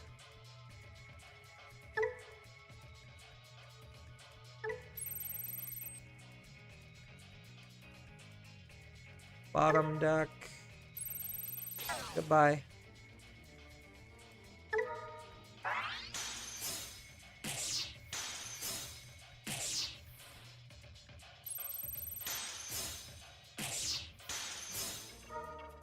That's unfortunate.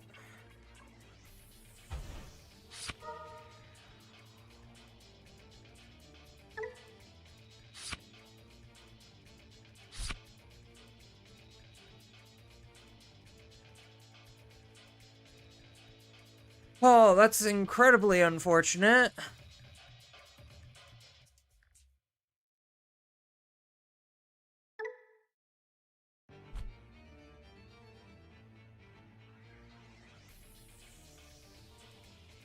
Man, that is so unfortunate. Holy shit.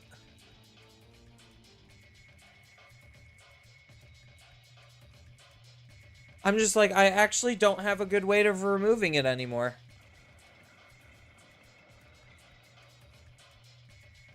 Because I need to protect myself, and the only way to do that is to make sure he doesn't have a Digimon.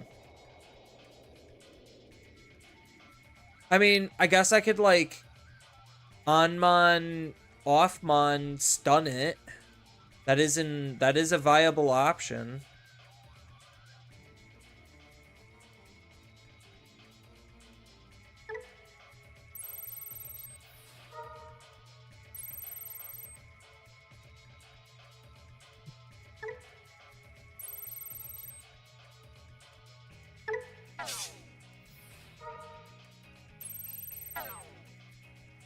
I mean, like, what else am I supposed to do there?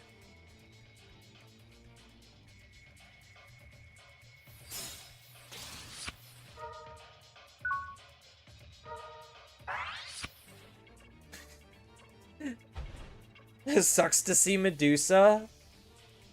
I mean, but, like, me keeping his Digimon on the field means that he can't, like, use his Digimon. So, like, this is an incredibly bad position for my opponent. Like, incredibly bad.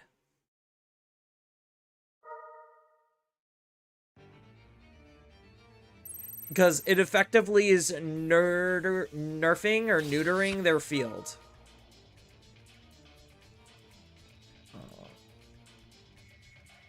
I don't really have a good card to use, so I guess we'll just throw the Tamer away. That's fine.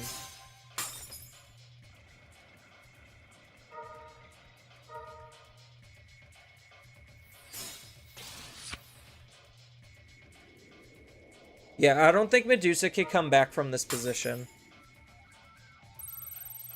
They needed to actually be able to use their Digimon, and they just functionally can't.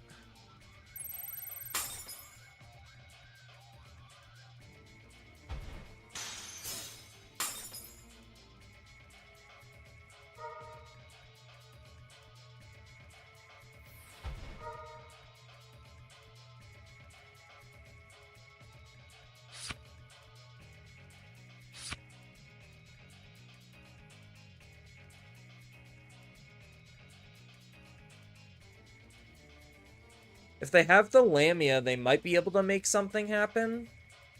But they don't have the egg to be able to do it.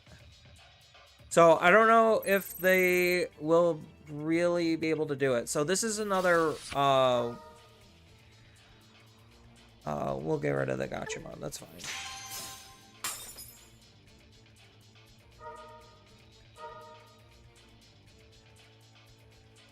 So they could actually evolve into Medusa and then be able to use the Medusa, but their Digimon won't be big enough to clear my reboot.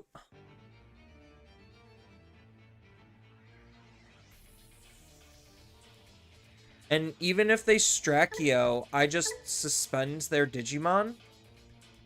And I also could like keep some of their stuff stunned if I really wanted to.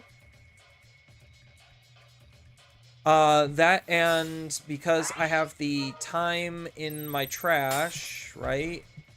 Oh, time's not in my trash. Okay.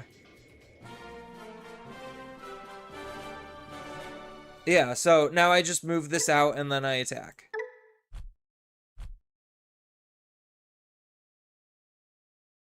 Don't you just love apps? Alright, so I think I'm gonna be calling it here, chat. Way to go out on a win. We had some pretty good discussions. Let me Alt F4 and then we'll bring up the meta. So again, if anyone's curious, this is the current state of the meta. This is all of the events that we have the metadata for. These are the websites that I use to get that data, Digimon Nexus and Digilabs. So that's where pretty much all of these numbers and all of these decks came from. You could see that there is a pretty big power gap between these 6 decks and everything else. And the reason for that is because option removal is really good. Instant recoverability to be able to play something and then just like impact the board immediately is incredibly strong. And these decks are obviously doing it the best, on top of still just having really high levels of damage output, protection, floodgates, the 9 yards. So not saying these decks are like bad, it's just these decks are more so catered to the new way that the game is being played. So it makes sense that these are the decks that are obviously doing better than everything else. So yeah, I had a lot of fun today. A lot of good discussions. So let's kick it over to the end screen. And with that, I want to thank everyone for coming out and watching. It really does mean a lot. I know this was kind of impromptu, but I really wanted to get some of the metadata stuff out. I already posted it on Facebook, but if you're curious, this is exactly how I do it. I'm one of the only people who actually does look at the meta this way. I don't really go by vibes. I go by raw data. And I kind of showed you how I go about collecting and gathering that data so you could potentially do it yourself. Bears is more popular than you thought. Yeah, it's more popular because it feels like it has a lot of really good tools, but it's definitely more of a knowledge check deck that a lot of people don't have the knowledge to check. It has a couple of good matchups. So like matchup spread wise, it's like pretty okay, but I definitely don't actually think it's as strong as what's being represented. I mean, it kind of being as strong as Volcanus kind of makes a little bit of sense in a way. But like as the meta continues to develop, people will just like learn how to play against it and start teching more things to be able to play against it. As you saw like earlier in the stream, if you're literally just smart, apps can even beat it with reboot because it's not really running a lot of removal options when removal options is really good. It's just like really good at fast plays and trying to floodgate the opponent out. And if the opponent doesn't know how to play out of Talisman, then they could just like easily just lose the game automatically to Talisman. That and having again those instant answers where it's just like, okay, just hard slam, Marsmon, easy. Is still very, very powerful. Marsmon does out a lot of current protections, which is why it's like in the meta, is because like fighting as a mechanic being new to the Digimon TCG is just really strong. So that's kind of like why Bears is like as good as it is. Plus, a lot of people built it really early on when a lot of the cards are cheap, and now the cards are not cheap. So now it's just as expensive as every other meta deck. It feels like. Yeah, so that's that. But again, thank you all for coming out and watching. It really does mean a lot to me. I'm glad this stream definitely was better than my last one. I just have more fun playing decks I enjoy instead of trying to force square pegs in round holes. So with that, I hope to see everyone in the next stream or video or podcast, whatever. And I'll see you all later. Bye.